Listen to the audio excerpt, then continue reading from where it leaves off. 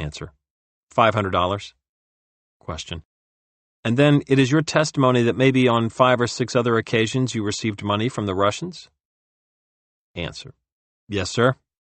Question. Now, Sergeant, did you give any receipts for this money? Answer. I did. Question. Were the receipts signed by you? Answer. They were. Question. If you recall, Sergeant, did you give these people any written statements? Answer. I just don't know, sir. Rhodes was not a legal prisoner, but now was confined to his military post and told to wear civilian clothes in court. The Army was waiting its turn, and it was only a matter of time until the court-martial. Tompkins. Now, you stated that you did give information to these people. Rhodes.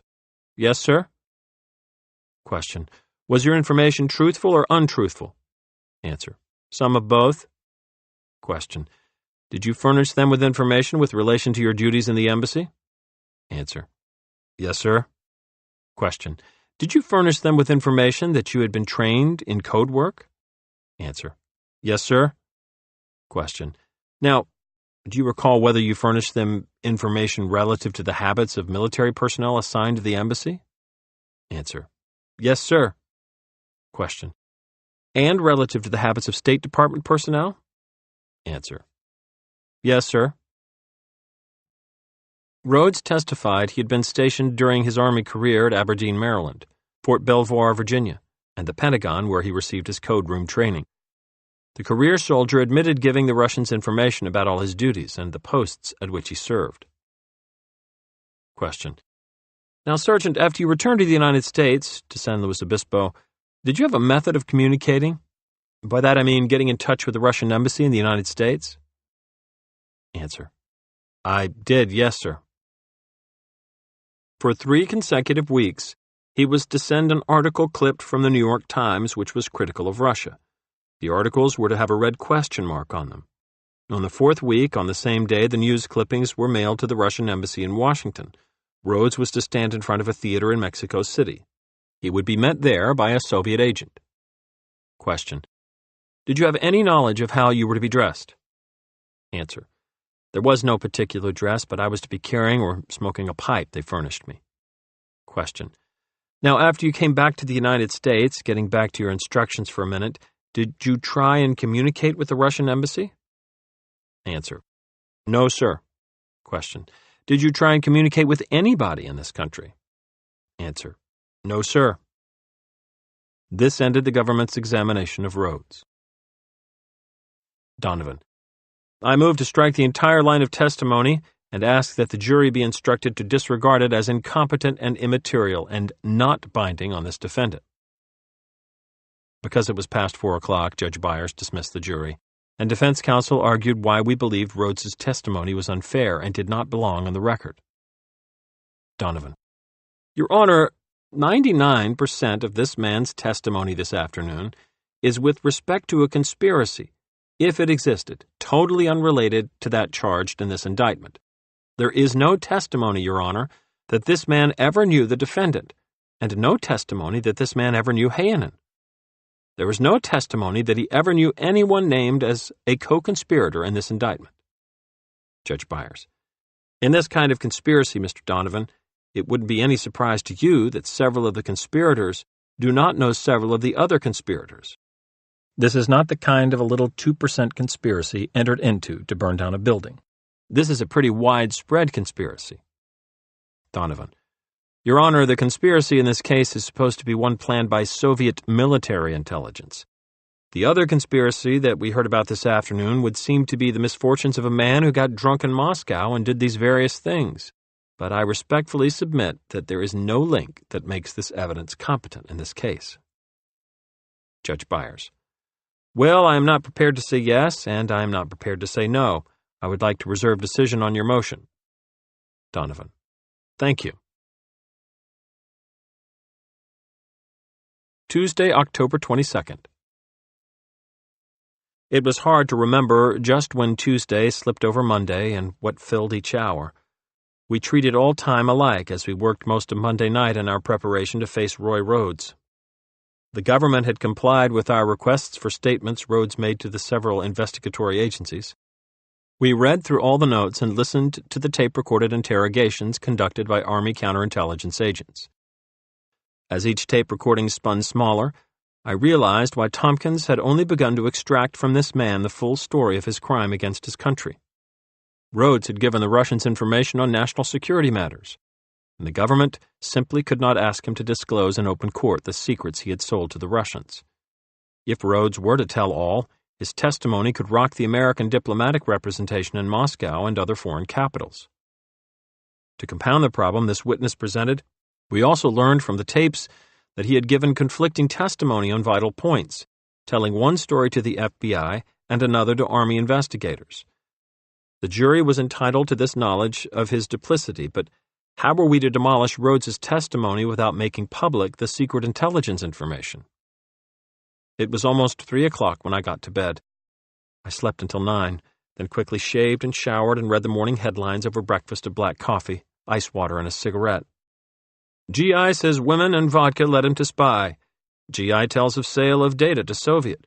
GI admits he spied for Russians while on duty in Moscow.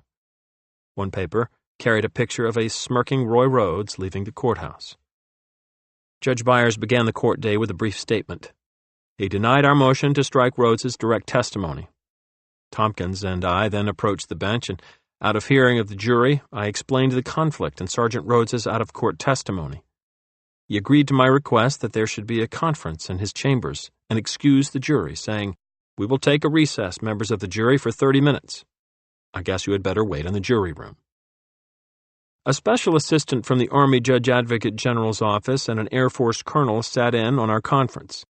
I began by telling Judge Byers that parts of the confessions Rhodes made to the military were still classified for security reasons, and their disclosure would be against the best national interests of the United States. They concern this man's activities in Moscow, I continued, and specifically show that he was informing on our own attempts to obtain intelligence there. Disclosure would publicly show that our own attachés in the embassy were carrying out intelligence operations in Moscow. I went on to say that the prosecution had elected to put Rhodes on the stand. Now I was expected to cross-examine him. The prosecution, I said, had placed me in an outrageous predicament. As court-assigned counsel, I was bound to do everything I could for my client, but I was also a United States citizen, still held a commission as a commander in naval intelligence, and had worked for 3 years in the OSS during World War II to help establish a permanent central intelligence system in this country. The last thing I wanted to see happen, I added, would be to have our intelligence apparatus hampered. Yet in my duty as defense counsel for Abel, I was compelled to bring before the jury the contradictory statements of Rhodes. I argued that, for this reason as well as the others I had voiced the day before, the entire testimony of Rhodes should be stricken from the court record. The judge listened attentively, then agreed that the jury, in deciding whether they would believe anything that Rhodes said in court, should know that he had told more than one story about his activities in Moscow. I am also troubled, I said, by the fact that this man's statements, plus the transcriptions, show a shocking account of his life in Moscow. But I honestly believe the jury thinks of him as a fellow who got drunk to celebrate the arrival of his family and wound up in a pickle. I respectfully submit that a full reading of these transcriptions show this man was in the black market over there and that this was primarily a money transaction with him.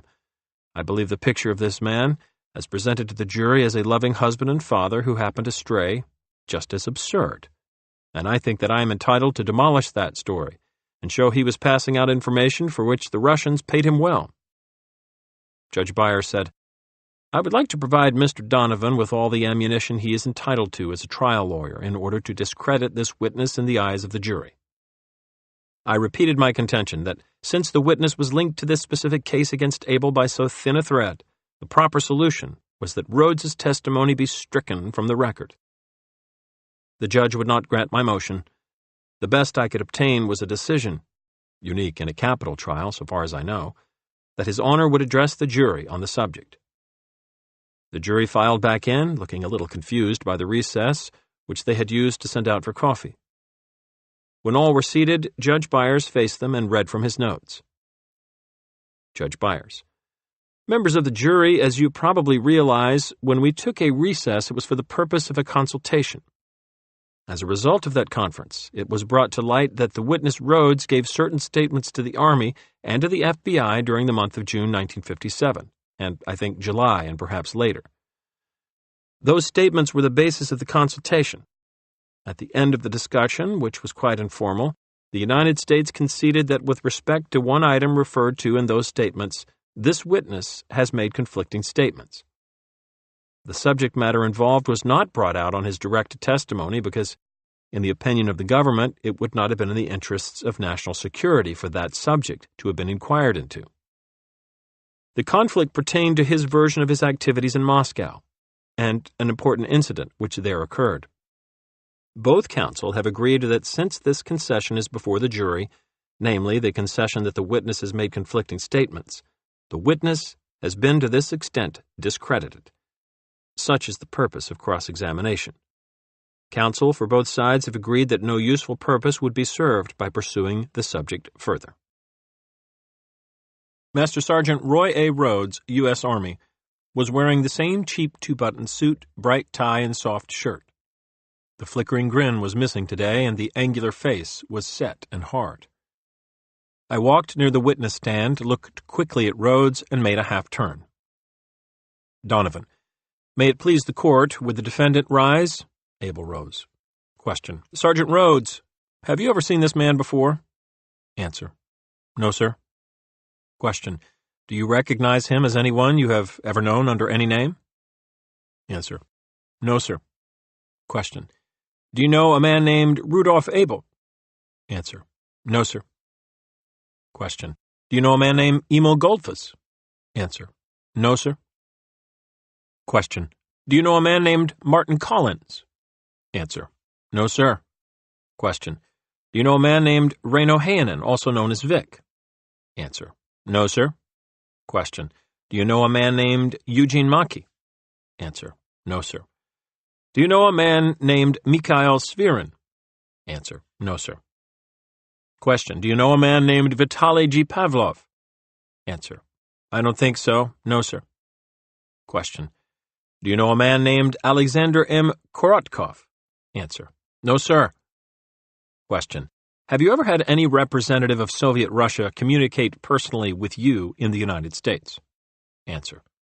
No, sir, not to my knowledge. Question. In the United States, did you ever transmit to any Russian information concerning the national defense of the United States? Answer. No, sir. Question. Did you in the United States ever receive any such information for any Russian? Answer. No, sir. Donovan. Your Honor, I respectfully renew my motion to strike the man's entire testimony. Judge Byers. The same ruling. 13 questions with but one thought and one expected answer. Despite the ruling, a foregone conclusion, our point of the irrelevance of Rhodes's testimony had been made to the jury and recorded for review by an appellate court. Question. Now, Sergeant, you testified yesterday concerning information you transmitted to Russian officials while you were stationed in Moscow. Is that correct? Answer. Yes, sir. Question. Did you at the time make any report on these treasonable activities to your superiors, to your superior officers? Answer. No, sir. Question. Did you make any report on these activities to any American official? Answer. No, sir. Question. What was the first time when you admitted these activities to any official of the United States? Answer. To the FBI in last of June, I believe, of this year. When Rhodes's name had first been introduced the week before, his wife had denied he had been involved with the Russians. The Army transcriptions showed Mrs. Rhodes had known exactly what her husband was doing with his nights out in Moscow, but at her Eatontown, New Jersey home, she told newsmen, "It's all a big lie. It's the biggest frame-up I've ever seen." She gave the stock answer to the stock question. She was sticking by her innocent husband. I didn't see her in court. Question. Now, yesterday, Sergeant, you testified that your first meeting with that Russian girl occurred after you were celebrating the expected arrival of your wife and daughter in Russia. Is that correct? Answer. That is the way I can recall it, yes, sir. Question. Now, is it not true that long after your family arrived in Moscow, you attended a party in a hotel in Moscow at which uniformed Russians were present? Answer. I did, yes, sir. Question. Is it not a fact, sir, that subsequently that same evening you found yourself in bed with a girl? Rhodes, hedging now. I found myself alone with her, yes, sir. I don't recall myself in bed with her, no, sir. Donovan, paper in hand. Would it help to refresh your recollection if I read to you a statement signed by you on July 2nd, 1957, and given to the FBI, which says in part, At this party in the hotel room we also ate and drank, and I proceeded to get drunk. I remember that someone in the party had a girl brought in, and I was talking to her. I am very hazy on what took place, but recall at one time in the evening everybody had evidently left the room, and I found myself alone on the bed with this girl. Answer. That is true, I believe. Question. Now, this is after your wife... Answer. That's right. Question. And daughter had arrived in Moscow? Answer. That's right. Judge Byers. Just a moment. Is it correct to say that Mr. Donovan has been reading from a report furnished to him by the United States Attorney? Tompkins. That is correct, Your Honor. It is a report we furnished Mr. Donovan yesterday pursuant to his motion. Question. While you were in Moscow attached to the American Embassy, did you use any intoxicating liquors? Answer. I did, yes, sir. Question. What liquor? Answer. Whiskey, vodka, almost anything you want to name? Judge Byers. You mean anything you could get? Rhodes. Yes, sir. The testimony had a familiar ring. It was the story of Reino Heinen all over again. Even the judge's interruptions were alike. Question. In what quantities would you drink these liquors? Answer. Bluntly. They weren't moderate. Question. Sternly. Isn't the truth, Sergeant, that while you were in the American Embassy in Moscow? Judge Byers. Just a minute. You don't mean that. Question. While attached to the American Embassy in Moscow, is it not true that for the last 2 months of your stay in Moscow, you were drunk every day? Answer. Calmly. I believe that is right. Yes, sir. Question. Now, you testified yesterday, Sergeant, that during the period of time you were selling information to the Russians, you received in return between $2,500 and $3,000. Answer. The best I can recall it, that's about what it figured out. Question. Isn't it a fact that over the same period you deposited in your personal bank account approximately $19,000? Answer. No, sir. Question. How much did you deposit, to the best of your recollection? Answer. Can I explain that? Question. No, I want the answer to the question. I want to know how much you deposited while you were in Moscow. Answer. All right. Judge Byers. Are you speaking now of the entire period? Donovan. I was speaking, Your Honor, of the period during which he says that he received only $2,500 to $3,000 from the Russians. Rhodes. That is right, but my wages all went home. Question.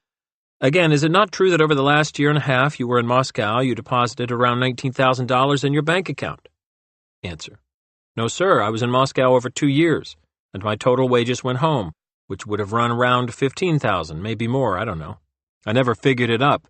Pay and allowance there would have run to $800 or $900 a month. Question. Are you denying under oath that you deposited any such amounts of money in your bank account? Answer. No, I said it went. Question. You are not suggesting that all this was your salary as a sergeant? Answer. That's right. Question. Do you deny making statements to Army interrogation officers in which you not only admitted that the $19,000 was approximately right, but attempted to explain it on the ground that you were dealing in a black market in Russian rubles? Answer. No. Question. Don't you remember making that statement? Answer. Certainly I made that statement. Question. In October 1952, for example, didn't you write a check on your personal account in the amount of $1,100 to a Dr. Backerhawk? Answer. I did. Question. What was it for? Answer. I can't recall what it was for. Question. Impatiently. You are a sergeant in the Army. You mean you write so many $1,100 checks that you can't recall why you made one out to a Russian doctor? Answer. I have no idea that it was a Russian doctor. This check came up before. Question. You just made them out to anyone? Answer. As well as I can explain that one because I have no recollection of the check. Sergeant Rhodes had been a dutiful barracks room soldier by his own lights. His brass would be shined, his shoes polished, and his uniform would have a sharp crease. World War II GIs had an expression to throw up to the likes of Roy Rhodes. They'd cynically say, "Man, you found a home in the Army." But Roy Rhodes had betrayed the uniform he took such good care of and sold out his Army home. Question. Now, are you still a Master Sergeant in the United States Army? Answer. I am still a Master Sergeant in the United States Army. Question. Are you still drawing regular pay? Answer. I am still drawing regular pay. Question. What is the amount of that pay? Answer. It would figure out pay and allowance about $350 a month. Question. Are you still drawing this regularly? Answer. That's right, yes, sir. Question. Now, with respect to this treason to which you have confessed, Judge Byers, I think you ought to change the form of the question to, with respect to the activities which you say you conducted in Moscow.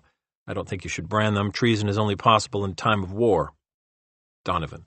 Would it be satisfactory to the court if I rephrased it to ask him about his betrayal of his own country? This brought the first objection from the prosecutor. Tompkins. If Your Honor please, I think just the facts speak for themselves. We don't have to characterize them. Judge Byers. I think if you phrase the question so as to make it clear that you refer to the activities that he says he conducted in Moscow and for which he was paid, you will make your point, Mr. Donovan. Question. With respect to your activities in Moscow with these Russians and for which you received money from them, have you ever been court-martialed? And answer. I have not. Question. In connection with these activities? Answer. No, sir. Question. Have you ever been arrested? Answer. No, sir. Question. Have you ever been indicted? Answer. No, sir. Question. And you are still on duty drawing pay? Answer. As far as I know, yes, sir. By now the true character of Roy A. Rhodes, Master Sergeant, U.S. Army, was apparent, and it was difficult to conceal disgust. Question. Sergeant, I think you testify that you are a native-born American. Answer. Yes, sir. Question. Were you educated in this country? Answer. I was. Question. Did you ever hear of a man named Benedict Arnold? Answer. Yes, sir. Question. How does he stay in your mind as a figure in American history? Answer. Not so good. Question. I didn't hear your answer. Answer. I said not so good. Question. I asked you how you would think of him. Answer. I answered that. I said not so good. Question. Why? Answer. Question. Isn't it because he betrayed his country? Answer. I think so. Question. Do you know enough history to know that even Benedict Arnold didn't do it for money? Answer. I know it. Donovan. Sergeant, Benedict Arnold may have been the greatest traitor in American military history, but it was only until today. I turned my back on the witness stand and walked away to the defense table. The courtroom was still. Then the judge broke in. Judge Byers. Is that a question? Donovan. It is an attempted statement of fact. Tompkins asked 2 questions on redirect. Question. Sergeant, you are in arrest of quarters, aren't you? Answer. That is right, yes, sir. Question. One more question. What do you mean by arrest of quarters? Answer. I mean I can't leave the post. The prosecutor then suggested that my last statement in cross-examination be stricken from the record, saying, It wasn't a question. I think Mr. Donovan made the statement. Donovan. I didn't want to make it on the record, Your Honor. I just wanted to make it. Judge Byers. You had the satisfaction of making it. Now are you willing that it be stricken from the record? Donovan. Very well.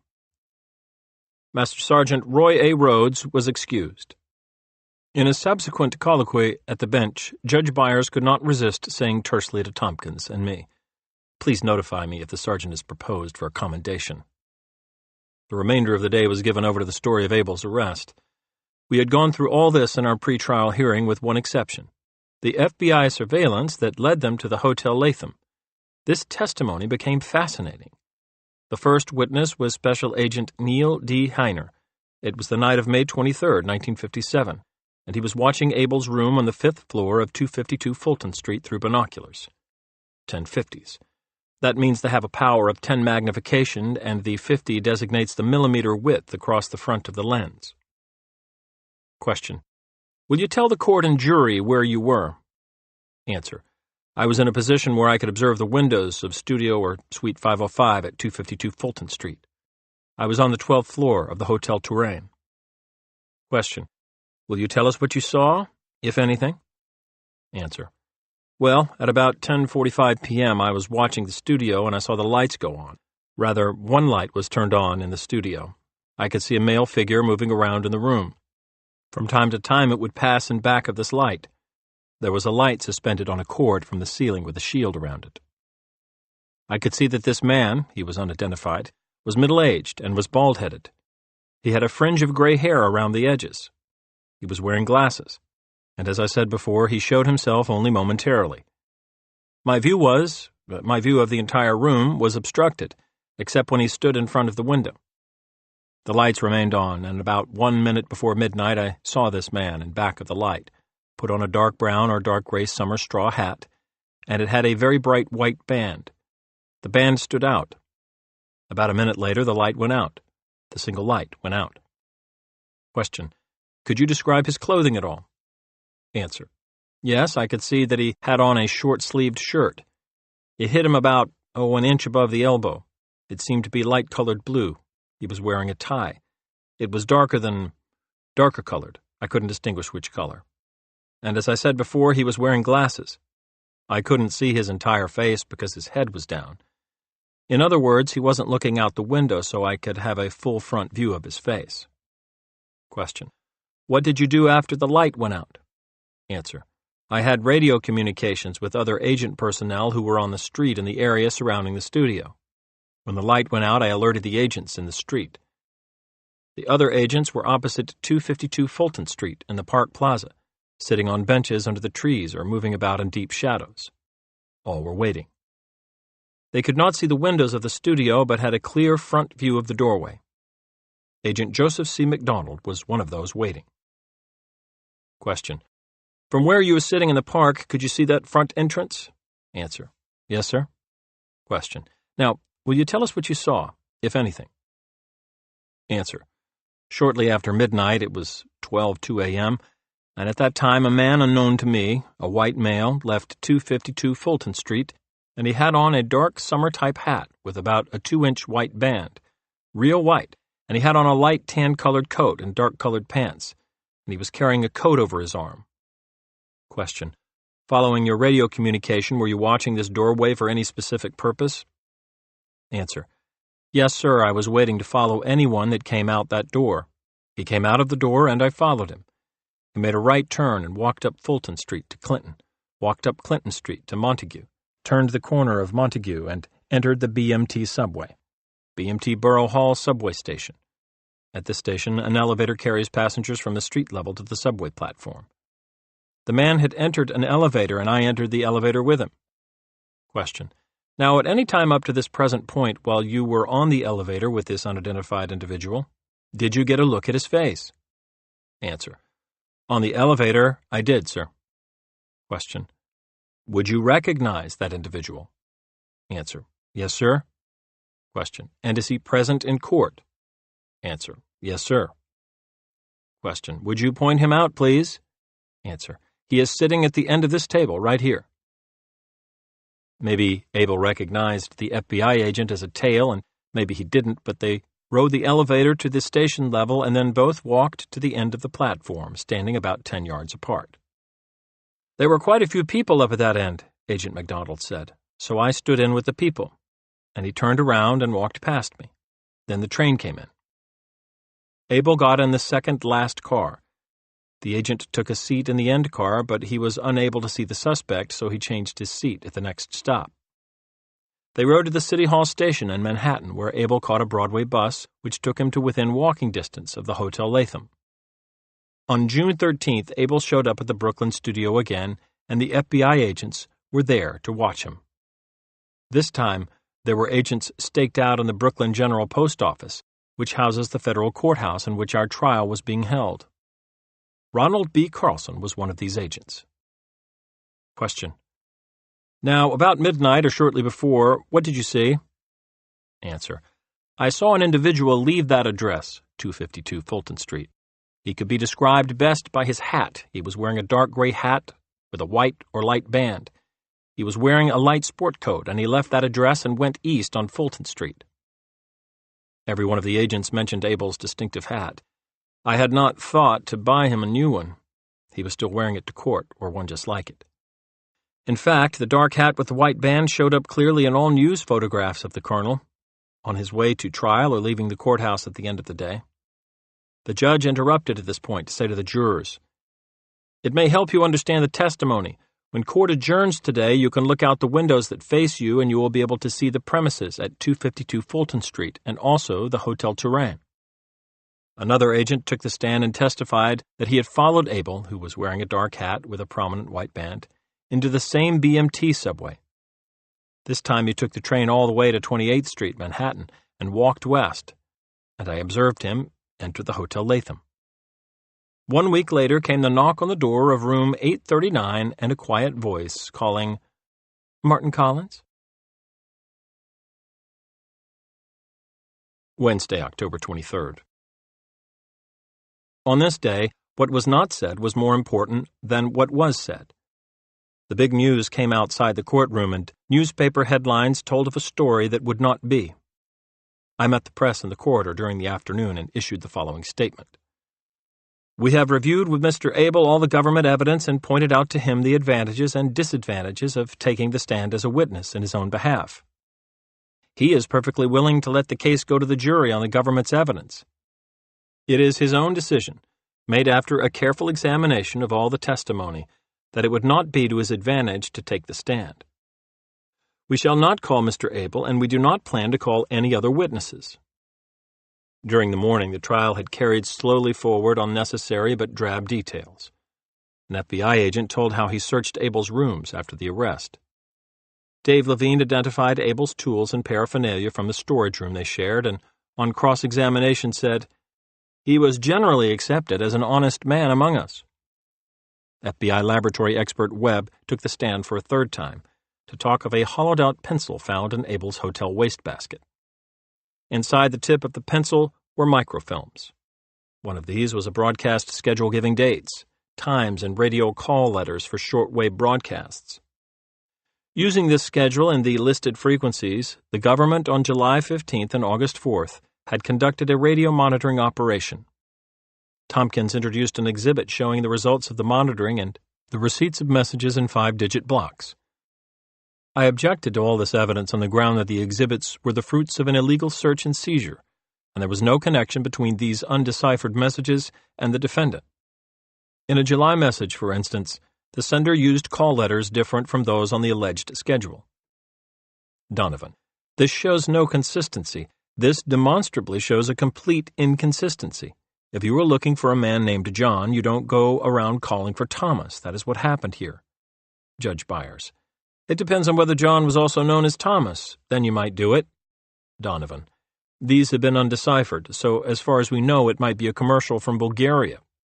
Tompkins: "I haven't seen a commercial from Bulgaria in 5-digit figures."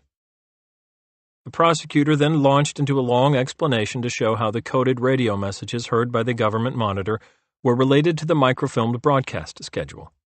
While he was talking, Abel wrote a note to Tom de Beauvois pointing out technical errors in his explanation. When Tompkins finished, the judge said this was all something about which he was ignorant and asked, "Is it your position that this exhibit tends to prove anything?" Tompkins: "Your Honor, all it does is corroborate the schedule that was found on the defendant and show that messages were being sent in accordance with that schedule." Donovan: "I respectfully submit, Your Honor, if it shows anything, it shows that such messages were not being sent in accordance with the schedule. The fact that they tuned in on the same frequency is no corroboration of anything. Every day, every hour, every minute, an amateur radio operator can pick up any number of messages in code that are being transmitted." Judge Byers: "It is for the jury to say whether or not they consider it of any weight as a matter of evidence." 6 of the microfilms hidden in the pencil were letters to Abel from his wife and daughter. The government chose to read one paragraph of one letter purporting to show the colonel had been home in the fall of 1955, and this opened the door to our reading all of them. The prosecution opposed their being read to the jury because they are personal letters which have nothing whatever to do with the issues charged in the indictment. Their objection was overruled by Judge Byers. The letters were warm and told far better than we could that the man Rudolph Abel was a devoted husband and father. They were sentimental and typically Russian in their earthiness. All but one of daughter Evelyn's letters were in English. Abel's wife, Ilya, or Helen as she later signed her letters, wrote in Russian. At our request, the FBI provided English translations. The first paragraph of the following letter from daughter Evelyn was the one the prosecution read to the jury. Dear Dad, it's almost 3 months since you went away, although it's not so much as compared with eternity. Still, it is a long time, and the more so as there is a great quantity of news to tell you. First of all, I am going to marry. Please don't be astounded. I am much surprised myself, and still it is a fact to be taken for granted. My future husband seems to be a good guy. He is 34 and a radio engineer. Mother likes him very much. We met at the birthday of our friend who lives in our bungalow. On February 25th, we shall celebrate our wedding. I hope you will like him when you come back. I think you will have much to talk about. News number 2. We are to get a new flat of 2 rooms. It is not what we supposed to get, but it is a flat for ourselves, and it is much better than what we have now. News number 3.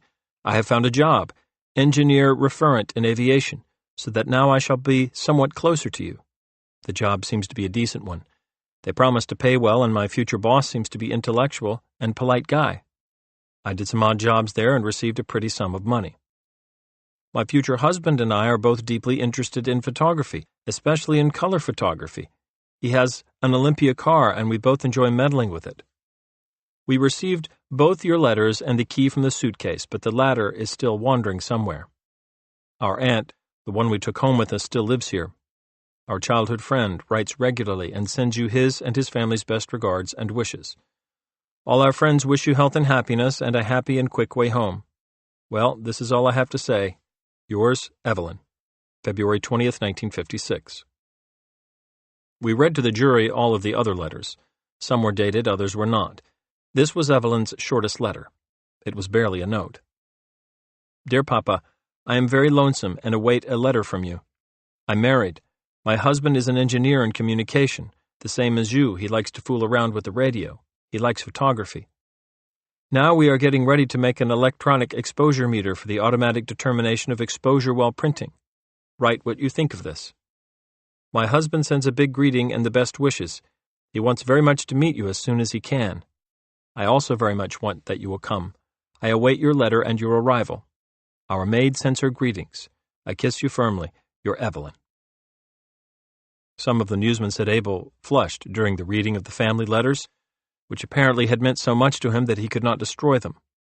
One of the magazine writers who covered the trial wrote, as the attorneys droned through the letters, Abel's steel cage of self-discipline almost cracked. His face grew red and his sharp, deep-set eyes filled with tears. There were others, however, who believed the letters were in code and refused to accept them as genuine. Years later, the FBI said that after exhaustive examination, they were convinced the letters were bona fide and carried no coded or secret instructions. Debevoise read to the jury the last 2 letters from Abel's daughter. He said afterward that he thought 1 or 2 of the women jurors had tears in their eyes, and he added dryly, just as I had in my voice. Dear Dad, I was very glad to receive your letter and know that you have at least received our letter, though only the first one. We got our parcel in May, and thank you very much for it. We like your presents very much. We planted the hyacinths that have survived, and by now 3 of them have sprouted. You say that you want to have some more particulars about my husband. I shall try now to give you a better picture of him. He is short, green-eyed, dark-haired, and rather handsome. He is rather gay and talkative when the conversation considers cars or football. He seems to be a good specialist, an engineer in communications, though he has no higher education. He is capable, though rather lazy. My first task is to make him study. I am afraid that it would be a difficult one.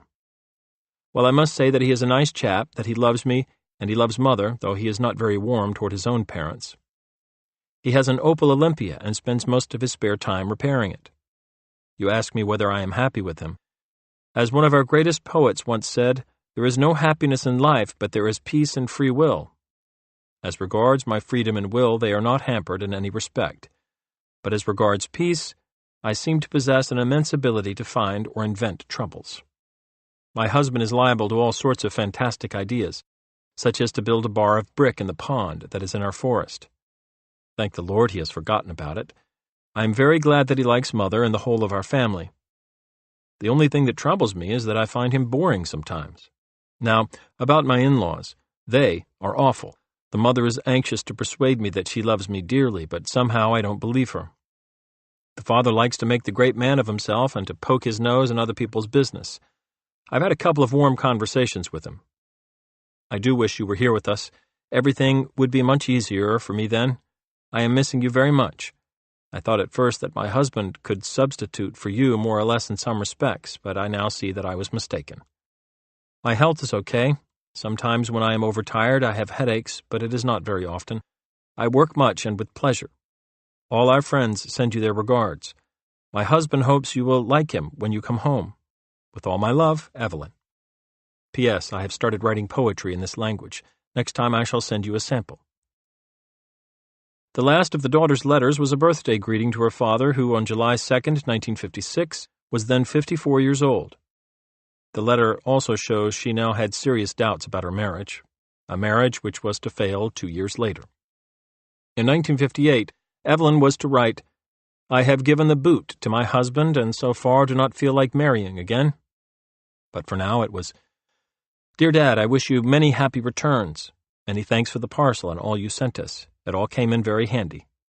Daddy, dear, I am missing you so much you cannot imagine how much I need you. It is about 4 months since I have married, and to me it seems it is eternity. So dull it sometimes is. In general, he is a good chap, but he isn't you or even like you. I have already got used to the fact that all people must remind me of you somehow, but in this case it isn't so. I have got a job, and a very interesting one. I work as an engineer referent in aviation. My boss is a very good man, and we like each other. We often talk about all sorts of things.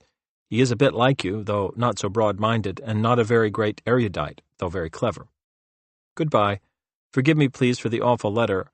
I am in a great hurry, as I have to go to work. With all my love, Evelyn." The first letter from Abel's wife, though undated, was obviously written shortly after they were separated, and is mainly about a woman who longs for her husband. My dear, see, again has begun our endless correspondence. I do not like it so much. It would be better to sit down and talk.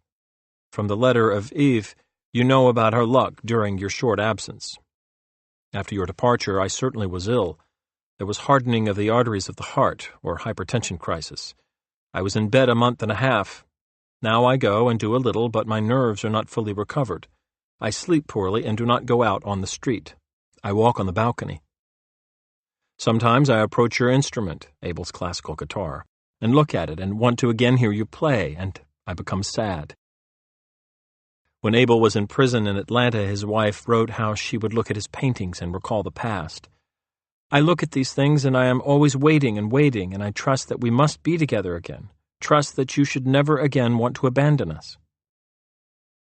Daughter and I have everything except you, and she, after getting married, always says there are no such men as her papa, and therefore she is not too much in love with her husband.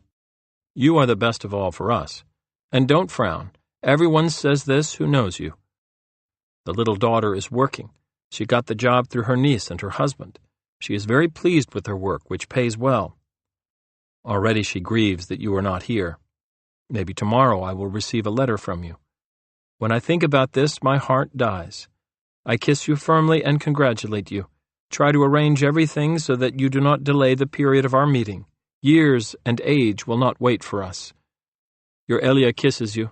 Son and daughter and all your friends congratulate you and send you the best of everything. Now the move to the new apartment will bring trouble and care. I asked for 3 rooms but didn't get them. It would be necessary to discuss this matter with you. Such is the news with us. How are you there? How is your stomach? I think much about everything, that even Evelyn's, happiness does not make me happy. Take care of yourself. I want to live together with you for ourselves. I kiss you and ask you to take care of yourself. Elia. Elia Abel's letters followed a pattern. She was a housewife and a mother, and she wrote of her world. her health and her husband's health, her summer home, the trees and flowers, her daughter, friends and family, the pets.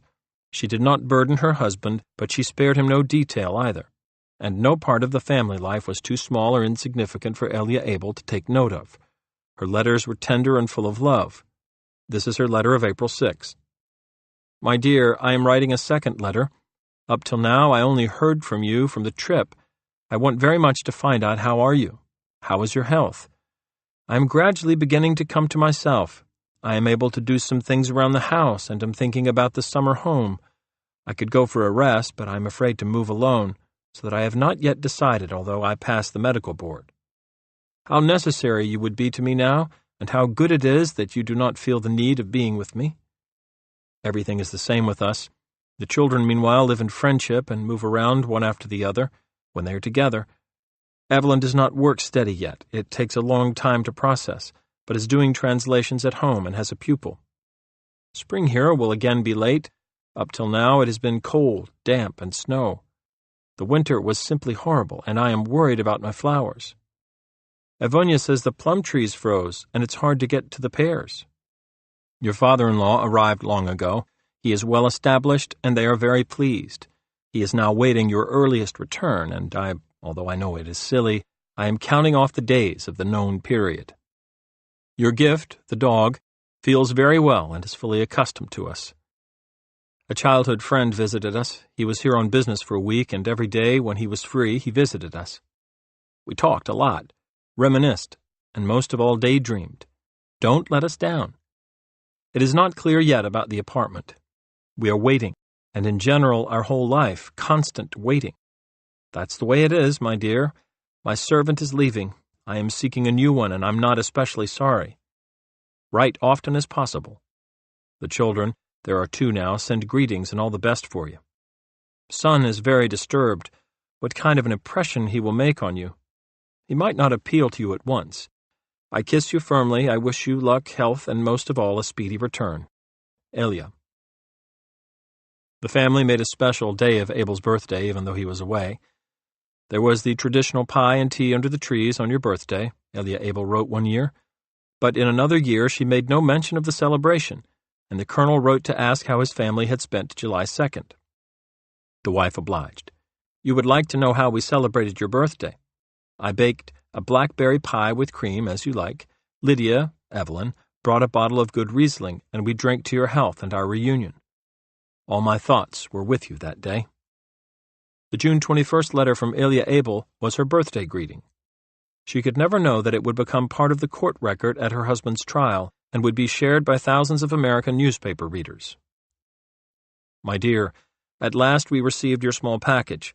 Everything pleased us very much, and as usual, whatever you do successfully with care and attention. Thank you, my good one. We were also very glad to have received a letter from you, and to learn that everything is fine with you. It is a pity that you have not had letters from us in such a long time. I sent you several.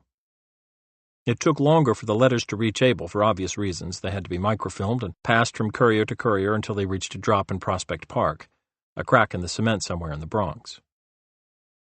We congratulate you on your birthday.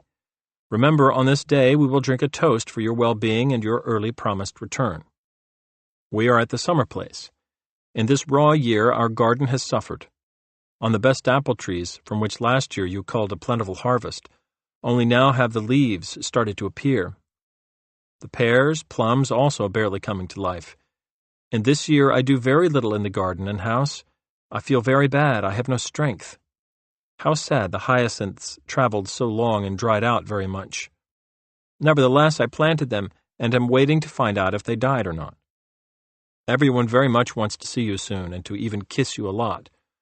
Herman, the husband of Eve, sits beside me and is drying my ink blotches. The television works. Our whole family sits around and watches, but I seldom look at it. I become very tired and my head starts to hurt. I am now without a house servant. She left for a vacation.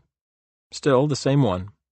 Although she does not satisfy me, she is very rude, but you can't find another. The dog, Carrie, who was given to you by the husband of my sister, is with us. The Abels were fond of animals. Over the years that Abel was imprisoned, the letters from his family made frequent mention of dogs and cats. One time the wife wrote, "Our house always is full of animals. They make life more pleasant, and besides we continue your tradition." She is a wonderful creature with thoughtful eyes. She behaves very well and resembles our Spotty in character. She too awaits her master, and I also wait. It is desirable to have a husband at home. At the present time I feel your absence much more, especially since I have been with you. Remember what you promised before your departure. Abel may have promised his wife he would ask for an assignment in Russia, or perhaps a post in overt legal intelligence in an embassy where he could live with his wife. Elia and Rudolf Abel were separated through a large part of their middle age. "If we told some stranger," she once wrote, "that a wife and a husband could live apart for so many years and still love each other and wait for their reunion, he would not believe us. It is natural only for novels." I kiss you firmly, and all of our friends and relatives also do so. I wish you success and health. Our new chef is wonderful, attentive and tactful, so that you can be calm. I kiss you. Ilya. The Colonel's wife wrote of her television, her servant problem, the summer home in the country, and her gardens. This led one of the tabloids to write of her luxury existence. The headline read, "Spy's wife lives it up in Moscow." The last letter was dated August 20th. My dear, how glad I was to learn that you finally received one of my letters. In the congratulations I wrote little, certainly because it was inconvenient, and not because I would not write in general. You are making this up.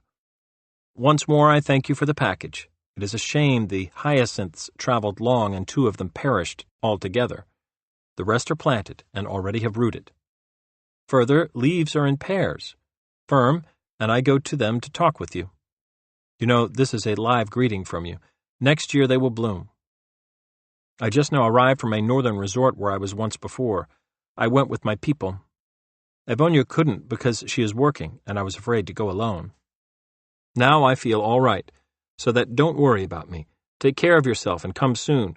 We count every month that passes, and you remember this. Now we have a guest from the city from where you left. All remember you, especially the niece with the wife of your brother. They grieve that there is no one to play with and to set out solitaire with.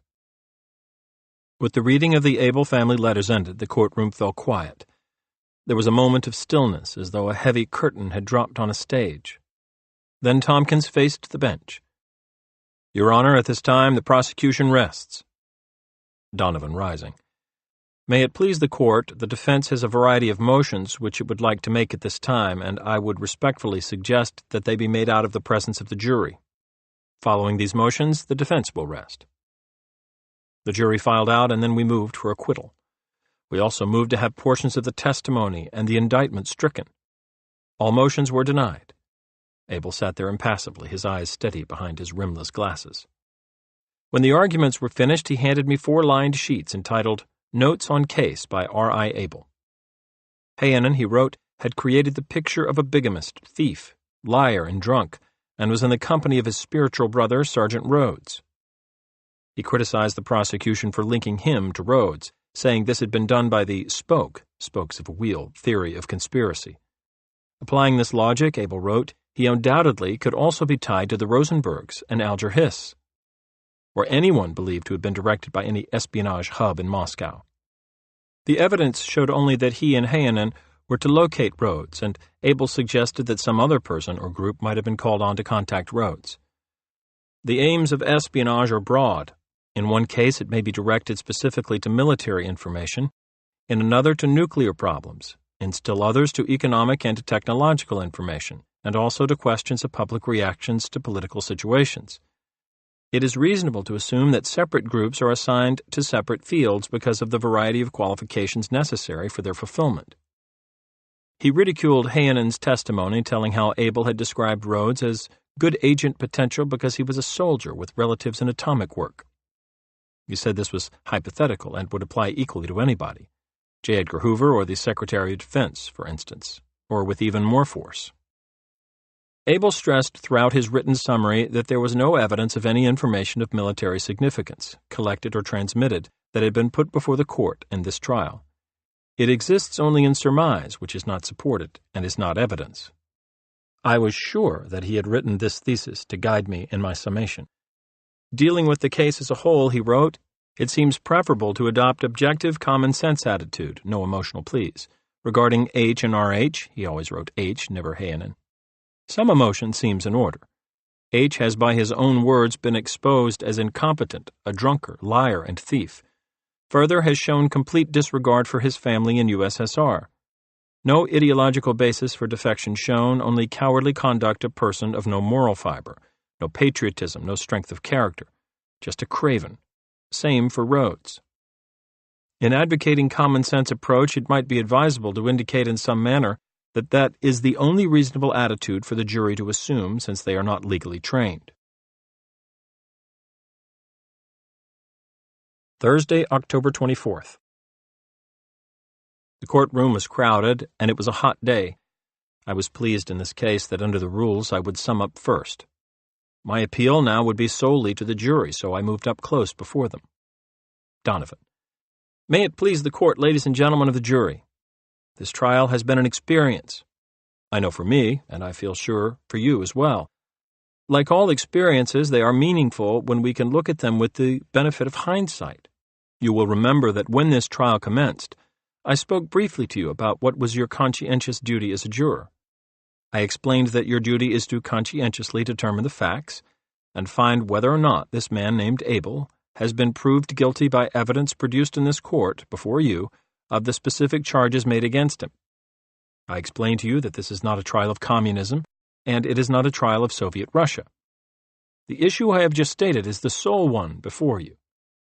Now, having understood that situation, you and I have been waiting to see what evidence was produced against this man. We have now seen all that evidence. We have seen and heard all the witnesses. We had an opportunity to evaluate them, to see whether or not each of them was telling the truth, what his motives were on the one hand to tell the truth, or what his motives were on the other hand to try to tell whatever story would be best designed to save his own skin. It is terribly important in this particular trial that you have a clear concept of the function of the jury in America. We believe that our trial by jury system is the best system ever devised for arriving at the truth. Why is your function so important? You might say to yourselves, His Honor, the judge, knows all the law applicable to the case. He has been trained for many years to evaluate evidence. Why, then, shouldn't cases such as this simply be left to the lawyers and the judges? The answer is that from the time of Aristotle, many centuries ago, ordinary citizens are not content to leave these questions to the lawyers and judges, with their legalisms and their legal niceties. In the United States, at the time of the American Revolution, our country was welded together among the intellectuals by a series of papers called The Federalist, written by a group of men that included the best legal minds in the nation.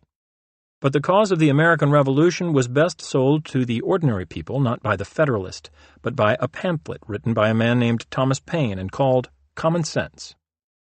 All that I'm going to ask you to do in this particular case, because of certain legal niceties and so on, is that while you receive your instructions as to the law from the judge, I ask simply that you use common sense in considering this case. You have the right, and you are the only people that have the right in this courtroom, to come back with a verdict of guilty or not guilty on each specific count. That right, for you to come back with that verdict after hearing the judge, was established for you back in 1735 in this very city in the trial of a man named Peter Zenger.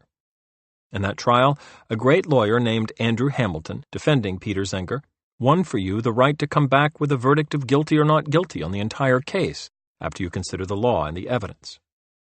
Now, all that I'm going to ask you to do is to review what we have listened to for the last couple of weeks and simply ask you to use common sense in reaching your verdict. First of all, what was charged? Count 1 of the indictment, which is the only capital count, charges, in summary, a conspiracy to transmit national defense information and atomic energy information. Now, I ask you this question, and I'm going to be asking it of you repeatedly as I go through this case. What evidence of national defense information or atomic information has been put before you in this case? When you and I commenced this case, certainly we expected evidence that this man would be shown to have stolen great military secrets, secrets of atomic energy, and so on. I ask you, looking back over the past couple of weeks, what evidence of such information was ever produced before you? The only reason why this particular conspiracy is punishable by death, if the court so decided, is because it is a conspiracy to transmit military information or information affecting the national defense. This is what has been charged here. I am simply asking you to keep in mind what evidence of that has ever been produced in this case.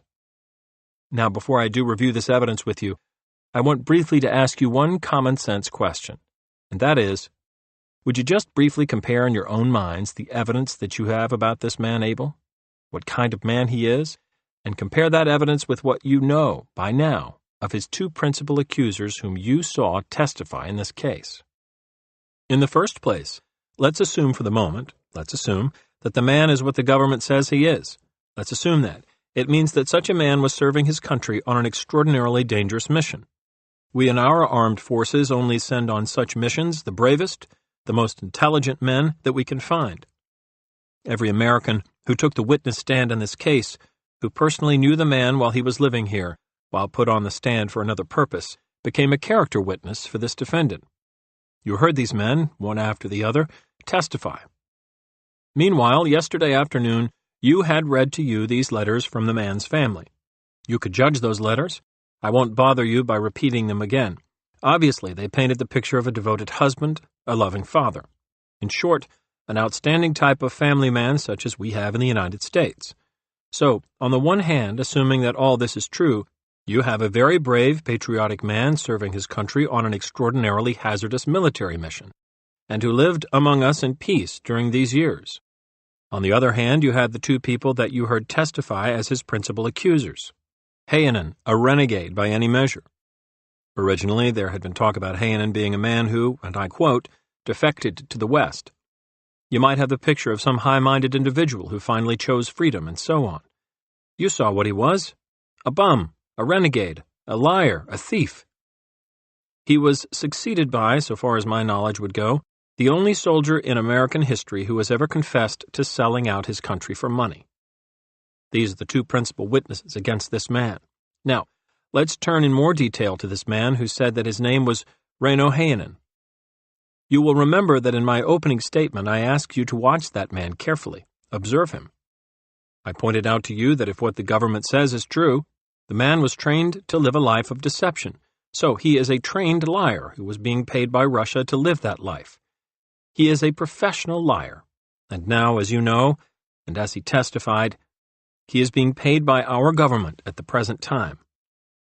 The prosecutor will tell you that in order to convict such people, it is necessary to use such witnesses. However, I ask you, in evaluating that man's testimony, constantly keep this question in mind. Is he telling the truth, or is he telling not only lies, but lies important enough that they may save his own skin? From the evidence before you, I say that you should conclude that Hayanan is a liar, a thief, a bigamist, and who, while he says he was on an undercover espionage operation. Judge Byers, I will have to interrupt you, Mr. Donovan. I don't like to do this. Whether the man you are talking about is a bigamist or not depends upon the laws of Russia concerning the dissolution of marriage, and there is no evidence in the case on that subject. Donovan, I attempted to ask the man about it, Your Honor, and I was overruled. Judge Byers, there is no evidence in the case as to whether he is a bigamist, if you please. Donovan, the man is living, presumably at the present time, with this Finnish lady, whom His Honor permitted me to refer to as being numerically correct, wife number 2. Now, with respect to what this man did while he was here, our cross-examination consisted of what a physician would call a biopsy, which is to simply remove a small piece of tissue to see whether it contains indications of a disease that would affect all related tissues. To do this, we took a segment of his life among us, in Newark, New Jersey, between the dates of August 1953 and December 1954. I investigated his life over there, and then on the stand I questioned him about it. Surely we can agree that from the account which was finally forced from the man's lips, surely you can conclude that if the man was supposed to be over there on an undercover espionage operation, he made every mistake that could possibly be made. An undercover espionage operation to be successful must be done in such a way that you become faceless in a crowd. You avoid attention. This man did everything possible to attract attention. His testimony was that he leased that shop for a photographic studio. He stayed there a year, never opened such a studio, and instead, he spread glass wax over the windows. You heard him testify that he was living there with this Finnish lady, drinking vodka by the pint. and at least once the police and an ambulance were called because only 2 of the rooms were splattered with blood. Now, with respect to the Finnish lady, you heard me ask him whether he recalled an incident in the bakery next door, wherein he bought a loaf of bread, then threw it on the floor and ordered the woman to pick it up. You heard his answers to that. He couldn't recall such an incident. I specifically asked him, "Do you deny that it occurred?" He never denied it. Never denied it. I say to you, you have to conclude from that cross-examination of the witness that the incident did occur, and that either the man was lying and trying to be evasive before you on this stand, or else when it happened he was so drunk that he doesn't remember to this day whether it ever did happen. Those are the only conclusions you could arrive at. While this kind of a life was going on, you and I are being asked to believe the man was a lieutenant colonel in Russian military intelligence. At one point, with respect to the Finnish lady, although he admits that he left his wife and son in Russia, he seemed to refer to the Finnish lady as part of his legend. When the case began, I thought that he was simply afraid to go back to Russia. By the time he finished his testimony, I think he was more afraid to go back to his wife. Now, let's assume not only the miserable character of this man, let's assume the sordid life that he led here. Nevertheless, you are left with the basic question. Assuming all that, is the man's basic story true? He was here for some reason, we know that. Furthermore, he used all of these fantastic methods of communicating with someone. At times he said he used these drops and hollowed-out bolts and so on to communicate with the defendant. 1 minute after he testified to that, he was telling you he met him every week and they used to go for drives for an hour. If he met him every week and went for drives by the hour, what would be the object of communication with him through this melodramatic, boyish device? Now, except for communicating with Abel, he used all of these devices he testified to communicate with a group of nameless, faceless people whom he would only describe as Soviet officials. They were never identified by name, rank, or any other description. As you know, the man was led through, and I mean led through, hundreds of pages of testimony concerning his activities. He told what I think could fairly be characterized as a well-rehearsed story. In 2 places he was asked, "Why did you come to America?" "I came to America to help Mark in espionage." In another place he is asked, "What kind of information were you trying to get?" And his answer, virtually out of the law book on the statute involved, was that it was for affecting the national security of the United States.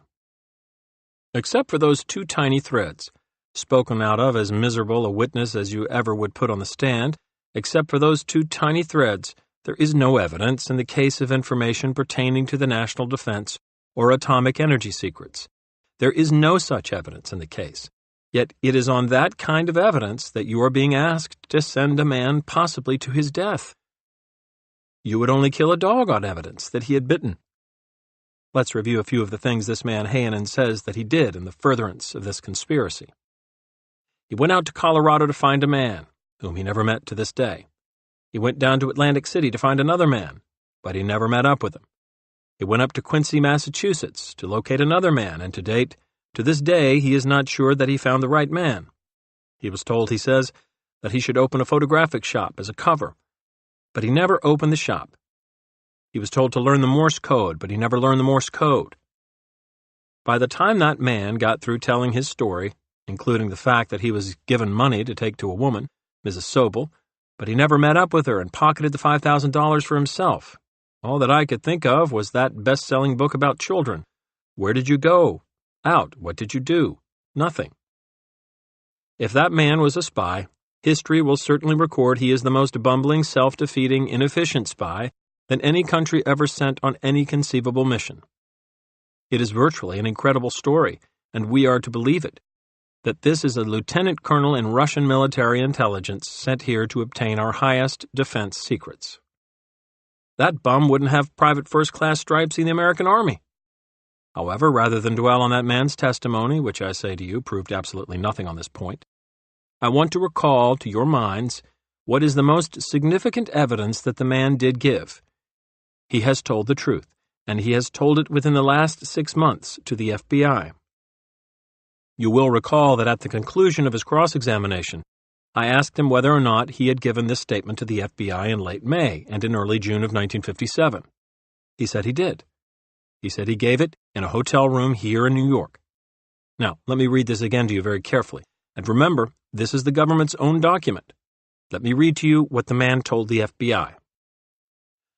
I resided and worked in Finland from July 1949 to October of 1952. There, I received my American passport and arrived in New York in October of 1952. I did not engage in espionage activity and did not receive any espionage or secret information from anyone during my stay abroad, neither in Finland nor in the United States of America. This is the man's own statement to the FBI, and it is on this man's testimony that you are supposed to convict a man of a capital offense. It is ridiculous. That statement, did you notice, was never cleared away on any redirect examination. To this day, that statement remains in this case as the man's own testimony.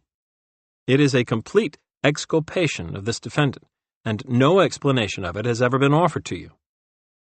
Now, what about the rest of the evidence? Sergeant Rhodes appeared. You all had an opportunity to see the type he was, dissolute, a drunkard, betraying his own country. Words can hardly describe the depths to which that man has fallen. Remember that Rhodes testified he never met Heinonen. He never heard of him. He never met this man, pointing, the defendant. He never heard of him. He never heard of any of the conspirators named in the indictment. Meanwhile, he told in detail of his own life in Moscow, of selling us out for money. And how is this related to this defendant? Those events in Moscow occurred 2 years before Heinonen says Abel sent him to locate a man named Rhodes. How did these relate to this man? The answer is, they don't relate in any way. It is on evidence of that kind that you are being asked to convict this man. This is the kind of evidence that is before you to send this man possibly to his death. Where is the evidence of information relating to the national defense and of atomic energy? The answer is that if there is any such evidence, it has not been produced before you. If they had a case on it, it hasn't been made before you, and you have to pass on this specific case and on the evidence which has been introduced in this case. In this case, if you find the man guilty, it would be guilt by non-association. This defendant never met any of these people. It is very important that you realize that you are not serving your country and you are not fighting communism to convict a man on insufficient evidence. You are only serving your country, and you are only fighting communism if you bring in a just verdict based upon the individual conscience of each one of you. I say to you that if after this case is over and you want to live with your neighbors and with yourselves, you must exercise your own consciences to reach a just verdict. Now, it may seem strange to you that the United States provides this kind of a defense for a man like this. In an affidavit that I submitted in an earlier proceeding in this case, in connection with the search and seizure in the Hotel Latham, I said at the end, Abel is an alien charged with the capital offense of Soviet espionage. It may seem anomalous that our constitutional guarantees protect such a man. The unthinking may view America's conscientious adherence to the principles of a free society as altruism, so scrupulous that self-destruction must result. Yet our principles are engraved in the history and the law of this land. If the free world is not faithful to its own moral code, there remains no society for which others may hunger. I ask you to remember that, as you weigh your verdict, and I ask you to exercise your individual consciences as to whether or not this man was proved by evidence in this court guilty beyond a reasonable doubt of the specific crimes charged.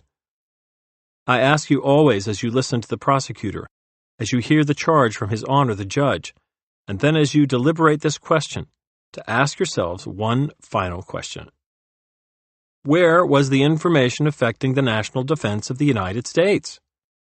Ladies and gentlemen of the jury, if you will resolve this case on that higher level, so that you can leave it with a clear conscience, I have no question but that certainly on counts 1 and 2 in this indictment, you must bring in a verdict of not guilty. Thank you. We at the defense table could never have known what a writer later uncovered, that throughout the trial one juror meticulously noted on a pad black marks when the prosecutor scored a point and red marks when there was created a reasonable doubt. And how could we have guessed that some of them were displeased with Abel's sketching? He seemed like a man apart, as though he were in a world of his own, a juryman said. Tompkins. May it please the court, ladies and gentlemen of the jury, before I get into my summation, I certainly want to thank you for your patience and the courtesy that you have shown to counsel for both sides. There have been some trying days, but you have been more than patient, and I am most appreciative. Now, in my opening, I think I made a solemn promise to you that the government would do everything to afford the defendant a fair trial. And I believe we have conducted ourselves that way. And I further pointed out that it wasn't the government's aim to simply win a case, but of far greater importance was that justice be done. You are going to hear me use the term undisputed and uncontradicted many times during my summation because I can think of no substantial fact that the government has presented to you for your consideration that has been or was attempted to be contradicted. Penalty was brought up briefly before, and you were asked about that prior to your being sworn. Each and every one of you said that you could decide the case on the evidence without consideration of penalty. The penalty is not a matter for the defendant nor for the government. That is entirely up to his honor. I just want to talk very briefly about conspiracy.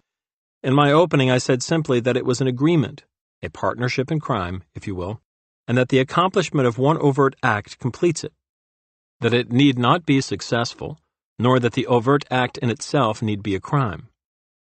In other words, we don't have to stand idly by and permit an individual to commit espionage to get our secrets. We are not powerless in that case. We may intervene. We may prevent the consummation of the crime. Now, I want to talk briefly about Reino Heinonen, who was referred to before as a trained liar. In my opening, I think I told you that you could expect an attack, and you got it. A trained liar, a professional liar, trained liar. The same training as the defendant, but less time in the NKVD.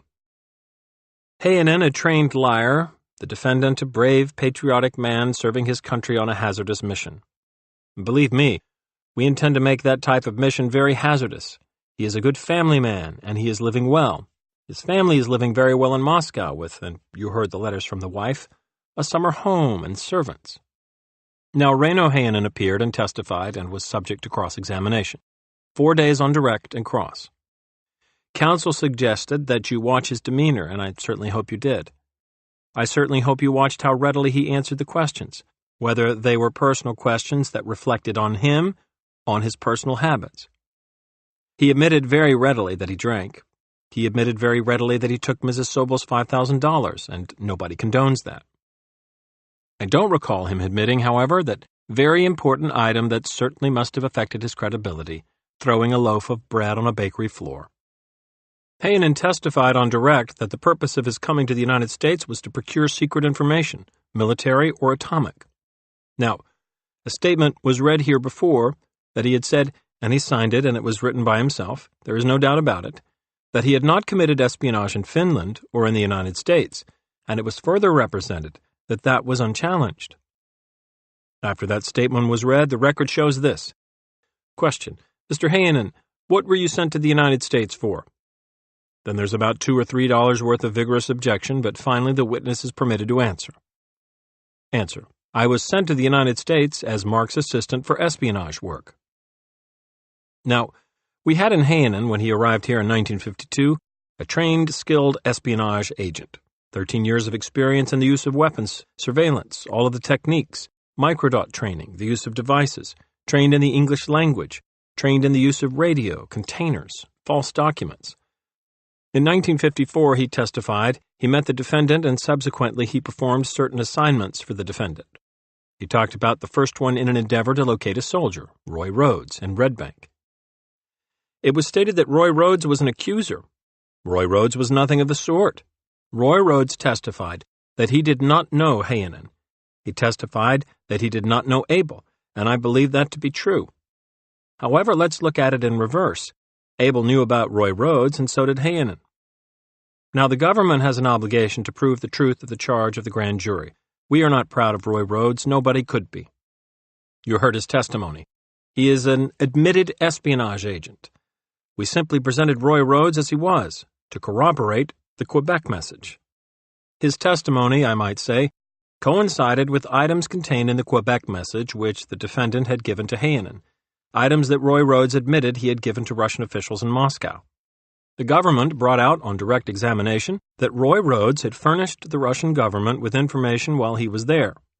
The government brought out that he had been paid for that information, and I think cross-examination only served to emphasize that. In other words, I think the defense discredited an already discredited witness, if that were possible after hearing his direct testimony. But the important thing about it is the facts contained in his testimony about the type of information that he furnished the Russians were not contradicted at any time. What I'm saying to you is that Roy Rhodes was presented to tie in an individual, to show that that person was living with the Quebec message, and this fact should not escape. Now, if he wasn't a weakling who sold out his country and was susceptible to use by this conspiracy by the Soviet government, this conspiracy would not have sought him out. Abel wasn't seeking decent citizens. He was seeking the Roy Rhodeses, because the decent citizens can be of no help to a Soviet conspiracy. But a compromised army sergeant who has previously furnished information to the Soviets can be a very big help. When you consider that he testified, and it is unchallenged, that he furnished information to the Soviets on Army personnel, on State Department personnel, you can consider the gravity of his offense, and at the same time you can consider his potential value to the Soviets back here in the United States. You give any Soviet agent an opportunity to get the habits, the training, and the background and the connections of any individual in the military, whether he be a private or a general, and you have given him a lot to start from, believe me. I can't think of anything stronger than the seeking out of Quebec in an endeavor to get military information relating to our national defense. Quebec had been trained in code work, and he had so advised the Russians. And remember this, in the Quebec message, the Russians thought he had a brother working in an atomic plant. I would like to talk a little bit about the Prospect Park bolt, because I think it is strong corroboration of the testimony of Reino Heinonen. You will recall how the FBI went to that Prospect Park drop and found it sealed up, then chipping away the cement and finding the bolt. You heard the FBI agent from the laboratory in Washington testify that when he opened the bolt there was a message in it, a typed message. And that brings me to one of the most important items of proof in the case, this typewriter. Who placed a typewriter definitely in Abel's possession? Who was the person who testified that it was Abel's typewriter? I do not even think the defense would complain about this. Of all people, one of the defendant's character witnesses. He testified that he got this typewriter, he gave you the serial number, from Abel, and he turned it over to the FBI. And you heard Mr. Webb, Special Agent Webb, testify to the typewriter examination. I think the drops were referred to as silly drops. Who do you think was using the silly drops in Prospect Park for a message? The defendant. You heard Webb testify that the message contained in that Prospect Park bolt had been typed on this typewriter, which belonged to the defendant. Now, you will recall that a little newsboy, a little 17-year-old newsboy, a little kid with red hair and freckles, and he testified to getting a nickel in change, that he dropped it, that it came open. One of those trick nickels that you can buy most any place, except that the ones that you buy most any place don't have microfilm in them. And the boy immediately turned it over, after it opened and he saw what was in it, very alertly to a Brooklyn police detective who turned it over to the FBI. Remember, that was found by Jimmy in June of 1953. The message was dated December and contained congratulations on a safe arrival. Just remember that Heinonen arrived here in October 1952. This nickel had nothing whatsoever to do with Heinonen, was never in his possession, but I say that it is very strong corroboration of the truth of his story. I just would like to discuss, because Heinonen has been such an issue, some of the independent corroboration which we promised you, independent corroboration of Heinenen's testimony. I don't find the substance of his testimony contradicted, disputed, or challenged. The cross-examination was directed to the man's personal habits. He wasn't questioned on a drop. He wasn't questioned on a conversation with the defendant. He wasn't questioned on any of his assignments. And that, to me, is very important. Now, what about items that Heinonen didn't know anything about, could have absolutely no connection, that could inculpate this defendant? Look at them. These are out of the storeroom over at 252 Fulton Street. A bolt, cufflink, hollow cufflink, and Heinonen never saw this, never knew of its existence. This was in the defendant's storeroom. Tie clasp, hollowed out tie clasp. Another bolt, hollowed out battery, not the type used by Boy Scouts. I doubt if that is readily available, and I think it is safe to say there isn't a man on this jury who ever saw a tie clasp like that. I'm sure that no woman has ever bought one for her husband, not that kind that comes open. These items have been referred to as toys, as were the coins. Toys.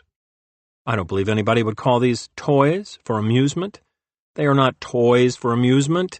Ladies and gentlemen, they are tools for destruction of our country. That is the purpose of this conspiracy. These toys, tools for destruction, believe me. Let's talk a little bit now about the conduct of the defendant. There isn't anybody that I know who knew him as Rudolph Abel. He was known as Goldfuss, known as Mark, and he was known as Martin Collins, and the tenants, not one of his character witnesses, knew him as Rudolph Abel. I think his conduct can best be described as secret, as conduct intended to deceive, conduct showing the cunning of a professional, a highly trained espionage agent, the conduct of a master spy, a real pro. Now, just remember this was the man's chosen career. He knows the rules of this game, and so do his family, including his mature daughter. He is entitled to no sympathy. Now, it is hot, and I'm sure that this jury, in their very wise judgment and with the use of their very good common sense, can readily arrive at a result. I can simply say this to you. Never in my experience have I seen the definite stating and overwhelming corroboration that has been presented to you in this case. I simply say this is a serious case. This is a serious offense. This is an offense directed at our very existence, and through us at the free world and civilization itself, particularly in light of the times. I say this, and I don't believe I've ever said anything more heartily or more seriously. I am convinced the government has proven its case, and not only beyond a reasonable doubt is required, but beyond all possible doubt. I am convinced that you people in your wisdom and judgment will be able to evaluate the truth of the statements of the various witnesses that the government has presented. I am sure that you will be able to evaluate the facts in this case as results of the crime of conspiracy, and with the direction, the charge by the judge, you will arrive at a correct result. I can't stress too strongly, that you don't have to succeed to be guilty. I think that society and the government is entitled to protect itself when they find people conspiring to commit an offense. We are not helpless. We don't have to wait for a corpse before we look for a criminal.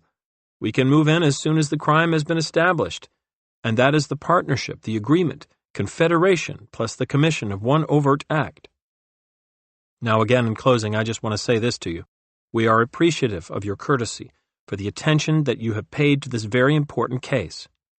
I am absolutely convinced, it is my very strong conviction, that after you have deliberated and considered everything, you will find this defendant guilty as charged by the grand jury, guilty by the overwhelming weight of evidence, by the overwhelming corroboration that the government has presented to you. Thank you. The government summation lasted 51 minutes. Tompkins, responding to pressure from Washington in their most important pending case, had put great effort and time into his summation. His remarks were complete and forcefully delivered. The case now became the property of the presiding judge. Judge Byers, members of the jury, partly to spare your having to listen to a very hoarse charge this afternoon, and partly to enable the court to study the record more carefully, the charge will be delivered tomorrow morning at 10:30. Good night. In the Brooklyn Park alongside the court, it was still a warm, sunny afternoon, and the benches were busy. Over at 252 Fulton, the names Silverman and Levine were gone from the shabby lobby register. The publicity had driven away the guiltless artists, and Abel was in the back of a prison van bouncing toward the Federal Detention Headquarters in West Street, where he would wait out his 11th and last night before hearing the verdict. Meanwhile, a juror sat in a subway and looked across the aisle, catching the headlines on an unknown neighbor's newspaper. I think both lawyers did the best they could with what they had to work with. He would say later of this session to a reporter, but it's not like Perry Mason. I can't remember a word that was said, but it's only natural, isn't it? It's said and then it's gone and you carry away an impression, guilt or innocence. Friday, October 25th. United States of America versus Rudolph Ivanovich Abel et al. Byers, D.J., criminal. The small black and white bulletin board on the courtroom door told the whole story. It was a criminal case tried before Judge Byers. At no time was it anything other than this, and at no point did the participants lose sight of this fact. The uniqueness of the trial, the international importance of the Soviet spy defendant, the urgency of the world situation, and the pressure of zealous, self-appointed guardians of United States freedom exerted no influence on the proceedings behind the heavy oak doors of the courtroom.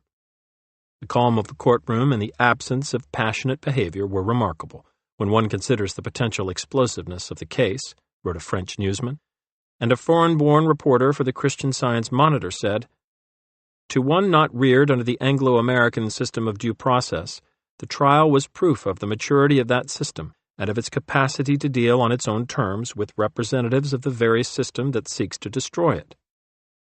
The courtroom of stern magisterial Mortimer W. Byers was a forum for justice. He set the pace for this trial. All eyes were on him, and the jury was turned to look up at him. Judge Byers: Members of the jury, the time has now come for you to take over your deliberations in this case. Doubtless you feel that you know a great deal about it, and perhaps you prefer not to have to listen to anyone from the court on the subject.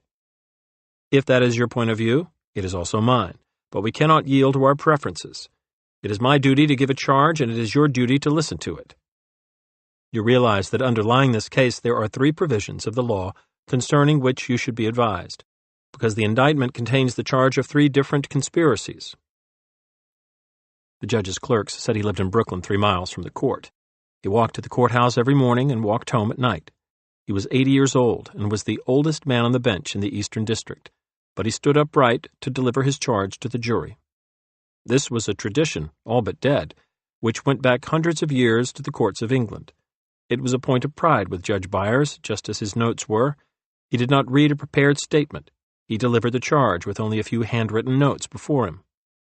The judge read to the jury from the United States Code, read portions of the indictment and the overt acts, then turned to the interpretation of his readings. Judge Byers: A conspiracy is said to have its origin in the minds of those who become parties to the conspiracy, to become the conspirators. A conspiracy, thus, is essentially an agreement, but that doesn't mean that it is a formal kind of an agreement such as you will find in an ordinary business transaction. I have never known of a conspiracy to involve a written agreement. Necessarily, it is a secret and clandestine thing. Now, since that is its nature, about the only way that you can prove the existence of a conspiracy is to prove the conduct of those to whom you impute the conspiracy. As you know, we haven't yet devised any instrument that will enable us to peer into the workings of the human mind. The only way that we can determine what goes on within the mind is to observe the conduct, and sometimes the word, of the given individual who is under examination. So that in order to ascertain whether a conspiracy exists as the result of a common purpose or an agreement, we examine into the conduct of those who act together, and who are thought to act together by reason of the agreement that they have entered into between themselves. The mere agreement does not impose criminal responsibility, for the reason that people might conspire to violate the law, but then they might be discouraged. They might change their minds. They might abandon their original plan. So that the law, in order to punish a conspiracy, requires proof not only of the existence of the conspiracy, but the doing of one or more things by one or more of the conspirators to carry the plan or purpose into operation.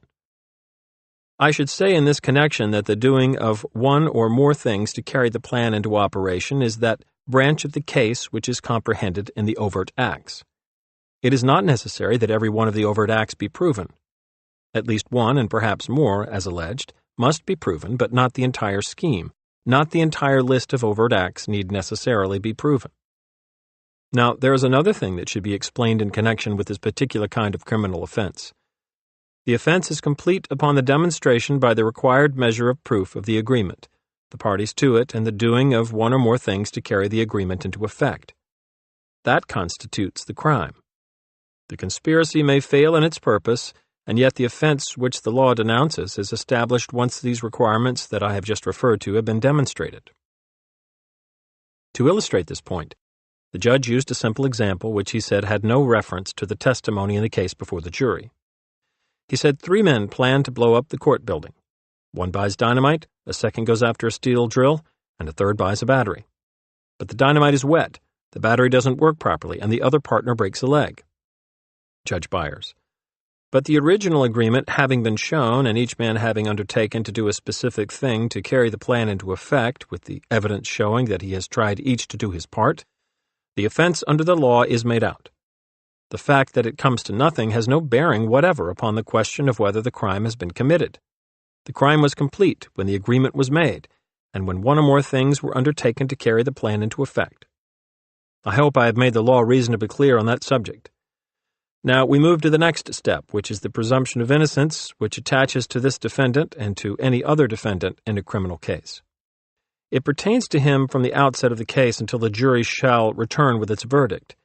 In order to overcome that presumption, the burden of proof rests upon the government to prove guilt beyond a reasonable doubt as to every essential element of the crime as charged in the indictment.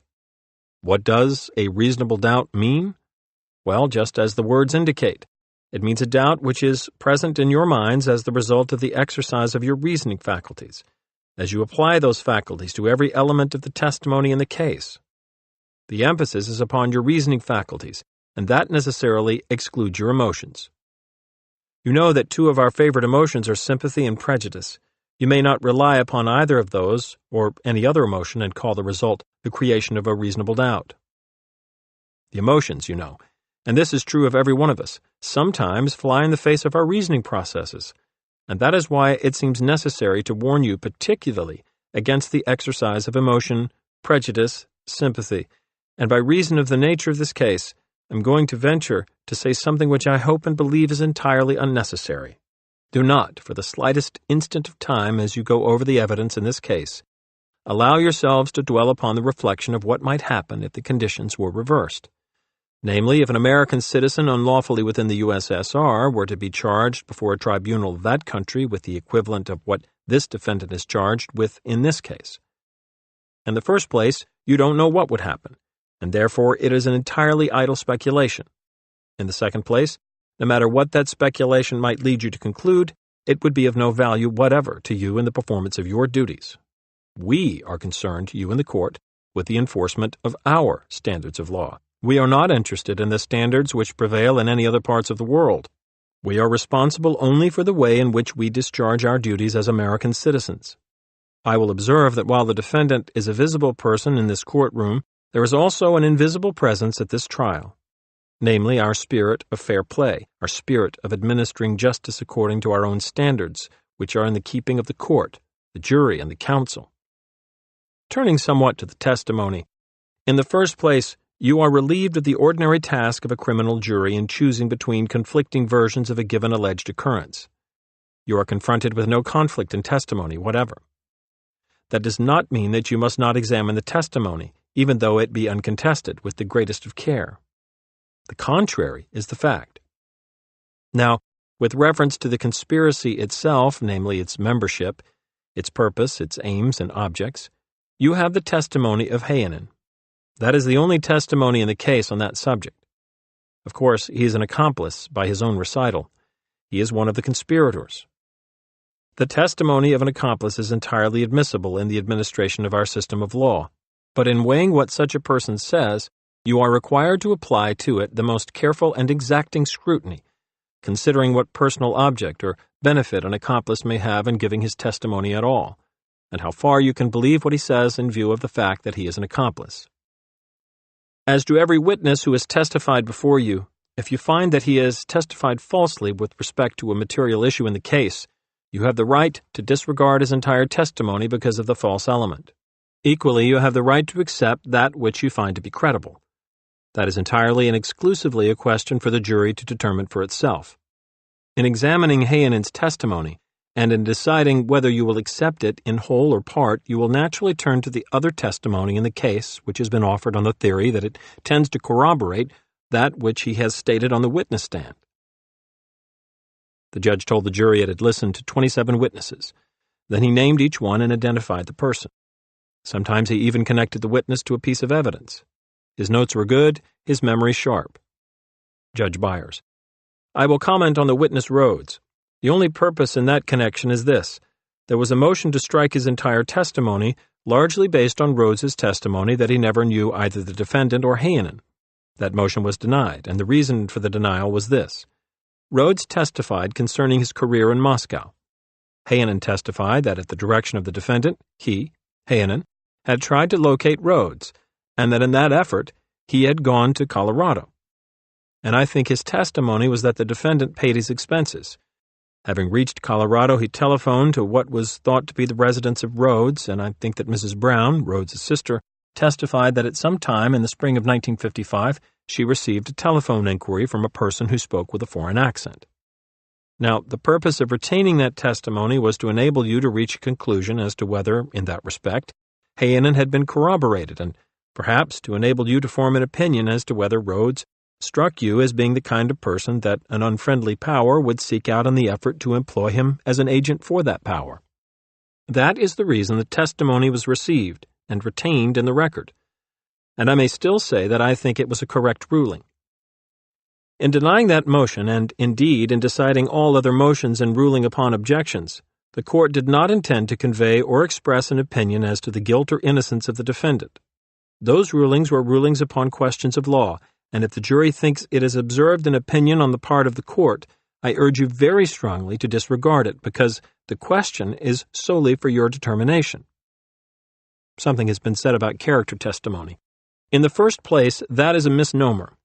The correct expression is reputation testimony, and the reason that the distinction is called to your attention is this: there is a very evident difference between reputation and character. Reputation is what people think about you. Character is what you really are. Now, 2 or 3 of the witnesses were asked, somewhat casually, if the defendant's reputation was good, and they said it was.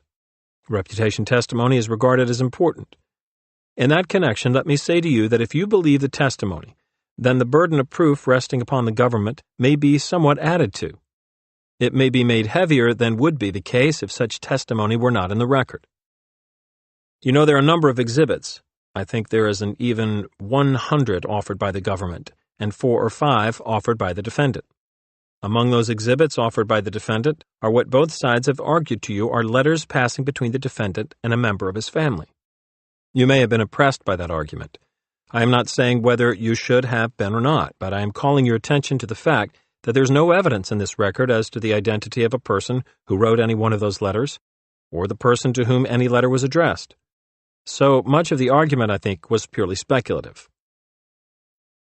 After the trial was long over and just another page in the history of the court, this is what one of the panel of 12 jurors said of the letters. Perhaps I did believe them because the government didn't go after them. On the other hand, they had so much evidence, maybe they didn't care about the letters. I tried to put myself in his position. I mean, the father of children and all. I think they had an effect on the jury, and if they weren't real, somebody did a good job with them. Judge Byers: Now, your verdict will be unanimous, guilty or not guilty on count 1, guilty or not guilty on count 2, guilty or not guilty on count 3. I think I have now covered the subject as required by law. The judge excused the alternate jurors with the thanks of the court. He announced that the jury would now undertake its deliberations, and the court clerk called out, "Everybody keep their seats until the jury retires." It was 12:15 p.m. When the jury had gone, we gave the press what would be Abel's only comment on the trial. We had been asked repeatedly if he would say whether he had been given a fair trial. I was reluctant to touch the subject, fearing we would prejudice any possible appeal. At the Rosenberg espionage trial, defense counsel had made a mistake which plagued him at every step of his appeals, by thanking the trial judge for the fair manner in which he had presided. Requested to comment upon his defense, Abel wrote out a statement at this time saying, "I would like to take this opportunity of expressing my appreciation of the way in which my court-appointed attorneys conducted my defense. I wish to express my thanks to them for the tremendous amount of work they put into their efforts on my behalf, for the skill and ability they have shown in doing so. R.I. Abel." He permitted reporters to copy it in the courtroom. Then we sat back to wait upon the jury, who now took over the ultimate responsibility. We learned later that the foreman immediately called for a vote, and to put everyone at ease, he made it a secret paper ballot. 11 slips came back, marked guilty. 1 man voted not guilty on count 1, and so the deliberations began. An hour went by and it was time for lunch. The marshals led them across Fulton Street to Joe's restaurant, and they had a hot meal in a room of their own upstairs. It was 1:15 when they went to lunch, and this was our first sign.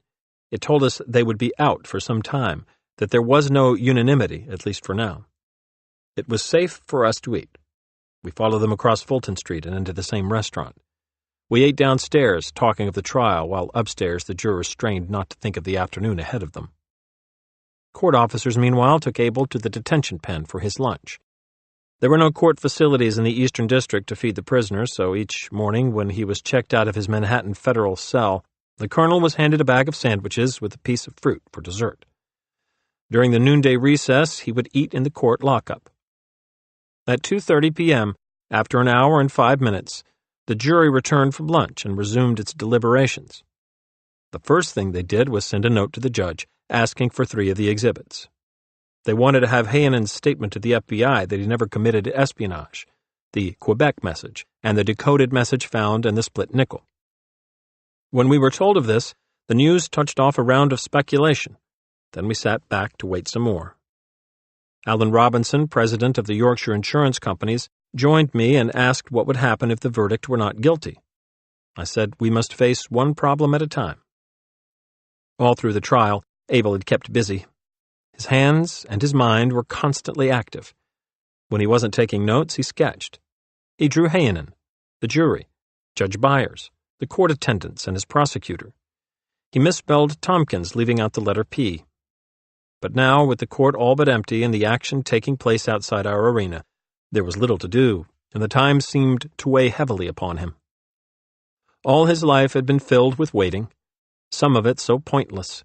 He had waited to keep secret meetings, waited to pick up a message at a drop, waited for the right moment to recruit an agent, waited for letters from his family, and waited and feared for the moment when he might be found out. Abel sometimes felt as though everyone he passed on the street was looking at him, and knew who he was. He once told me he had enjoyed reading the autobiography of bank robber Willie Sutton, a celebrated fugitive who had suffered nightmares, in which hundreds of people pointed at him and screamed, "You're Willie Sutton!" Abel explained that any undercover fugitive must constantly fight against the feeling that the whole world is on the verge of guessing his secret. The colonel, who generally was given to underplaying his role, managed to control his phobia for 9 years. An hour passed, then 2. Someone sent out for coffee, and the latest editions of the afternoon papers. One of the reporters came up behind me and, pretending to read over my shoulder, whispered, "Jim, you better get ready to run. Maybe you did too good a job." Waiting for a jury is like keeping a death watch, and this was the worst watch I ever kept. When the clock over the empty jury box showed 4:30 p.m., our little band grew restless but suddenly hopeful in a professional sense. Could the jury be deadlocked?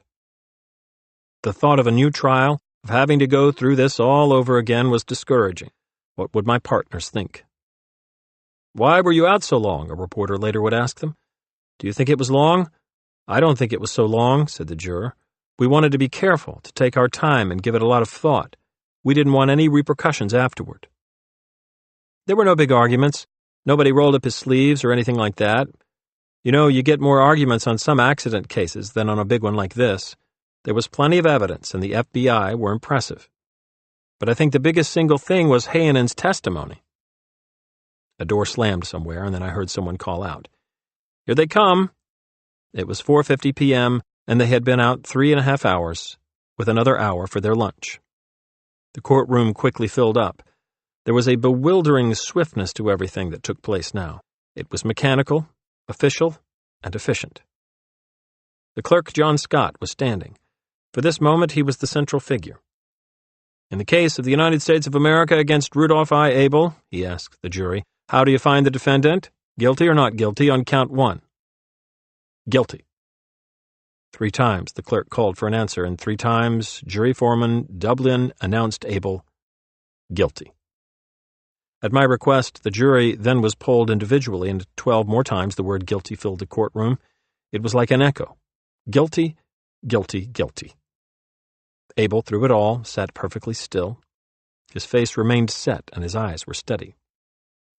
I made a motion to set aside the verdict as against the weight of evidence, and Judge Byers denied it. He ordered Abel remanded and set November 15th for sentencing. The judge then addressed the jury for the last time. "The jury is discharged with the thanks of the court for your good and careful attention that you have given to this case. And while you may not be interested, I would like to say that if I were a member of the jury, I would have reached the same verdict. Good night, and good luck to you all." Outside the court, Tompkins declared to the press that the trial was conducted in accordance with the highest traditions of American justice. He said the verdict was warranted in light of the overwhelming evidence, and that with this case the United States had struck a severe blow at Soviet espionage in this country. The final statement of the day came in Washington, where the Army announced that Master Sergeant Roy Adair Rhodes had been confined to the criminal stockade at Fort Belvoir, Virginia.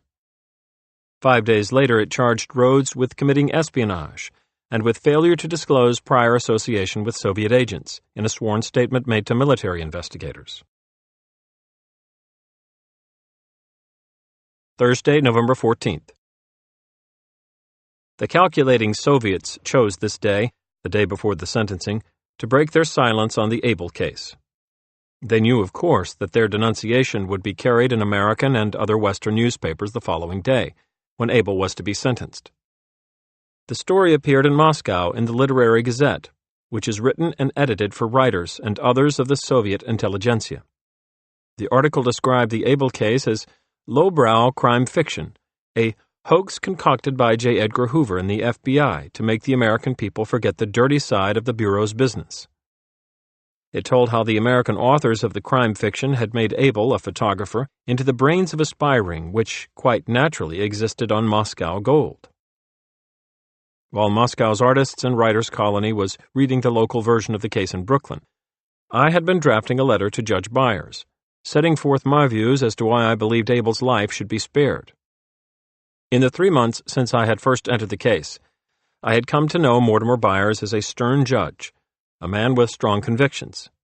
He had once held that an arms embargo by President Franklin D. Roosevelt was unconstitutional, and as a proud patriot by his own standards.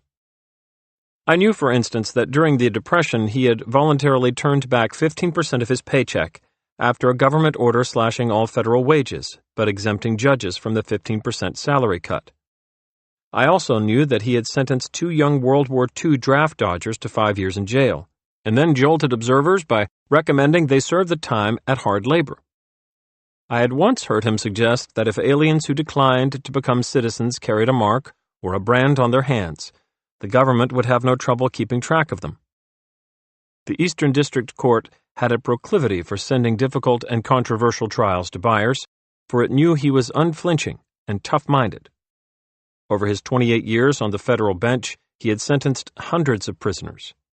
The question in my mind now was, would this tough old Brooklyn judge try to impose his iron will on the Kremlin and sentence Abel to die? I had become convinced Abel's death would serve no purpose and was actually against the best interest of my country. When I had finished my letter about the sentencing of Abel, I sent it over to Judge Byers' chambers by messenger.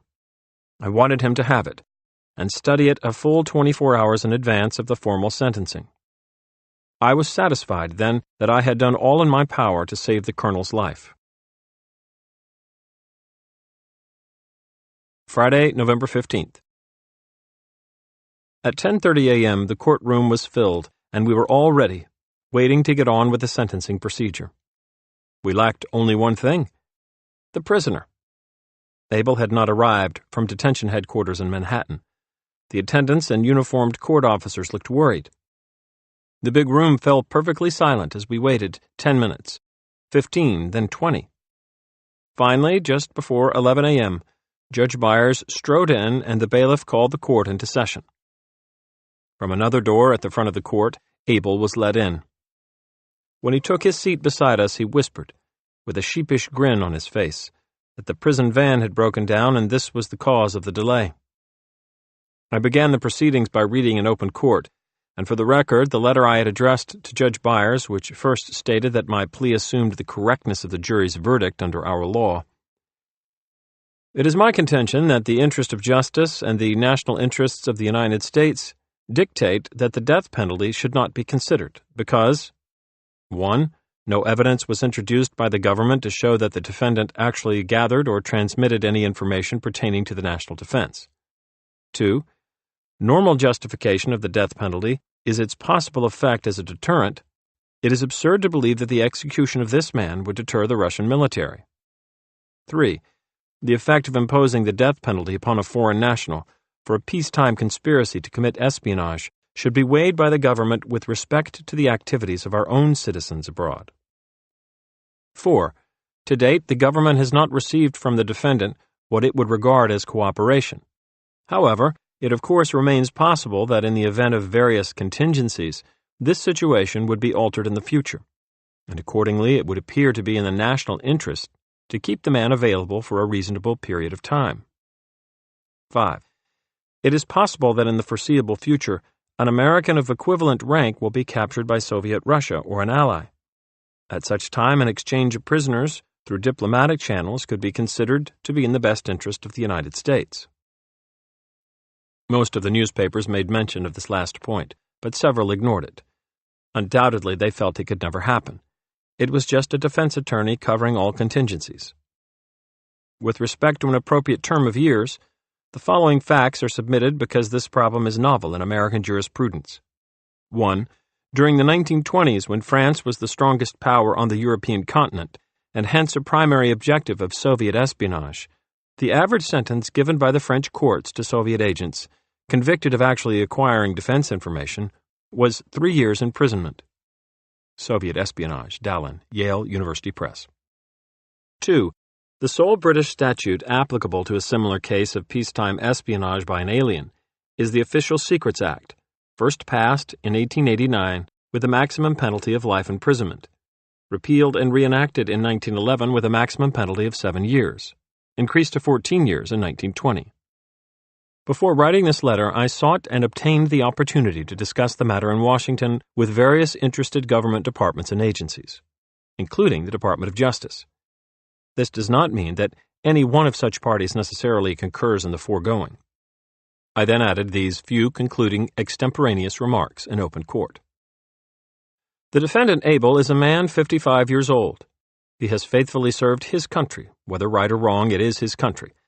And I ask only that the court consider that we are legally at peace with that country. I ask that the judgment of the court be based on logic and justice tempered with mercy. Judge Byers. Does the defendant wish to be heard in his own behalf? Abel. No, I have nothing to say, Your Honor. Judge Byers. Mr. Tompkins, has the government anything to say? Tompkins. If Your Honor pleases, the imposition of sentence is, of course, wholly a matter within Your Honor's discretion. However, it may be of some aid and assistance to the court in reaching its determination to have the benefit of the government's observations and comments. First, just a word or two about the defendant himself. He is not a novice in the field of espionage. By training and by profession for a period of over 30 years, he has been an agent for espionage. During his residence in the United States, he is known to have communicated directly and indirectly with Moscow, and to have received instructions and to have activated agents and built an espionage apparatus. The extent of Abel's activities is well known to the court from the evidence presented at the trial. There are, of course, many approaches to sentencing: the deterrent effect which the sentence will have on others, rehabilitation, and retribution. The concepts of rehabilitation or retribution would appear to have little application in this case, and I certainly think it would be naive to assume that a substantial sentence would deter the Soviets from continuing their espionage operations directed at this country and at the free world. But it would certainly serve notice upon the men in the Soviet Union, in the Kremlin, and those who carry out their assignments, that the commission of espionage in the United States is a hazardous undertaking. The prosecutor then said my references to espionage laws in France in the 1920s and in England in 1911 and 1920 were not valid because present-day espionage is a far more serious crime than it has ever been before. Tompkins. Espionage in 1957, I think, is completely different. The threat against civilization, the threat against this country and the whole free world is inherent in this crime. In other words, it is an offense against the whole American people rather than a few individuals. So the punishment should be commensurate with the magnitude of the offense. The present dangers which this country faces from the country whose leaders tell us they will bury us must also be considered. While no shooting war exists, as Mr. Donovan points out, no shooting war exists with the Soviets, we are engaged in a cold war with that country, the outcome of which could well decide who would be victorious in a hot war. In such circumstances, this government must deal drastically with agents of foreign powers who cross our borders by subterfuge for the purpose of seeking out our vital national secrets. Now, in light of all these factors and considerations, The government has certainly no hesitation in commending and indeed, it seems to me, has a duty of requesting the imposition of a substantial and very strong sentence in this case. Judge Byers: The question of the sentence in this case presents no particular problem concerning the defendant as an individual. The court knows next to nothing about his personal life or his true character, nor about the motives that may have caused him to enter this country illegally in 1948, and here conduct himself ever since as an undercover agent of the USSR, for the purposes described in the testimony of his assistant and accomplice. Lacking this insight into the man known as Abel, the evidence requires that he be dealt with as one who chose this career with knowledge of its hazards and the price that he would have to pay in the event of detection and conviction of the violation of the laws of the United States, enacted by Congress for the protection of the American people and our way of life. Thus, the problem will be seen to present the single question of how the defendant should be dealt with, so that the interests of the United States in the present and in the foreseeable future are to be best served, so far as those interests can be reasonably forecast. Many considerations have been involved in that study. It would not be the part of wisdom to recite them in this record, but suffice it to say that in the measured judgment of this court, the following sentence, based upon the jury's verdict of guilty as to each count of the indictment, is believed to meet the test which has been stated. Pursuant to the verdict of guilty as to count 1, the defendant is committed to the custody of the Attorney General of the United States for imprisonment in a federal institution to be selected by him for a period of 30 years. Pursuant to the same verdict as to count 2, the defendant is... The judge recited the legal liturgy, sentencing Abel to 30, 10, and 5 years and imposing fines of $2,000 and $1,000. The sentences were to run concurrently. The fines were consecutive. This meant his total fine was $3,000 and his prison term was 30 years, less time off for good behavior. The sentencing had taken just 16 minutes. Now it was done and Abel was led from the courtroom. I watched him go, thinking that we had succeeded in saving his life, but that for a 55-year-old man the 30-year sentence was equivalent to life imprisonment. When I reached the prisoner detention cells in the basement, suddenly very tired, Abel was waiting for me. Casually slouched in a big wooden chair, one leg crossed over the other, he was puffing on a cigarette. His suit was no longer new, it badly needed a press, but to look at him now, he seemed to have no care in the world. "That wasn't bad," he said finally. "What you said up there was quite well done. But you are correct in your law points, and I have only one question. When your appeal succeeds and the indictment is dismissed, what happens to me then?" My shirt was damp and heavy against my sides with perspiration. I was emotionally drained, and now he had the gall to tell me not bad? This cool professional self-control was too much for me just then. "Rudolph," I said, looking him directly in the face, "if all my work is successful, I may have to shoot you myself.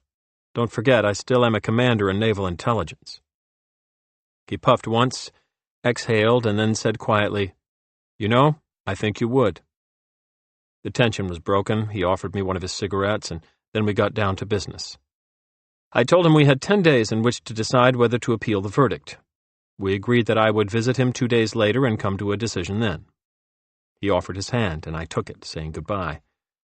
For a man about to begin serving 30 years in a foreign prison, Colonel Abel possessed an uncanny calm.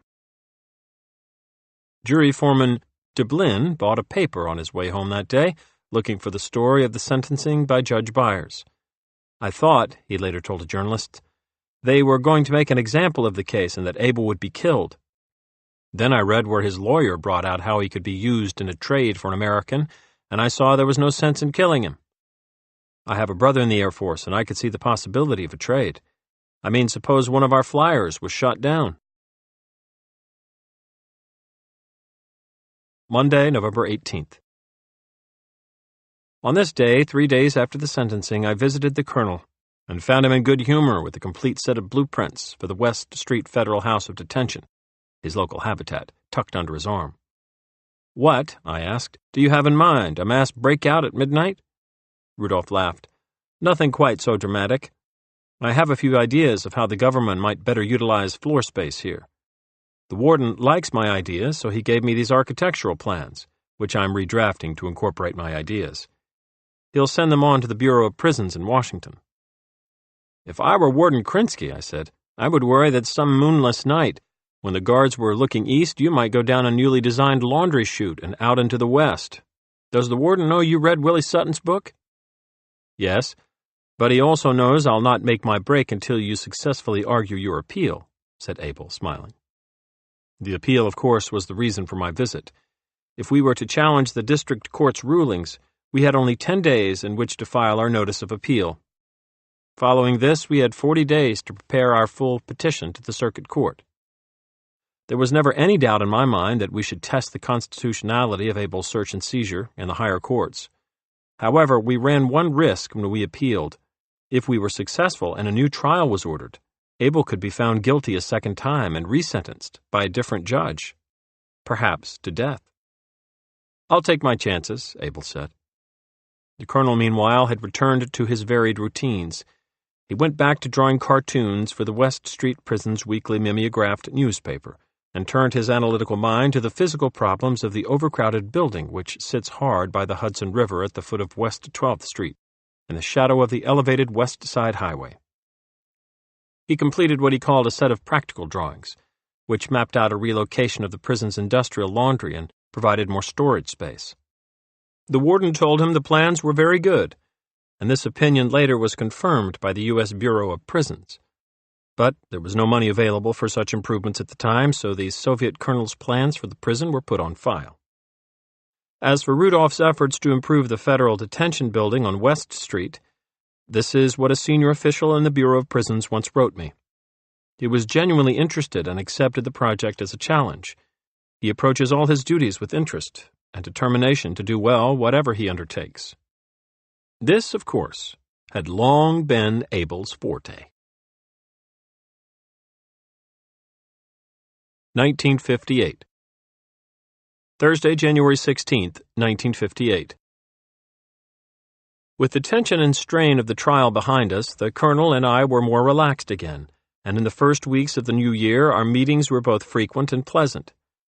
It was during this time that we shared most completely our mutual interest in art, in intelligence and espionage, in books and in people. While we spoke of his case a good deal, Rudolph seemed less and less like a client or a convicted defendant. He was lonely for intellectual companionship and conversation. I found his company fascinating and stimulating, especially because of the intellectual honesty with which he addressed himself to any subject. In addition, I never lost sight of the fact that, whatever the outcome, Colonel Abel would always carry with him an opinion of how he was defended by his American lawyer. The American public, I said to him now, is well pleased at the outcome of your trial. They're satisfied you were afforded a full and fair hearing, but were relieved you were dealt a stiff sentence. It does my heart good, Abel would caustically say, to know I have given such a sense of satisfaction to the American people. Many of our meetings over this period were held on Saturdays and holidays. On such days, the warden would give us the privacy of his office, and we would spend 2 and 3 hours just talking easily. I often took my John along with me. He was 13 at the time, and the colonel was especially kind and patient with him. Rudolph spoke of being a parent, but seldom discussed his 27-year-old daughter. It was clear, however, that there were close bonds between them, whereas he never mentioned his wife. Most detailed information about the daughter, Evelyn, came from her letters to the colonel. For instance, she wrote, "I have not dropped smoking yet, but Mother stopped about a year ago. As regards my personal affairs, there is nothing new. I indulge in freedom, still I do not lose hope of making a home of my own. Now I am studying novels by Mickey Spillane. I have read 3 of them. I, The Jury, The Big Kill, The Long Wait. Have you happened to read any of them? I must admit, they do not test you very high, though they are thrilling and fast. The language is all slang, and the plot is rather primitive. What I like least of all is that his sense of humor is poor. A good sense of humor is a lot, to my point of view." On the subject of art, she was equally voluble. Of course, modernism as a new thing could arouse much talk, but as for me, I prefer pictures and not puzzles. I hold to realism, though I am only too sure that every good artist ought to learn, if only a bit, from impressionists. Their knowledge of those elusive effects as light, as you write, would add to every good picture. I like Claude Monet, Cézanne, and Degas, and I do not like Picasso. Evelyn adored and imitated her father, with whom I had several lengthy discussions on art. Rudolph was highly knowledgeable and strongly opinionated on the subject. He was both brilliant and acid in his anti-modernism. Abel knew that I was a governor of the Brooklyn Museum and a member of the New York City Art Commission, a non-salaried group of citizens charged with responsibility to maintain high standards in the design and decoration of all city property, including the public schools. I explained to Rudolph that the Art Commission met regularly in City Hall, as it had done since 1898, and must approve or reject proposed building designs, sculpture, murals, etc., whenever the expenditure of public funds was required. I also told him of the heated debates we occasionally would have over the expenditure of public funds for extremely abstract art. Was the proposal true art, or was the so-called artist's effort merely a confusing substitute for talent and disciplined study? Should we spend public funds for subjective art, which might have meant self-expression to the creator but would not generally edify the viewing public? Was some of it not art but merely pleasing decoration? Rudolph told me one day that he sympathized with my problems on such matters and would like to give them some thought. Shortly thereafter, he presented me at the prison with a handwritten lecture on the subject entitled Art Today. In part, he had written, "Art movements within modern art change nearly every year. Favorites of 1 or 2 years lose their appeal, and the artists have to learn new tricks to keep abreast of the demands of the intelligentsia. Modern art has reached a point in craftsmanship and content where 2 inmates of zoological gardens, one in the United States, the other in England, can successfully compete with the products of humans for the money of sophisticated collectors. It does seem that if a sufficient number of educated chimpanzees with a taste for art were available, they could replace the art teachers at present occupying chairs in universities. At least they would not burden their students with metaphysics and psychoanalysis. Modern art is now a snobbish profession. People who do not understand it are classified as being on a lower scale of intellect. They have to learn to understand it. It is above them. The modern artist is only interested in finding a soulmate, with money to buy his paintings, and the more restricted his public, the higher the apparent value of his work as art." When it came to education, apprenticeship, and craftsmanship, Abel was severe and European. For this reason, perhaps, he spoke well of the Germans, for they were certainly disciplinarians, and discipline was a pillar of his philosophy. So much so that he once told a prison official that he was unwisely spending the meager funds available for vocational training in prison, that the bulk of the money should go to the more intelligent and more adaptable inmates, rather than those with lower IQs and less able to absorb training. The official said to me, a part of his philosophy was being expressed here. He always seemed to show a disregard and mild scorn for people who were not self-reliant, and who had to depend on direct supervision and guidance. This is what Abel wrote of skill and craft and learning in art. Prior to modern art, an artist had to study for many years to learn the rudiments of his craft. For that purpose, art schools and academies were established with curriculums specially adapted to the needs of the artist. The emphasis was on actual painting, etching, etc. Since modern art is not interested in form, studying the rudiments of the craft was less necessary. The art teacher became something of a psychologist in the new university courses. He attempted to teach the student to express himself. The need for technical training became less important than the psychological approach to art. Modern art has benefited from the popularity of psychoanalysis as a means of curing neuroses, both imaginary and real. People with time on their hands and psychoses on the brain were recommended to study art as a means of self-expression and emotional catharsis. The de-emphasis of technique and craftsmanship in modern art has enabled people who would have been weeded out by traditional training methods to swell the ranks of artists. Any neurotic could learn to squeeze paint out of a tube, and often without the benefit of palette and brush, apply it in gobs onto a piece of canvas or anything else that suited his fancy. Whether modern art will have any value for future generations is a dangerous subject for discussion. Certainly some of it deserves preservation, if only as a reflection of the mental confusion of our times. How to separate what is good from what is bad is probably even more difficult to decide. I told the colonel I would submit his paper at the Art Commission's meeting at City Hall, if only to start another argument. Wednesday, February 12th. At our last several conferences, the colonel had mentioned how anxious he was, now that he had been sentenced, to write to and receive letters from his family. He had been permitted no foreign correspondence, a regulation which he denounced as barbaric. He felt that it might be best now for me to try to contact his people through the Soviet embassy here. I decided that these problems and others which I anticipated could conceivably put me in an awkward, if not downright unpleasant posture, and I therefore should present some practical proposals to the proper government agencies. If I were to have any dealings with the Soviets, I wanted to clear exactly the steps I proposed to take in Colonel Abel's name. I told Abel that I planned to go to Washington in due course to talk over my dilemma with friends and counselors at the Central Intelligence Agency, Allen Dulles, the director, and his general counsel, Larry Houston. The colonel said, sincerely, "I wish you'd give my best to Director Dulles. I have a high regard for his ability." He also asked that I broach the subject of a possible trade with the CIA chief. He seemed to think that India or another neutral country might be willing, in the interest of lessening world tensions, to mediate his exchange for Americans imprisoned in Red China. "You know," I said, "it's quite fitting that we should speak of how to go about freeing you on this day. It's Lincoln's birthday, a legal holiday in the city, in honor of our great emancipator." "If he is your great emancipator," said Abel, "why don't they celebrate the holiday in the South?" "There are no perfect human institutions," I told him, "but at least in this country even our imperfections are in the open for the whole world to see. Why did Soviet Russia jam every day the Voice of America broadcasts reporting your trial? And why is it that we publicize the extent of drug addiction in the United States, whereas the Soviet tries to conceal such statistics as though pretending to itself that the problem can't exist in a so-called model socialist state?"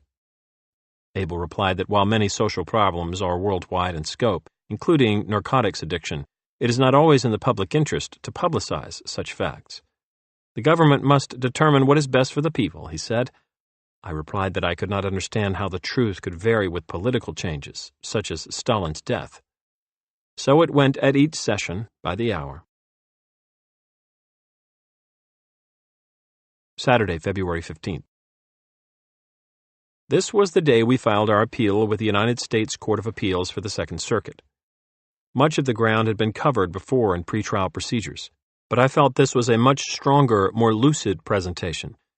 We based the appeal on 4 contentions, with principal emphasis on the search and seizure issue. The remaining points dealt with the conduct of the trial, including the prosecution's continually leading its witnesses, trial judges overruling almost all defense objections, etc. I frankly told Abel, however, that in my opinion, our best chance for a reversal on constitutional grounds would come if we could obtain a final review by the Supreme Court of the United States. Friday, February 21st.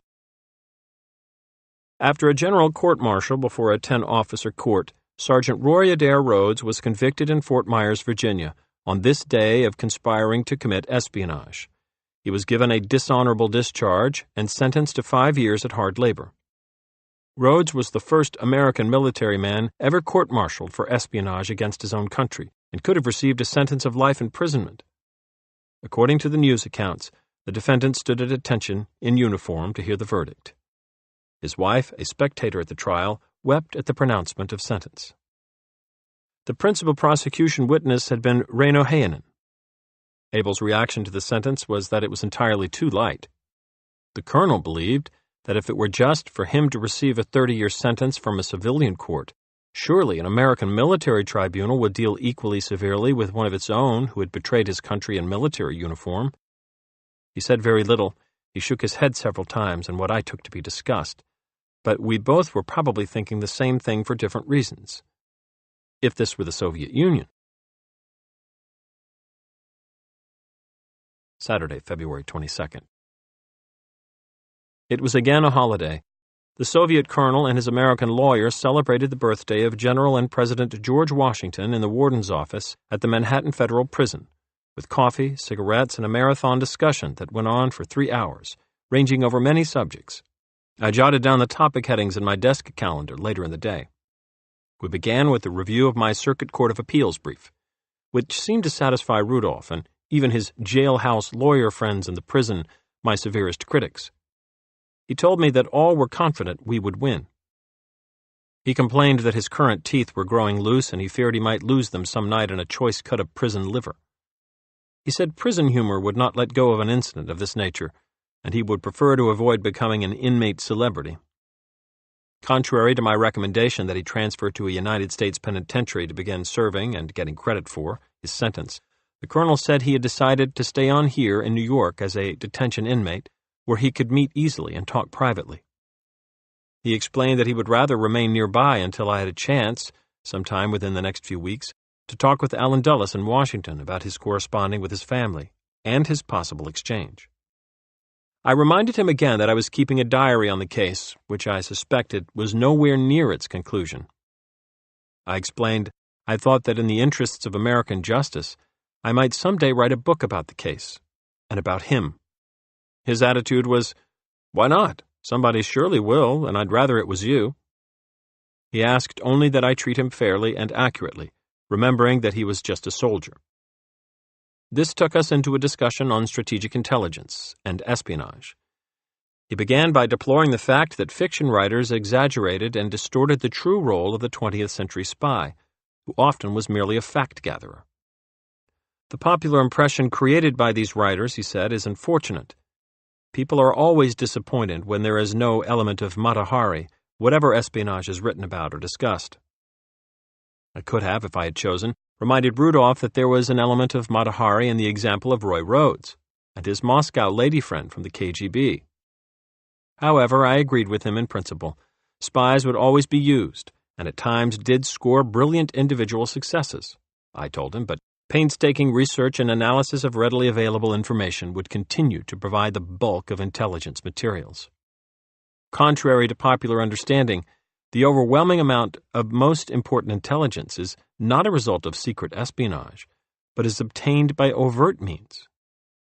It is for this reason that a democracy, with freedom of speech and of the press, is a vulnerable target for overt intelligence by every foreign power.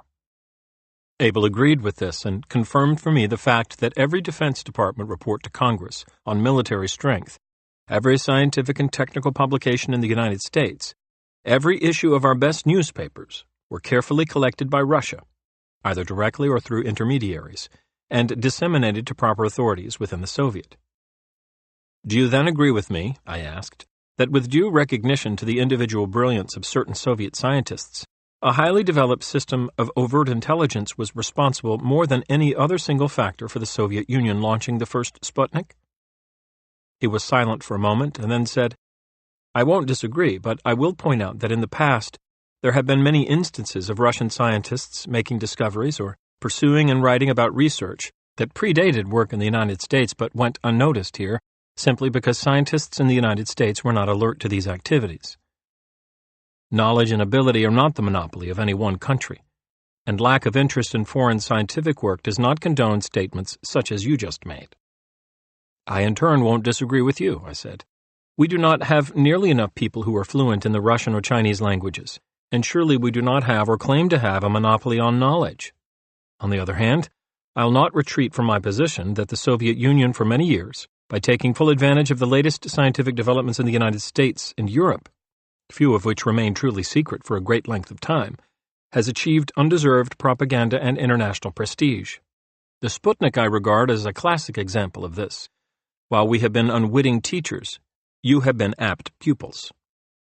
I told Abel that based on my wartime experiences in OSS and work in helping to plan a permanent post-war intelligence system for the United States, I had written a brief analysis of the subject. I had frequently used it over the years in talks before civic groups, in which I espoused as in our national interest what I had learned under the sage tutelage of the late Major General William J. Wild Bill Donovan, director of OSS. Abel said he would be most interested in studying my lecture, and I brought him a copy. In characteristic fashion, he delivered to me a week later his written analysis, which included the following trenchant observations. I think you did a good job considering space limitations. I might quibble that some aspects were emphasized more than they need have been, i.e. Soviet lead in rocketry being due to overt intelligence. The aspect that seems to me to be least developed relative to others is that of evaluation. As a lawyer, you know how difficult it is to obtain a true picture from evidence given by eyewitnesses to an occurrence. How much more difficult must it be to evaluate political situations when the sources are human beings, with their own political opinions coloring their statements? One of the dangers in the assessment of information lies in the possibility that the men responsible will themselves slant the evaluation in response to their own opinions and prejudices. This demand for objectiveness in evaluation, i.e., restraining the evaluation to the question of the factual correctness of the information, is paramount. The determination of policy is not the function of intelligence, although some, particularly the Germans during World Wars I and II, may try to influence policy-making by biasing their information. This is one of the greatest mistakes an intelligence organization can make. Friday, February 28th. For the Colonel's court-assigned lawyer, the long hours were more than compensated by the fascination of the case. Part of this was the nature of the legal issues and their challenge, but most of it was the man Abel. When I entered West Street this afternoon, Warden Krinsky greeted me with a solemn expression. He said that he had received a formal complaint from the attorney for an inmate whom Krinsky had been compelled to make Abel's cellmate because of a shortage of maximum security cells. "It's cruel and unusual punishment and downright un-American," the lawyer had said, "to compel my client to share a cell with a convicted Russian spy. People might say my client is a commie." "Who is the inmate?" I asked. "Vincent J. Squillante," replied Krinsky gloomily. I could not resist a hearty laugh in which the warden finally joined. Vincent J. Jimmy Squillante was reputed to be the extortion king of the multi-million-dollar garbage-hauling rackets in metropolitan New York. Squillante, according to newspaper accounts, claimed prestige among mobsters on the ground he was the godson of the infamous Albert Anastasia, one-time Murder, Inc. chief executioner. When Anastasia was shot to death in a barber's chair in October 1957, things had begun to go from bad to worse for Jimmy Squillante, now incarcerated in West Street for parole violation. I convinced Krinsky that he should shrug off the complaint. A moment later, Abel was let in, and I opened the conversation by saying, "I hear you have a cellmate." "Yes," said Abel, "an unfortunate hoodlum." "How are you getting along?" "Quite well," said the colonel, lighting a cigarette. "I am teaching him French. You see, Squillante is very unhappy about being returned to prison, and the first few days he was like a caged beast. I paid no attention to his ranting, but finally he was disturbing my work and some mathematical problems with which I have been passing the time. So I had a thought. I have noticed, both in his case and other strong-arm types, that physical exertion helps to quiet their emotions. This was difficult for me to plan in a small, maximum security cell. But I commented on the unclean condition of the walls, ceiling, and floor, and asked whether he would like to keep in good physical shape by scrubbing them. I told him through a friendly guard I could get us a brush and extra scrubbing powder. He finally said he would like it. Ever since, he scrubs several hours every day, and he's keeping the place immaculate. I thought about what I could do in return, offered to teach him French, and he was delighted. With a little patience on my part, because of a lack of texts, we are making fine progress. "Rudolph," I said with genuine astonishment, "what in heaven's name would a gorilla like Squillante do with a knowledge of French?" The colonel adjusted his rimless glasses, and then slowly replied, "Frankly, I don't know, Mr. Donovan, but what else could I do with the fellow? After all, what do I have in common with a garbage collector?" Some time later, when Squillante was transferred to Lewisburg Penitentiary in Pennsylvania, the New York Times reported the bizarre relationship in a witty article and said that other inmates described Abel as disappointed about the transfer because he had been able to get Squillante only through the active French verbs. In September 1963, Attorney General Robert F. Kennedy announced that after his release from federal prisons, Squillante had been tortured and murdered in Connecticut by rival gangsters. His limited French, presumably, was of no aid.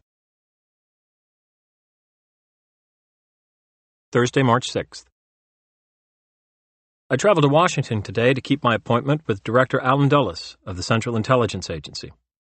I first paid a courtesy call at the Department of Justice, having lunch with Assistant Attorney General Tompkins, and at 2:30 p.m. I met for over an hour in CIA headquarters with Alan Dulles and his counsel, Larry Houston. I had known both in OSS and had always admired Dulles' monumental contributions to the nation over 40 years. I began by explaining that at this stage of the proceedings I had mixed emotions over my court assignment. Under no circumstances would I do anything not in the best interests of my client, but I also was an American lawyer holding a commission as a commander in naval intelligence. While I admire Rudolph as an individual, I said, I don't forget that he's KGB. Bars and prison are not going to change his allegiance. I wish, Dulles said, puffing at his inevitable pipe, we had 3 or 4 just like him inside Moscow right now. I will add that when you were first assigned to his defense, a friend in the Department of Justice asked me, a little nervously, what you were like. I told him that in my judgment, they would have to scrap on their hands and would be lucky to convict Abel. I told the director that the Soviet colonel had asked me to undertake certain moves, which I felt required United States approval, and that I was coming to him with Abel's knowledge. I mentioned that Rudolph was eager to write his family and wanted to send the letters through the Soviet embassy. I said that I planned to write to the embassy in his behalf, and it was my thought to include a copy of our appeal brief, together with a complete transcript of the trial. The director said he saw no reason why Abel should not be permitted to write to his family, and he liked the idea of my sending the Russians copies of the defense brief with the record of the trial. But when I mentioned the question of a prisoner exchange, he said quickly that he knew of no such proposal being discussed in Washington, and further, he knew of no Americans held by the Russians for whom we could trade. I then advanced the colonel's proposal that I might trade with Russia for Americans held captive in China through a neutral third nation like India acting as intermediary. The neutral nation, I said, could grant political asylum to all the prisoners. This would not involve, I commented, any official Soviet recognition of Abel. Dulles said he was intrigued by the suggestion, but would want to check with State. His brother, the late John Foster Dulles, was then Secretary of State. Just before I left, the director tactfully cautioned me about any dealings with Soviet officials, and suggested that if I thought it advisable, I might send carbons of all correspondence to the Justice Department and to the CIA, through Larry Houston. I replied that this had been my intention. Earlier in the day, over lunch, Tompkins had told me he shared my human respect for Abel, and would urge that the colonel be sent to a prison where his native talents could be utilized. He said he saw no point at this stage of the proceedings in trying to get information from the prisoner by making him miserable. I agreed wholeheartedly, both as Abel's advocate and as an American. If Abel ever changed his mind about talking, it would not be accomplished by such methods. Several weeks after my meetings with Allen Dulles, I was informed that the Secretary of State was opposed to any trade for Abel which would not involve Russian recognition of him. If they wished to propose such a matter, I was told, they should take it up in proper channels with our State Department. Thursday, March 20th. I had been requested by the defendant in the case of United States versus Abel, I wrote to Soviet Ambassador Mikhail A. Menshikov, to inquire whether it is feasible for him to have written communication with members of his immediate family who reside in the USSR. Permission for this will be sought from the United States prison authorities, if there is no objection from the Soviet government. I stated that it was also my client's wish, I had the colonel initial a carbon copy for my files, that I transmit to them a copy of our defense brief and a complete record of all related proceedings as a matter of possible interest. Over the next 3 months, letters would shuttle between the Soviet Embassy in Washington and my office at 161 William Street, with the United States government looking on as we all played cat and mouse over Rudolph's correspondence privileges. If this had been a private transaction, it might have been resolved in a matter of minutes, but this was maneuvering between two opposing world powers with extremely cold international relations. As a result, it would be July of this year before Rudolph wrote his wife, September before his letter was cleared, and December before Helen Abel received her husband's first letter since he had been arrested a year and a half earlier. The Russians replied to my first letter a week later. It was a pious note from their consular division saying that, according to their files, Abel was not registered as a Soviet citizen. They returned the trial transcript and brief as of no interest. I had deliberately sent them immaculate, crisply bound copies. When returned, they were in such thumbed, loose shape that they obviously had been not only studied but reproduced. Nonetheless, the letter suggested that in order to clear up this matter, a meeting be arranged between Abel and one of their consular staff. At the suggestion of the Justice Department, I informed S. Vestrunov, chief of the Soviet Consular Division, and my correspondent, that with regard to any meeting with Abel, he should communicate through proper channels in the State Department. I further explained that as long as there was a possibility of meeting with a Soviet consular official, Abel would remain on West Street, where he was receiving no credit on his sentence, and of course, no word from his family. In conclusion, I wrote, I set forth these facts so that the advisability of an early disposition of this matter is evident. Wednesday, April 16th. In the morning, I argued our appeal before the United States Court of Appeals for the Second Circuit. Tom Debevoise was with me. Freeman had been relieved of his assignment at the end of the trial in district court. The three-member bench comprised Chief Judge Charles E. Clark and Circuit Judges J. Edward Lombard and Sterry R. Waterman. There was little to add to what we had already said in our printed papers, but the court was attentive and asked a number of questions. Everyone seemed to be aware that having gone this far, we would, if necessary, carry the case to the Supreme Court of the United States. Thursday, April 24th. S. Vestrunov dropped his official USSR title and put aside his government stationery for a letter I received this day. It was a crudely obvious invitation for me to deal with the Soviets in a sub rosa manner. The letter was on a plain white paper and came in an equally plain envelope, with no return address and no markings of any kind on the outside. Unlike its predecessor, it carried a New York City postmark. Vestrunov signed it, but did not further identify himself. The letter read, We would like once again to draw your attention to the fact we do not possess any data which would confirm Abel's Soviet citizenship. For this reason, we have no legal basis for raising before the State Department the matter concerning a meeting between your defendant and our consular official. Our representative is prepared to meet your defendant, Abel, if such a meeting can be arranged by you in the capacity of Abel's defender. In this case, we would appreciate being advised of the date and place of the meeting. I was mystified. Did they believe, because I had provided Abel with an honest defense, that I would try to sneak their man into West Street as my assistant? Or was this standard procedure, tried in all cases and worth the small risk? I promptly sent the letter to the Justice Department. I was instructed by phone to let them stew a while, and then repeat my earlier letter stating they must do business through the State Department or not at all. I subsequently did precisely this, but added my own reminder that regardless of Abel's citizenship, there remains the fact that he states his immediate family lives in the USSR, and if his sentence to a long term of years is upheld, he would wish to communicate with them. I accordingly ask that this question be considered wholly apart from his citizenship. When I reported the entire incident to Abel, he gave me a quizzical smile and said, You can't blame them for trying, can you? Saturday, May 24th. This would be our last meeting for some time. The colonel had finally sent word to the Bureau of Prisons that he wanted to begin serving his sentence. He was notified that early next week he would be transferred to the United States Penitentiary at Atlanta. It was a Saturday morning, and we let the hours slip by, talking of Atlanta and the South, of art, his favorite New York galleries, the artists of Brooklyn Heights for whom he had a genuine affection, and how he would occupy his interminable days, which stretched ahead of him in Atlanta. He said in his matter-of-fact manner that his lifelong love and talent for higher mathematics would help him retain his sanity. I volunteered to get him any textbooks he needed, since a limited prison library would be a mere bagatelle for Rudolph. As it will be difficult for us to confer in person from now on, he said, I want you to draw me a simple will. Following his instructions, I drafted his last will and testament, which stipulated that if he should die in prison, his body was to be cremated, and his ashes, with all his possessions, should be sent to his family.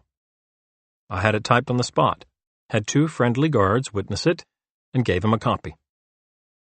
Nothing about the life of a spy, I thought, is too rewarding to the ordinary man. If he is most successful in his profession, his work is unknown. If he is a failure, he becomes notorious. Once a prisoner, any permitted mail will be censored. A stranger will write his last will, and he must prepare to die in a hostile land. Abel had several other requests. He asked that I continue to pursue the matter of his writing to his family, and also would I please write him on any subject whenever I found time. He said that it might not be politic for an American lawyer to correspond too freely with an imprisoned Soviet intelligence officer, and so he added, "Just write on cultural subjects." Thursday, June 5th. I am now in Atlanta, Georgia, Rudolph wrote. The colonel had arrived, and the return address was Box PMB, Atlanta 15, Georgia, official business. It was his first letter, and it announced that he was settled in prison.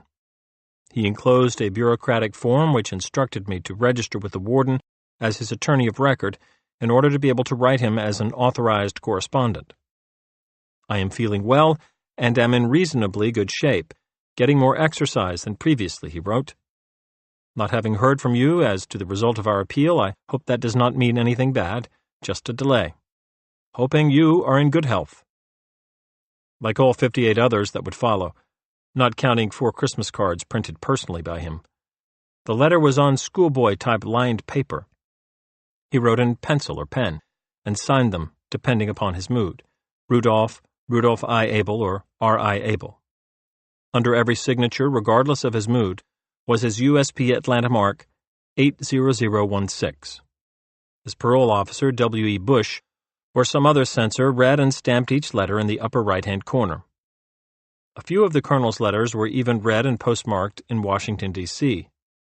Obviously, the latter had been forwarded for clearance. As I read over the form Rudolph had sent me, I could see there were abundant regulations for a letter-writing inmate. He could receive up to 7 social letters a week, but they were limited to 2 sheets in longhand and must be in English.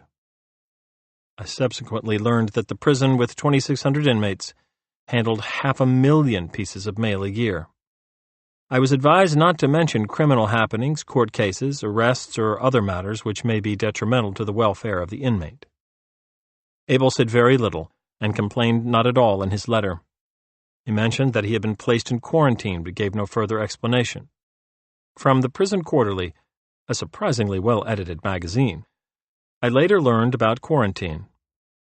You are delivered through the prison entrance and led down a long hall, out a side door, down a walk, and into the basement of the quarantine unit. You are made to strip, asked where you want your personal property sent, and in the event you die, who should be notified. You shower, and then you're led upstairs and delivered to a guard and a prison official. They tell you many of the things you don't do if you want to make it here. 3 times a day, you and the rest of the unit are taken to the main mess hall to eat, while hundreds of eyes stare at you. For 30 days, you're lectured, examined by doctors, tested by more doctors, interviewed by parole officers, told when to go to bed, when to get up, and when to go to bed again. You're confused, but you know one thing, you're an inmate in prison. If you're wise, you don't like it.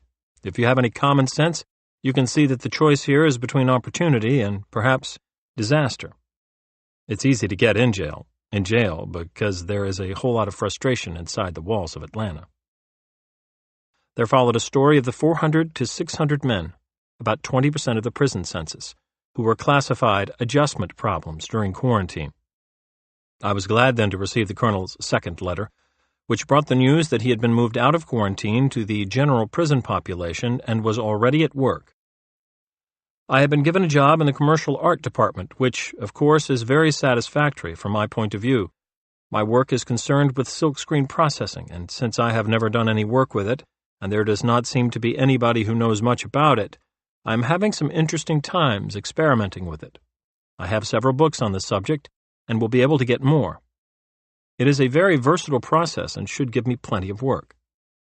There will be a lot of work in November because we shall have to make 6,000 Christmas cards for the inmates, and most of them will be silk-screened. I have several designs in mind and will send you and Tom de Beauvois some. Abel's correspondence followed a pattern. He was interested in seeing all news stories and magazine articles about his case, inquired frequently about his meager finances, and he continually questioned me about his belongings until we finally were able to ship them to his wife at an address in East Germany. He wrote sparingly of prison routines, mainly about his artwork, but he held forth in detail and with a sense of outrage on the matter of his corresponding with his family. This problem dogged us much of the time he was imprisoned. However, he was mainly preoccupied with his case and the appeal. His opinions, hopes, and thoughts on the subject were in at least half the letters. Finally, all his letters were communications from a cultivated gentleman. He neither complained of his lot nor criticized his jailers. He always included a warm greeting for my family, my staff, which sometimes ran his errands, buying a book, renewing his New York Times or Scientific American subscriptions, shipping his belongings, fetching an extra set of false teeth from storage, etc., and also my young associate counsel, Tom Debevoise. I had written him that Tom now was a Republican candidate for district attorney in Windsor County, Vermont, and he commented, "Give Tom my best regards. I am somewhat undecided whether to wish him luck in his election campaign or not. I am probably biased against prosecutors, and shall refrain." From his letters, I judged the colonel had made proper adjustment in Atlanta, just as he had on West Street. Prison officials at the penitentiary described him to me as a most cooperative prisoner who gave them no difficulty. He was accepted by the prison population, but so long as he was an inmate, the administration there had one fear for his welfare, that some young tough looking for cheap publicity and thinking he would become a national anti-commie hero might attempt to murder him. The colonel shared a cell with 8 others, one of whom had already served 23 years of a life sentence for kidnapping and had a grudge against the world, especially minorities. Abel told me he had been advised to avoid the man as much as possible. Thursday, June 12th. On this day, Chief S. Vechinov of the Soviet Consular Division capitulated. He explained, for the 3rd time, that Abel was not registered as a Soviet citizen, but in view of the fact he had asked to write to his family, which is supposed to live or to have lived on the USSR territory, we request the sending of your defendant's letters to the Consular Division of the Embassy. The Consular Division will try to take measures to locate his family for the purpose of transferring them the letters. I immediately wrote Rudolph, saying I considered this a major concession on their part and substantial compliance with your request. The Justice Department then added its approval, informing me that Abel was to write to his family, in English, under customary prison regulations and to deliver the letters to the warden. They would be appropriately reviewed by the Department of Justice, sent on to me, and I was to mail them to the Soviet consul. All this, of course, took weeks to straighten out. Abel's first letter was addressed to Ellen, an anglicized version of Elia. She signed her subsequent letters Helen, and the spelling sometimes varied, Helen, Helene. Dear Ellen, this is the first opportunity I've had for a very long time to write to you and our daughter Lydia. I sincerely trust that this letter will reach you and that you will be able to reply. Presumably the person who delivers this will tell you the circumstances in which I am at present. However, it would be better for me to give you this information here. I am in prison, having been sentenced to 30 years for espionage, and at present am being held in the federal penitentiary in Atlanta, Georgia. I am in good health and am occupying my time with mathematics and art. Music is out now, but later, maybe, I can start again. Please do not worry too much about what has happened. After all, it is just so much spilt milk. Better to take care of yourselves and hope for an early reunion. The question of taking care of your health is important. Please tell me how you and Lydia are in this respect. I know from what I heard earlier, over 3 years, that your condition was not too good. Please try and do all you can to improve it. I know this is not easy, but you must try. Write and tell me how Lydia and her husband are getting on. Have I become a grandfather? If my letter may seem short and uninformative, that is partly a result of the circumstances. However, I shall try and write as much as possible, and hope that you will be able to do so on your part. Give my regards to all our friends, and, again, please take care of yourselves. With all my love, your husband and father, Rudolph. In the bottom left-hand corner was his prison signature, R.I. Abel, number 80016. He had written P.S., but then thought better of it and crossed it out. On December 18th, Mrs. Abel wrote back, explaining she had just received Rudolph's letter and that it was delivered through the Red Cross. She said, "You understand that it took them long enough to locate us." As for her husband's predicament, she wrote that the newspapers had carried the story, but we did not believe it. We are deeply convinced that all that happened to you is merely a misunderstanding, that you are certainly innocent, and that your sad story must have a good ending. Friday, July 11th. Abel's conviction and 30-year sentence were on this day unanimously upheld by the Court of Appeals. The court declared that while there was an occasional error by the district judge, the alleged errors were not so prejudicial as to require a new trial in this case, where the record fairly shrieks the guilt of the accused. In a trial lasting 2 weeks, the court wrote it would be somewhat surprising not to find minor errors. The errors it found did the defendant no harm, the court stated. The opinion, which filled 33 printed pages, was written by Judge Sterry Waterman. Chief Judge Clark and Judge Lombard concurred. As to the principal issue, the search and seizure of Abel and his possessions, the judges held there was no basis for distinguishing between a lawful arrest for a crime and a deportation proceeding. If a search was legal in the first case, when incidental to the arrest, then it must be legal in the second instance. In my opinion, subsequently wrote Abel, the circuit court decision, though proliferous, actually does not meet the points we brought up in the appeal. There are some arguments which seem to contradict each other, and others which invert the arguments we used. I still think that the essential points have not been answered so much as they have been avoided. The circuit court answered our argument that the government had failed to prove actual transmission of military secrets with this remark: men intent upon gathering and transmitting only such information as is available to the general public do not ordinarily find it necessary to employ secret codes, hollowed-out coins, pencils, and matchbooks. Judge Waterman closed his opinion by graciously stating that court-assigned defense counsel represented the appellant with rare ability and in the highest tradition of their profession. We are truly grateful to them for the services which they have rendered. The colonel wasted no time in reminding me of my pledge to carry his appeal to the Supreme Court of the United States. Regarding the Supreme Court appeal, he wrote promptly, I presume that in accordance with our agreement you are taking the necessary steps. Rudolph, I concluded, must have been a hard man to please when on the job. To have been a second lieutenant under Colonel Abel in his heyday must have required self-discipline and meticulous attention to every detail. Hayanen had never made the grade. Other than this pointed reminder, he reported, "Things are going normally with me. Nothing untoward has happened." Tuesday, August 5th. A few days earlier I had received a call from Frank Gibney, a senior editor of Life, who had written a major article on the Abel trial.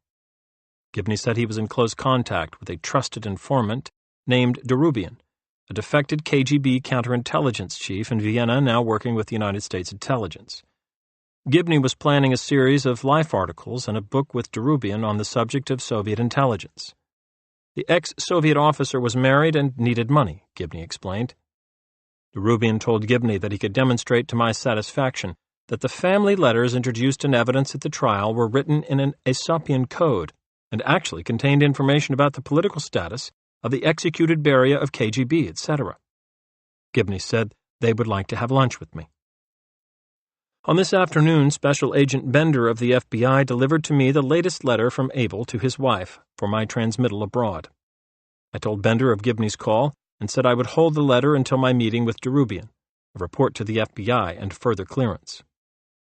I subsequently lunched with Donovan and Gibney, was dissatisfied with the defector's explanation, reported this to Bender, and continued to forward Abel's correspondence with government approval. Tuesday, August 19th. A year ago, I had abruptly abandoned my vacation to become Colonel Abel's court-assigned defense lawyer. Now, in Lake Placid again, I was interrupting this year's vacation to work on our appeal to the Supreme Court. Tom de Beauvois kindly came over from Vermont, and together we drafted a petition for certiorari, calling on the court to hear our case and review the work of the lower tribunals.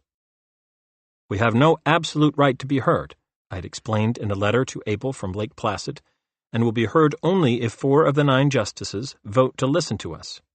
I have high hopes, but then I had similar hopes, though not as high, in the Circuit Court. If the Supreme Court grants our petition for certiorari, it of course would be most encouraging. I am sure that you realize that our case, especially our contention regarding the proper rule on espionage proof, is inevitably affected by the flow of international events. Yours simply is not a case involving a Frenchman or a Brazilian and arising in the 1930s. However, I shall do my best under all the circumstances. Turning to lighter subjects, I had asked the Colonel to put some of his idle hours to good use by devising a mathematical formula for my winning at gin rummy, so that I might recoup a fraction of the countless dollars I had lost to my wife during our friendly low-stakes tournaments. I also explained that I felt called upon to comment on his assignment to the commercial art department in the prison at Atlanta. It has its amusing aspects, as you no doubt recognize. It would be interesting to know how news of the assignment would be received by the American public, a small and unthinking segment of which believes, I'm sure, you should be hanging by your thumbs in solitary, on the premise that such would be the fate of one of our own in Russia under similar circumstances. His letter in reply was one of his lightest and an excellent sample of his best low-key humor. First, he dealt with my gin rummy problems. I would believe that working out the odds of combination, melds, etc., is right up your life insurance actuarial alley. I remember reading some reviews of books dealing with gin rummy, written as I recollect by bridge experts, and they seem to show that you can win. I am not in any way a card player. My proficiency begins and ends with a few varieties of solitaire. The lonely spy, sitting alone in his cheap room at the Hotel Latham playing solitaire. Now he was alone, though surrounded by 2,600 men, still playing solitaire. Cards are permitted here, and recently a bridge tournament was held. I have been promised lessons, and sooner or later will get around to this game. Meanwhile, I am playing the Italian game of bocce, which resembles bowling as played on a bowling green. It is somewhat less sophisticated, but is nevertheless a game requiring some skill. I knew Abel was a sports fan. In fact, a Dodger fan. I hope you have a good time in Los Angeles, he wrote, on learning I was headed for an American Bar Association meeting on the West Coast. Will you go to a ball game and see the bumps? But to have him turn up in the prison yard learning to play bocce was a testimonial to the 56-year-old scholar's versatility and his ability to adapt to every given situation. My life here, the letter continued, is proceeding without incident. I have made some drawings and reproduced them by silk screening, and I think that I am making good progress. Soon I hope to initiate some experiments in color. So far I have done monochromes, something in the style of woodcuts. The medium has many possibilities, but possesses many problems. Tom Debevoise had been defeated by a narrow margin in his bid for the Republican nomination as district attorney in his home county in Vermont, and I had duly reported this to his Georgia fan. The Colonel viewed the outcome philosophically. Although I hesitate to congratulate or condole Tom on his loss at the polls, I am glad to hear that his popularity was sufficient to keep the margin of loss to a low level. It certainly shows that he has made quite an impact on Vermont. Monday, October 13th. The telegram was judiciously and sparsely worded, but its impact nonetheless powerful. Petition for certiorari, Abel against United States granted today. Letter follows. In agreeing to review our case, the Supreme Court limited its review to two specific questions, dealing with the constitutional prohibition against illegal search and seizure. 1. Is search without a search warrant permissible in connection with arrests involving immigration law as distinguished from criminal law? 2. May seized items be admitted as evidence when they are unrelated to the Immigration Service writ or warrant of arrest?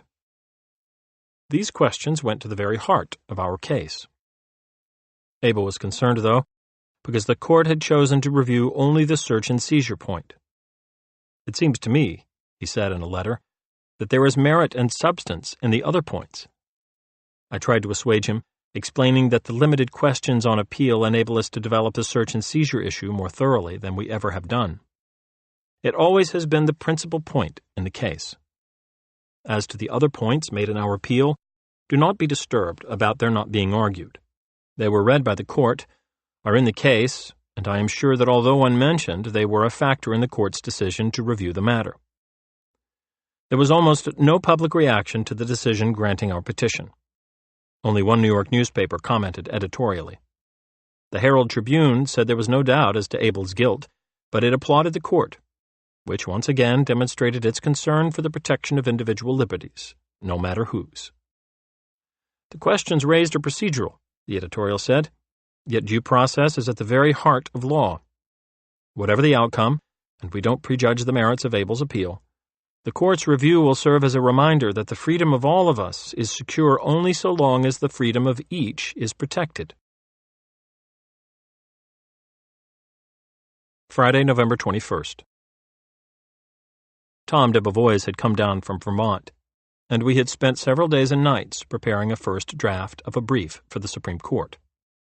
Probably as a result, I had fallen victim to a virus and spent 10 days at home, much of the time in bed reworking our brief.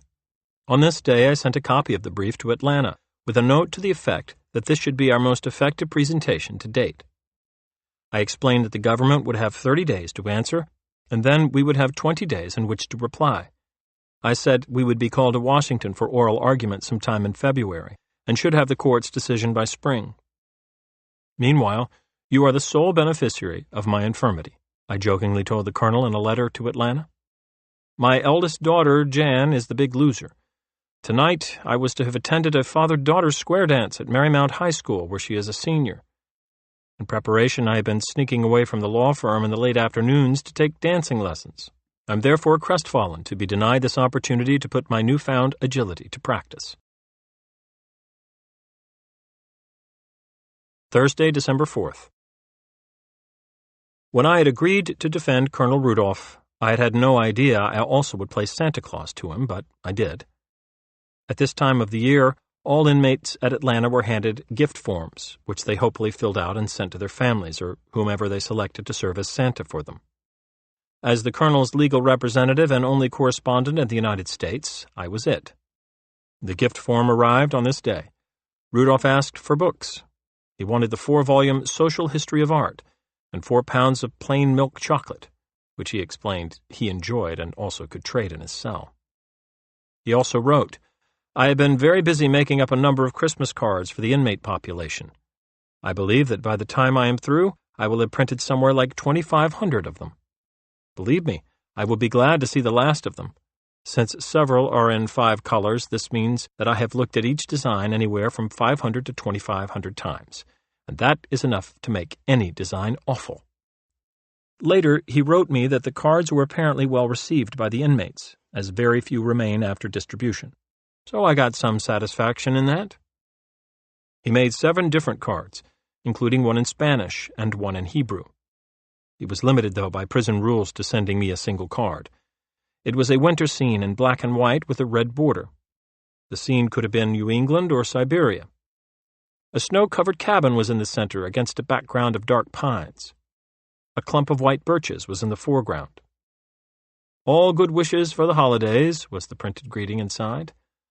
At the bottom, inconspicuous except to one carefully seeking it, was the artist's engraved signature, R.I.A. 1959. Thursday, January 8th. The colonel's first letter in the new year was filled with hope. He had received word from his wife and daughter. They had written in answer to his letter of last summer, which finally was delivered, allegedly through the International Red Cross. Needless to say, I am very happy about this and the prospect of future letters, he declared. Helen Abel had written, We are trying to do our best to set you free and to have you back with us. Everybody that knows you personally and our friends, when they hear from me your story, say that you are innocent, and they also believe that you will be back with us. Perhaps Mrs. Abel believed this, but I am inclined to think this was included for the government censor's consumption. More significantly, she asked, Do you need any money? If so, we can mail it to you. Only find out from your lawyer how to do it. Following his wife's lead, Rudolph asked me for a statement of his finances, expenses to date, and an estimate, not binding, he facetiously added, of possible expenses. He also asked that I advise him on how his wife should send money, saying, Presumably they will arrange the transfer of Soviet funds into foreign currency. The italics are mine. The colonel never made any pretense with me as to where he was from, where his family was living, and whom he expected to underwrite his expenses. His wife's letter, however, had been mailed from Leipzig in East Germany. At the time of his arrest, it was rumored the colonel had money buried all over New York City. One such report said he had buried $1 million in Prospect Park. As far as the FBI was able to determine, his assets amounted to $21,000, and our legal expenses, chiefly for printing and stenographic records, had now totaled $13,227.20. With Abel's consent and the approval of the district court, my firm had been reimbursed in full for its advances. The court fine of $3,000 was still unpaid, pending appeal, and my agreed-upon fee of $10,000 for the entire case was outstanding. As for future expenses, it was difficult to judge. If for any reason the case were reversed, there would be a substantial bill of costs returnable to Abel's account. However, the original defense expenses would be largely duplicated in the event of a retrial. I reported all this to Rudolph and concluded that while there was every likelihood that further funds would be necessary, I could not give him even an approximate figure as to how much he would need. There were 2 other business matters on the colonel's mind, voiced in his letter. I had neglected, apparently, to renew his subscription to the New York Times, and he had gone 5 days without the crossword puzzle, the bridge game, and the international news report. He brought me up short on this matter. Secondly, he said, "I would like to burden you with one more problem. That is the disposal of my goods and chattels." He now wanted to send to his family all his belongings, including paintings, cameras, books, sheet music, musical instruments, tools, everything the government would release. Friday, February 13th. It was a simple letter, which began, "I am taking this liberty to write you, after having learned from the newspapers about your most humane attitude towards my husband, Rudolph Abel." Of itself, the letter was trivial. The significant fact was that it had been written at all. It was the first link in a chain of communication between the United States government — by now they must have realized I would show the letter to Washington — and someone behind the Iron Curtain, someone who cared about the welfare of KGB Colonel Rudolph Ivanovich Abel. The letter was typewritten on heavy white stationery which bore no letterhead, but a distinct German watermark. It was signed E. Abel, and the return address was care of Frau E. Forrester. She is my good friend. Leipzig, North 22, Eisenacherstrasse 24, Germany. Mrs. Abel said she was grateful for my attempts to alleviate the fate of our dear husband and a father. She said 4 weeks had gone by since she had heard from her husband, and I was the only one who could inform her of Rudolph's health and tell me if he needs help and whether he has received our letters. I took this last, "if he needs any help," as my cue, telephoning the Justice Department to report that I had heard from a certain Mrs. Abel of Leipzig. Previously, I had asked the department to advise on whether there was any objection to Abel's receiving money, or to shipping his belongings to his family. I had not received any answers, but this new letter seemed to demand action, and a prompt reply. After several hours, my call was returned, and a government official explained that there was no objection to the colonel's receiving money from his family, and he was free to send his belongings to his wife. With these assurances, I wrote Frau Abel that her husband was quite well, was working in the prison's commercial art department, and he produced some very lovely Christmas cards for use by his fellow inmates. The prison, I added, is conducted on a very humane basis, and you should have no concern about his physical welfare. We in this country approve only of the most humane prison methods. I told Mrs. Abel, I doubted that she was his real wife, there was only one item which needed her present attention, and that was the fee for her husband's lawyer. Lest she misinterpret, I explained, when assigned by the court, I announced that any fee which I received would be donated to charity. I thereafter agreed with your husband upon a token fee of $10,000 for my entire efforts through the appeal to the Supreme Court. I personally shall receive no compensation for representing your husband. Tom de Beauvois worked for out-of-pocket expenses. Freeman's salary was continued by his law firm during the period of his service. I pressed for payment of the $10,000 because I reasoned that if the money were sent to me by his family and turned over to charity, it could not help but have a healthy effect upon public opinion and reflect credit upon the bar.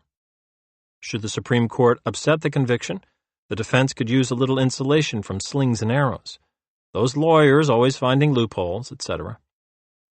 Mrs. Abel's letter in reply did not exactly exude a spirit of cooperation.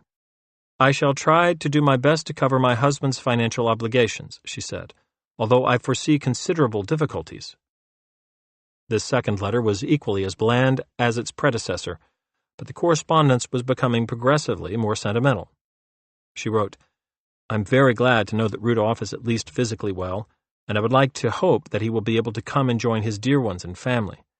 It is difficult for me to judge his alleged crime, but I may tell you as his wife that Rudolph is honest and pure, a man with kind heart, and he does not deserve to be punished. You know that he is in his 60s. This probably was the truth. Abel may have shaved a few years when he became Emil Golfus. And therefore he needs peace and calm and a family life. After the Abel case was closed, an FBI agent who had seen all the letters from Leipzig, as well as the early ones read at the trial, discussed with me the marked difference in language and style between the letters I received from Mrs. Abel and those Rudolph had from his wife before his arrest. I frankly felt that the KGB official in Moscow, who wrote the line, "It is difficult for me to judge his alleged crime," was seriously miscast. This was not the same Elia Abel who also wrote her husband in Atlanta. "The weather here is fine. The apple trees were blossoming wonderfully. Now lilacs and tulips are in full blossom, and roses soon will be covered with flowers, too." Wednesday, February 25th. The Supreme Court today will tackle one of its most difficult cases, the conviction of Rudolph Ivanovich Abel as a Soviet spy. We were in Washington, and Tom Debevoise was reading out of the morning paper. "Although the case is heavy with overtones of communist conspiracy and espionage," he read further, "the central issue before the court is a question of fair criminal procedure having nothing to do with communism. It is whether evidence seized—" We had come on from New York by train the night before, and over grapefruit and coffee and the Hay Adams, we took turns reading to each other the New York and Washington papers. It was designed to kill time and buoy confidence in the last hours before the argument. This was our second Washington call within a month. Last January 22nd, we had arrived in the courthouse, prepared to argue when the case was unexpectedly put over. This did not add to my tranquility. To argue before the Supreme Court of the United States is, each time, an exhilarating experience for any lawyer. The building is magnificent. The dignity of the courtroom is powerfully impressive. The justices are astute and a formidable challenge. But when you argue in this court, you are arguing before 9 experienced men. Naturally, there is more tension here than in the district courthouse in Brooklyn or Montpelier, Vermont. Inside, people were lined up in the corridor waiting for the spectators' doors to open. By a rule of the court, each person had already reserved a seat. Washington friends told me that the case had created a certain excitement along what is known as Embassy Row. Mrs. John Foster Dulles and members of the British Embassy staff would be in the courtroom when argument began. My argument, which I presented, wearing the traditional morning dress, was before Chief Justice Warren and Associate Justices Black, Frankfurter, Douglas, Clark, Harlan, Brennan, Whitaker, and the newly appointed Stewart. The very able Solicitor General of the United States, J. Lee Rankin, was my adversary, so I began. Since the issues before the court have been thoroughly briefed, it appears that it might be most helpful to the court if I commence my argument by explaining briefly what the case does not involve. In the first place, the issues before the court render quite irrelevant whether or not Petitioner Abel is a Soviet spy. At a time when he believed in Texas that he was to be deported, he stated that he was a Russian citizen and that he had been illegally in the United States for 9 years, where he lived under various aliases. The searches and seizures concerned in this case disclosed shortwave radio equipment, maps of defense areas in the United States, and hollowed-out coins and other containers with microfilms in Russian. He has sought help from the Soviet government, which denied knowing of his existence. Accordingly, it is a fair statement that a jury of reasonable men and women could well conclude that the man was a Russian spy. This is an entirely separate question from whether he was proven guilty beyond a reasonable doubt of the specific crimes charged in the indictment and upon competent evidence. In short, the question is whether or not Petitioner Abel has received due process of law. Over the Christmas holidays, I had written a rough draft of my oral argument. I had reworked it several times, practiced parts of it once or twice before lawyer friends, and then put it away. Now I argued from our brief. Secondly, this is not a case in which counsel for the petitioner believes it essential to argue that the FBI and their sister law enforcement agency, the Immigration and Naturalization Service, have committed outrageous violations of the civil liberties of an individual. It is quite true that many in the United States, and perhaps some on this court, could be very disturbed about the facts in this case, and also about the statements in the FBI story. As quoted in my brief, often clandestine methods are necessary to uncover clandestine operations, as for example obtaining an espionage agent's diary or secret papers. The evidence in the diary may be inadmissible in federal court, but it may contain information, apparently stating that illegal searches and seizures are being regularly made by the FBI. However, what I wish to make clear is that the reversal of judgment which I urge upon the court is not necessarily predicated upon an argument that this man's civil liberties have been violated. In other words, the argument I put to the court would be equally valid even if we made what to me would be the unwarranted assumption that the FBI, in some extraordinary manner, may lawfully conduct searches and seizures which violate the Fourth Amendment. I then launched into my thesis as to how, in mid-June of 1957, the Justice Department had been on the horns of a dilemma. Arrest Abel and charge him with foreign espionage in the manner prescribed by federal statutes, or apprehend him secretly and try to induce him to come over to our side. A choice had to be made, and it was made. Accordingly, I contend that even if the Department of Justice had this extraordinary authority to conduct illegal searches and seizures, they cannot go down that road of secret star chamber proceedings, take their gamble, and lose when Abel refused to cooperate, and then seek to come back to the other road of normal law enforcement and attempt to pay lip service to due process of law. Additionally, what this case does not involve is the mere seizure of a few items of property, subsequently used as evidence in bringing about a criminal conviction.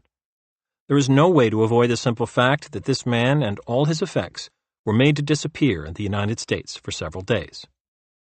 By the use of the evidence obtained in this manner through this illegal search and seizure, illegal because no search warrant had been issued, this man has been convicted of a capital crime. The only place criminal proceedings based on such practices occur is in police states like Nazi Germany and Soviet Russia. In my argument in reply to the government's argument, I spoke for an hour and a half. The last statement was the one point on which the press saw fit to quote me.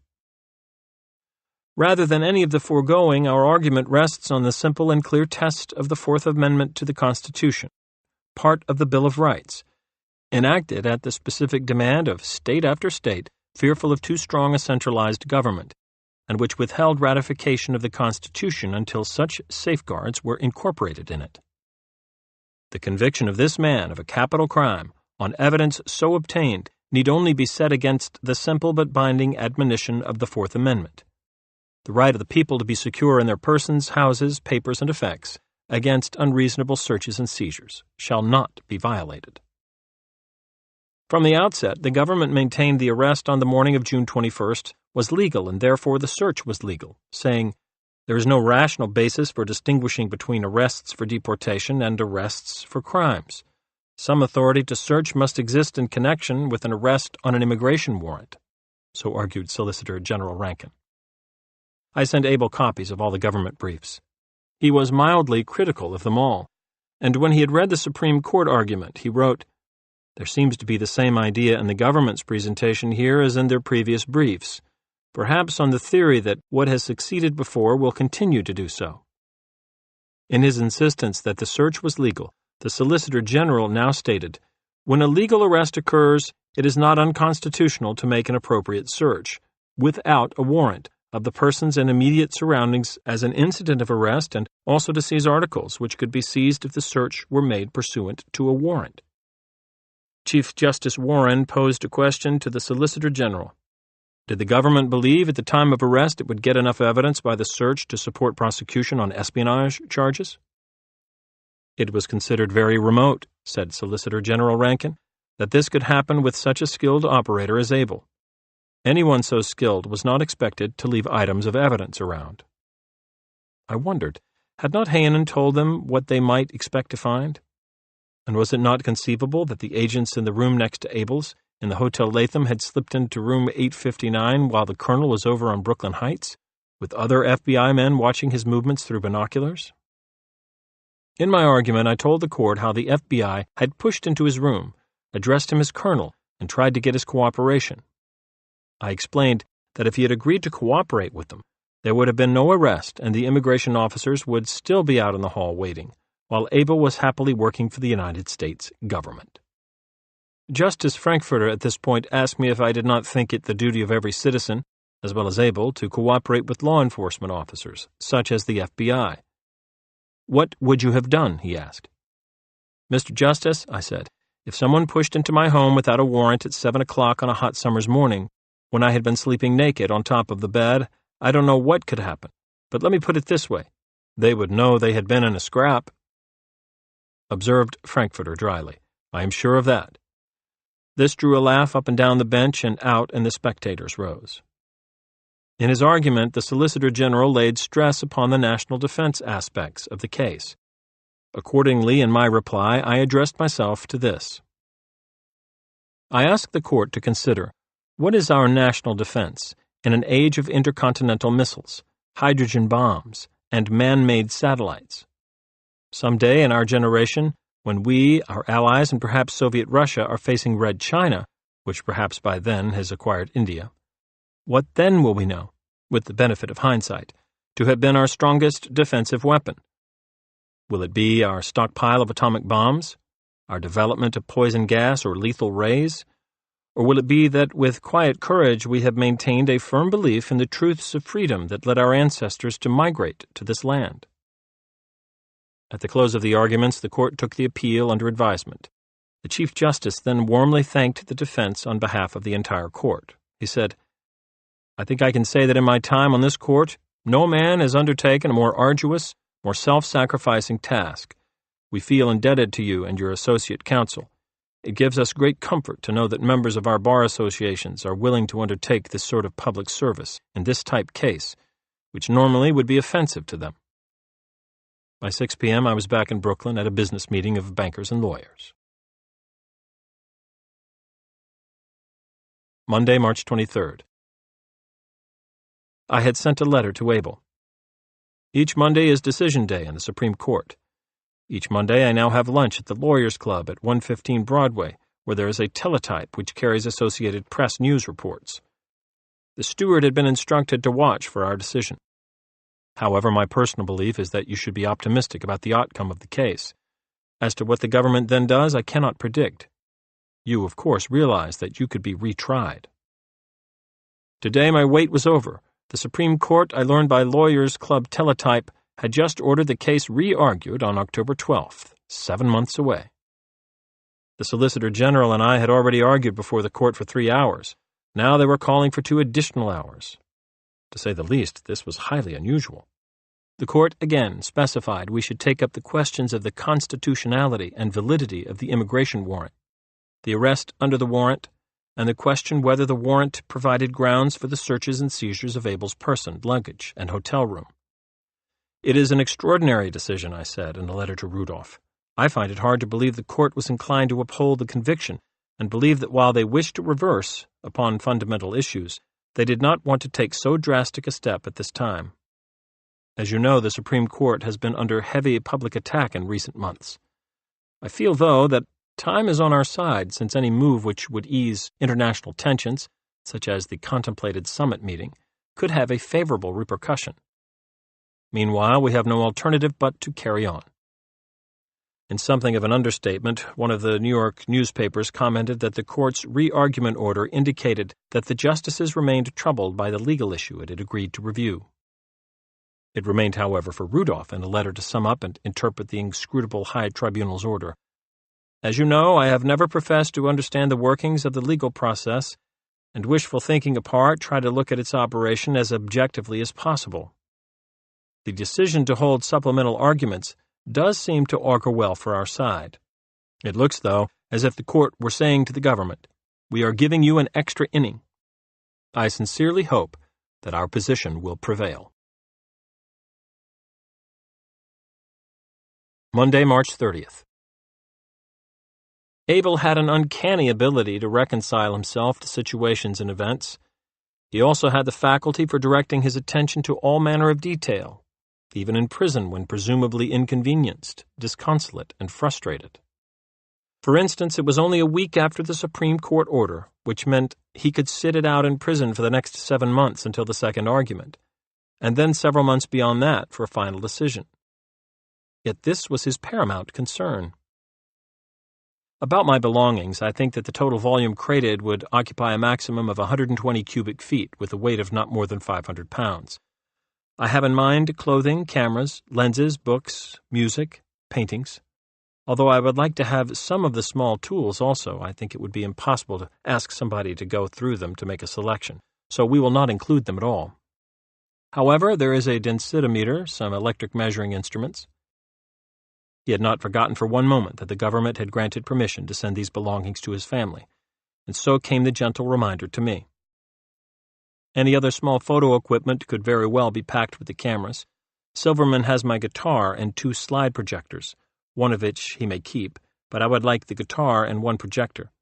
A friend of his has a Kinexacta 35mm camera, which I would also like to have back. There is no need for rapid delivery of these goods to my family's address in Leipzig. Would it be an imposition if I asked you to get rough estimates on probable costs of packing and freight from some shipping companies? Incidentally, among the articles discarded in the Hotel Latham room were some books, a book on math and perhaps a book on painting. These I would like to have, together with the 2 small radios. The big one they took in my studio is in bad shape and could be sold. The colonel was a great bargain hunter, and I suspect this was how he had come by most of his tools and other belongings. He said he believed it would prove simpler to sell whatever was not shipped home, but he was willing to listen to alternate suggestions. He allowed me wide latitude, writing, "If you have any other suggestions, such as donating them to some institution, I don't think we would lose much." His sense of charity, however, did not extend to members of the government's prosecution staff, who had asked me to get them a few souvenirs of the case, preferably a sketch or a painting done by the colonel. He wrote, "As to paintings, I promised you and Tom you are free to choose among my things held by the Immigration Service as you please. As I recollect, there are 4 oil sketches and maybe 2 or 3 watercolors. The latter are, in my opinion, no good. The oils are better. I will be happy whatever your choice. The government attorneys, however, are in a different category. I see no great reason to indulge their desires. But should you think it proper, I think it would be more appropriate to donate them some of the silkscreen prints I have done here in Atlanta, rather than the paintings and sketches I did prior to arrest. Should they desire these silkscreen prints, they will have to obtain permission from the warden, Mr. Fred T. Wilkinson." That was the end of that. I reported to Colonel Abel that the reaction to the Supreme Court re-argument order among members of the bar was unanimous in regarding it as a partial victory for us. But with this rather gratifying response came increased pressure upon me to bow out of the case after the re-argument, before I was caught up in a second trial and quite possibly a complete repetition of all the appeals work. The pressure understandably came from my family and the long-suffering partners in my law firm. My wife Mary said to me one night, "Ever since I met you 20 years ago, it's been one thing like this after another. Can't you write wills, form corporations, and convey property like other lawyers?" I mentioned a bit of this in a letter to Abel, assuring him that whether or not it is possible for me personally to participate in the case, I shall do my best at all times to see that you are represented by competent counsel and receive due process of law. After all my efforts, I would not want the case to fall into the wrong hands if it proves impossible for me to continue. He replied, "As to your continuation in the case, should there be a reversal and retrial, I would be very pleased if you could see your way to carry on. I have every confidence in your integrity and abilities, and am very grateful to you for your efforts. However, I would not like to cause you further inconvenience. Unfortunately, I have no means to hire a lawyer. It is quite a problem." Friday, May 15th. Along with other details, we continued to push forward with the job of gathering and packing Abel's belongings for shipment to East Germany. I was not the least bit pleased with this aspect of my court assignment, and had insisted with United States Attorney Wickersham that I would participate only after my conscience was satisfied that I was not cooperating in the furtherance of espionage. I pointed out by letter to the Justice Department that I did not regard my court assignment as requiring me to act as a shipping agent, that I was nevertheless willing to cooperate in an otherwise awkward situation, but I must insist upon a thorough government search of all Abel's belongings before they were shipped behind the Iron Curtain. In my estimation, I added, no such search has as yet been made. We were now ready for an inspection by the FBI of the Colonel's property delivered to us by the Immigration Service, which had held it since the search and seizure. When the crate arrived in my office, I gave strict instructions that it was not to be opened. My fears were these. 1. Important espionage evidence had been overlooked. 2. The government would discover something and accuse Abel or me of trying to dispose of potential evidence. 3. Should there be a second trial, the government would claim that evidence it now wanted had been sent to East Germany. At 4 p.m., 2 FBI agents arrived and broke open the sealed crate. James Nayland of my firm attended as an observer. They began a most minute examination of the belongings. With a high degree of skill and obvious relish, they began ripping, tearing, pulling, shaking, tugging, and splitting.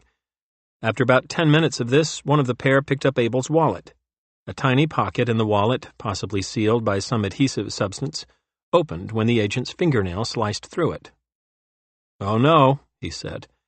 The agent took out a small black film, tissue-thin, and held it up for us to see. There were 5 rows of numbers, each consisting of 5 digits. "This must be in Hayen's cipher," said the first agent, familiar with all phases of the case. After a study of it through a magnifying glass, I agreed. And it was.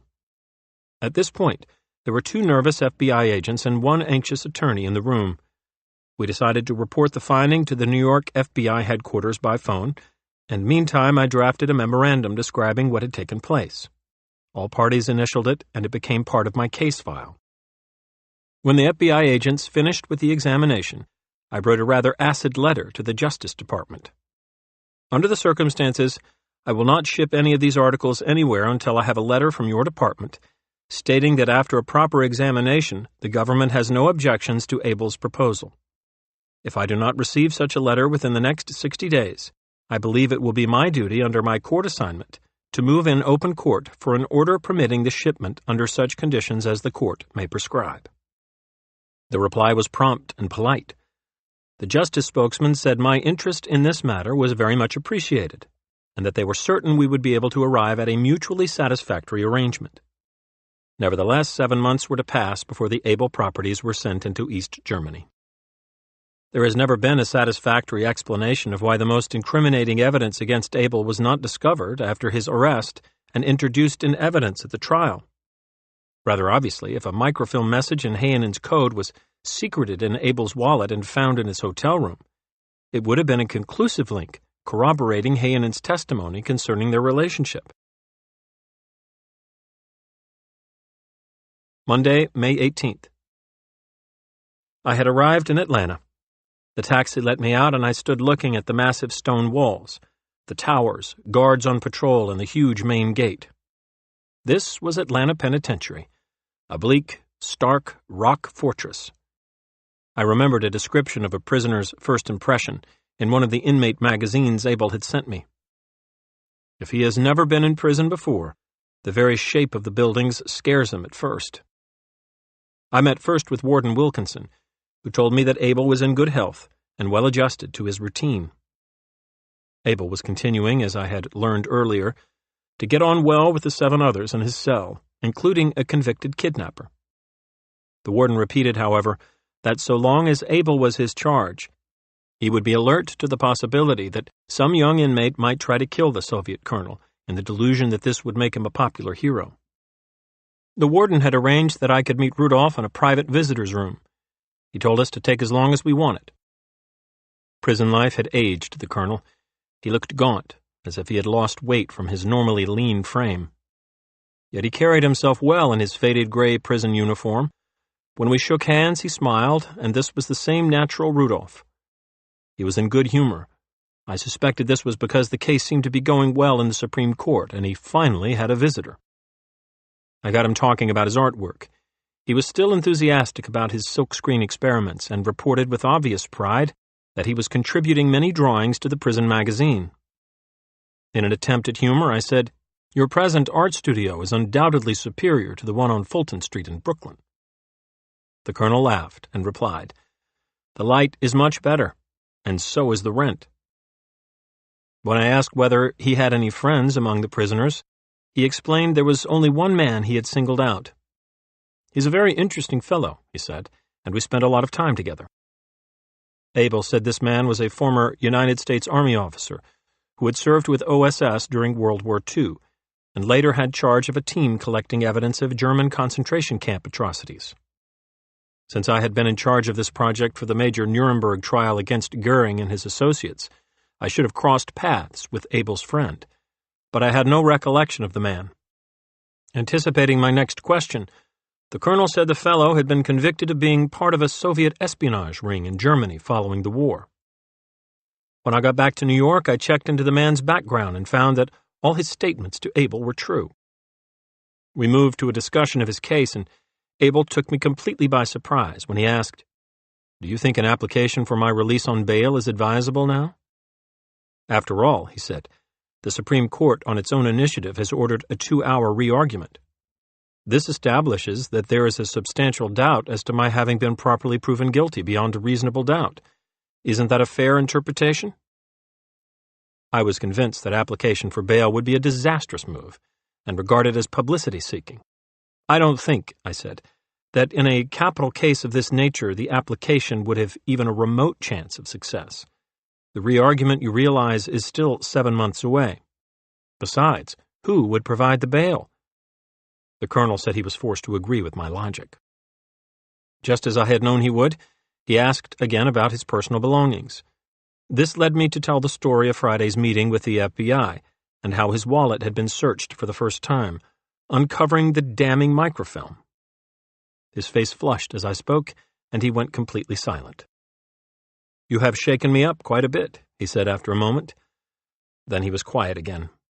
"I don't ever remember leaving any such paper in that particular wallet," he continued, indicating quite plainly that he remembered the billfold. "I'm very suspicious," he said. "I mean, after 18 months, that they should suddenly find this? I'm not worried for myself. They can't do anything more to me. But since it was discovered in your law office, it could be an attempt to smear you in some manner, and thus injure my defense, especially in light of the latest developments in the Supreme Court." I did not agree with this and said so.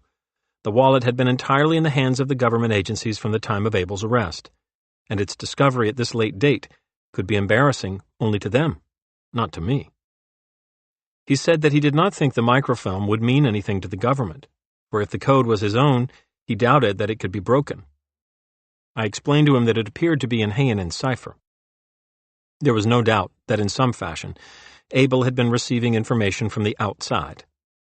When I told him I planned to stop in Washington, D.C. on my way home, he said that he had learned there was a new exhibit dealing with his case on display in the FBI Museum in the Department of Justice building. He suggested that I have a look at it. "You might find something we could use in the re-argument," he said. Then he added that FBI Director J. Edgar Hoover, in his recent book, Masters of Deceit, had written that Colonel Abel was arrested by immigration officers at the request of the FBI. "That reinforces our contention, doesn't it?" he asked. "Maybe you'll find some similar boast in the exhibit. That man's vanity could be his undoing." Mr. Hoover's candid explanation of Abel's arrest did in fact become a useful part of our re-argument brief to the Supreme Court, but there was nothing in the FBI's Washington exhibit to which a reasonable person could object. With the display, when I reviewed it, was a prominent notice explaining that the case was on appeal to the Supreme Court. I toured the FBI Museum with a dozen other visitors and, unidentified, listened to an interesting discourse on the Abel case by one Special Agent Sullivan. Abel was supremely confident of the outcome of his appeal. In fact, I had never seen him so confident or so outspoken on the court battle. As I made ready to leave now, he said, "I'll see you next in the detention headquarters on West Street, on my way home." When we shook hands, he added, "You are leaving me with a very happy memory of a very pleasant visit." Warden Wilkinson later had a guard take me on a tour of the entire prison. It was a very worthwhile but sobering experience. Atlanta Penitentiary is a monument to American efficiency in the grim area of penology. I saw the prisoners busy, making mail bags, uniforms, and working in the laundry and machine shops, and I saw them at play on the baseball field and lifting weights in the gymnasium. In the late afternoon, I visited the commercial art department and found the colonel presiding over a small private art studio, in which he had several excellent oil paintings and some beautiful silkscreen work which he had produced, using new processes which he had devised. Clearly, he was making fine progress in his new medium. Also, the light in the studio was clearly superior to that in his former abode in Fulton Street, Brooklyn. Monday, June 15th. A short note from the Deputy Supreme Court Clerk had informed us the week before that the re-argument of the Abel case was now put over from October to at least November, so as not to inconvenience or unduly tax the Solicitor General, who was scheduled to argue another matter on our October date. I had immediately written a long protest of the delay to Chief Justice Warren, explaining that from the outset it had been the government which had been so anxious to set a trial date, pick a jury, and begin the trial. Now, with my client in prison, no one seemed to care. I suggested a conference to determine what would best advance the cause of American justice, here and abroad. So at 4 p.m. on this day I was in Washington, and the Solicitor General and I met with Chief Justice Earl Warren in his chambers. J. Lee Rankin, the Solicitor General, began by saying he was sympathetic to our position, but his other matter, involving the important rights of 5 states in the Tidelands oil question, had been adjourned 1 year, and the arguments would take a full week. The case, United States versus Louisiana, had actually been pending since 1955, and 26 attorneys from 5 states had made arrangements to be in Washington for the oral argument, set down for October 12th. Mr. Rankin said he would want additional time to rest and prepare himself for our case, because many issues in the Abel situation are novel. When it was my turn, I pointed out that a case of human rights with a man imprisoned should take precedence over property rights. The Chief Justice appeared to be inclined to favor my argument, but he indicated that if I insisted on my position, it would be professionally embarrassing to the many lawyers concerned. I mentioned my own commitments to my personal law practice. I suggested that if the court fixed a definite date, not long after the Tidelands argument, we could have no reasonable objection. Chief Justice Warren then fixed November 9th for the re-argument, assuring me there would be no further delays. He said he again wanted me to know all members of the court were aware of the tremendous burdens which had been placed upon the Abel defense and were appreciative of my personal contributions. The Solicitor General now stated that the FBI had information that Abel's letters to his family were conveying information to the Russians, and that permission to write to his family had been granted at my request. I quickly corrected him, pointing out that my function in the matter had been limited to transmitting Abel's request, and I had not urged that it be granted on humanitarian or any other grounds. It had been a government decision, with full knowledge of all circumstances. I think, I said, there's quite a difference between the two courses of action. The Chief Justice interrupted to say quite emphatically, there is all the difference in the world. Monday, July 20th.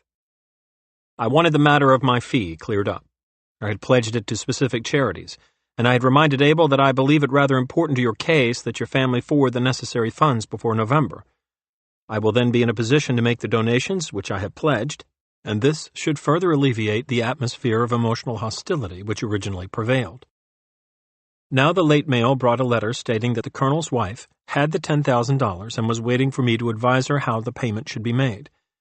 I instructed her to deposit the money in her Leipzig bank for the account of my firm's New York bank, which then would debit the account of the East German bank by $10,000. Monday, July 27th. On this day, to my surprise, an East German lawyer with the impressive name of Wolfgang Vogel of Alt Friedrichsfelde 113, Berlin Friedrichsfelde, wrote me, Dear colleague, Mrs. Helen Abel from the Democratic Republic of Germany has retained me to protect her interest. I am mainly to conduct the correspondence between Mrs. Abel and yourself. Kindly correspond with me exclusively in the future. The lawyer announced that a first honorary payment to me of $3,500 was already on its way, and I personally assure you that all other expenses in this connection will be covered by my client as soon as you will acknowledge receipt of the above amount. Within a matter of days, my bank, First National City, notified me they had received $3,471.19 from a Mrs. Helen Abel of Leipzig. I sent a cablegram to Herr Vogel reporting I had received a first payment of my token fee. The Colonel, meanwhile, wrote, "The fact that only part of the money has been sent should not disturb you, as I myself recommended my wife send a smaller sum at first to see whether the transfer was successful." Tuesday, July 28th. The history of the case was that each plus was balanced by a minus. When things went smoothly, we should beware. On this day, I received an unexpected letter. "We wish to advise that this department has determined, as a matter of policy, that Abel's privilege of exchanging written communications with anyone outside the United States, including his purported wife and daughter, should be terminated." The Justice Department was cutting off Abel's mail privilege, believing that he was sending information to the Soviets. This apparently was what Solicitor General Rankin had been referring to when we met with the Chief Justice in June. The letter from Justice concluded, "This determination was based on our opinion that it would not be in the national interest to allow Abel, a convicted Soviet espionage agent, to continue his correspondence with people in the Soviet bloc." This prohibition was to incite the Colonel to anger, as nothing else did during the 4 years and 5 months that I represented him. He denied the charge and denounced it. "I must admit," wrote Abel, "that the phraseology of the government's letter evoked my profound admiration. The letter is a pearl." Abel warmed up slowly, beginning with interpretation. "This state of affairs may have an important bearing on the matter of payment of your fee, among others. I am sure my wife will be very disturbed by this action, and this may well cause her to reconsider the wisdom of transferring a large sum of money when she has no information as to her husband's well-being. That this is discriminatory against me is obvious, because there are many inmates here who correspond with their families in Europe, Latin America, and other countries. I am strongly convinced that this ban is motivated not from the desire to prevent my transmitting information. After all, what would be of value after more than 2 years? The situation in USP, Atlanta? But to prevent any aid reaching me and to force me to cooperate. The question of financial aid is important if a new trial is undertaken.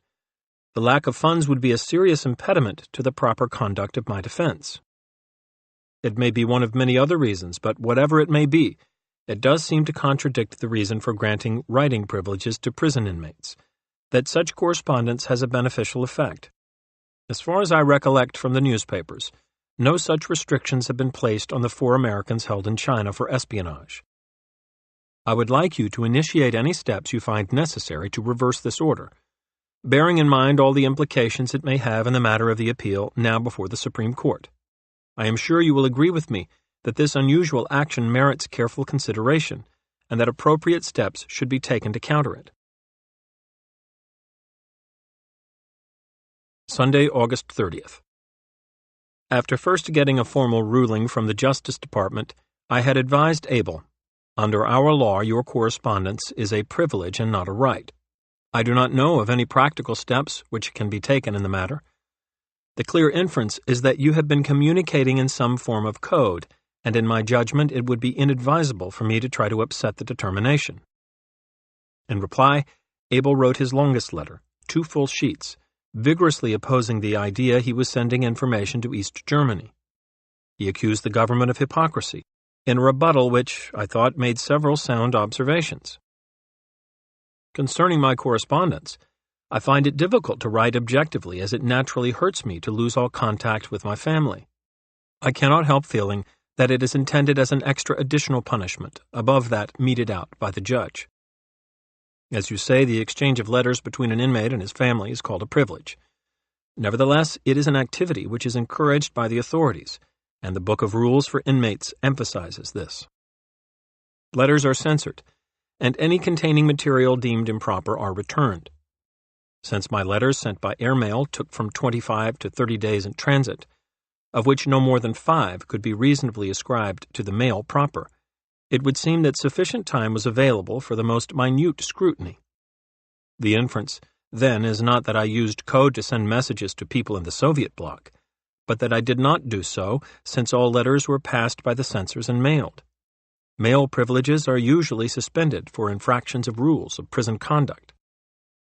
I would like to point out further that my mailing privileges were granted me in the first instance by Washington shortly after my arrival here. The reasons now cited by the government were certainly existent then, and surely should have been more potent then, since the passage of time would render those reasons less valid. I really cannot see what danger to the national security can result from my sojourn in the Atlanta penitentiary, where my contacts with the outside world are non-existent. It is reasonable to assume, then, that the danger, if any, would be a product of my activities prior to my arrest in June 1957, more than 2 years ago. Any information that old is not information anymore. On the moral side, there can be no justification, in view of the widely stated attitude of the government of the United States regarding the superiority of its behavior as compared with that of the Chinese government, for instance. I would like you to reconsider this whole matter and give me a considered opinion as to the merits, and further, would it be more proper, should a case be brought to court, that it be prosecuted by a lawyer other than yourself, so that no animus fall on you. Please do not construe this as an expression of dissatisfaction. Quite the contrary. I am thinking of the matter in connection with the main issue, and do not wish to cause any embarrassment to you whatsoever. Monday, September 14th. We simply could not risk another court action wherein the government would publicly accuse Abel of sending coded information to the Soviets just before the re-argument of his appeal. While sympathetic, I could not see either the court or the public rising up in indignation because Colonel Abel's mail privileges had been restricted. For all I knew, he might be slipping information into his letters, something so simple as the fact he wasn't cooperating. I wrote in reply, "While I appreciate your discomfiture, it is my best judgment that any move to resist the withdrawal of your correspondence privileges would be ill-advised at this time. Indeed, it could even be calculated to lead you into such a move as you suggest. We are in a weak position, since I cannot believe that any court will order the prison to permit you to correspond with people in the Soviet bloc. Since this is so, the only purpose served by such a proceeding would be to permit the government, just prior to re-argument before the Supreme Court, to confuse the issue with allegations concerning your conduct in prison. Approaching the Supreme Court re-argument with a strong position strengthened by our new brief, I hate to contemplate the commencement of any proceeding which would permit the Department of Justice to attack you with any new material not in the trial record. It may require some patience on your part, but I believe that your best interest will be served by your abiding by the present ruling until the re-argument has been held." Despite Abel's fear or threat that the embargo on his mail might interfere with payment by fee, a second and final check was cleared on this day. Mrs. Abel forwarded the remaining amount, $6,529.81.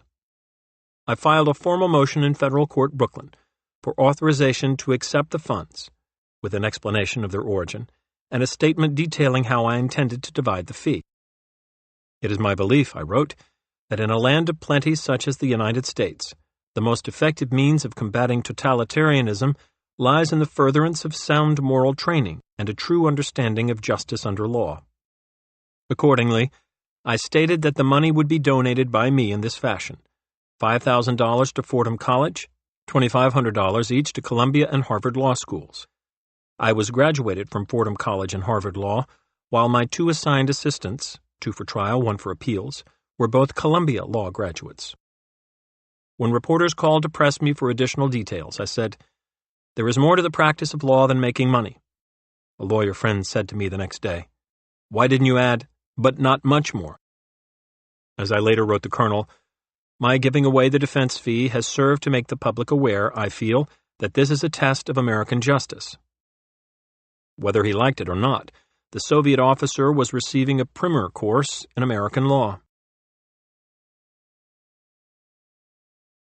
Monday, October 19th. During this period, I received 3 letters from East Germany, as Frau Helen Abel suddenly became a regular correspondent. As usual, they were crudely constructed and highly emotional.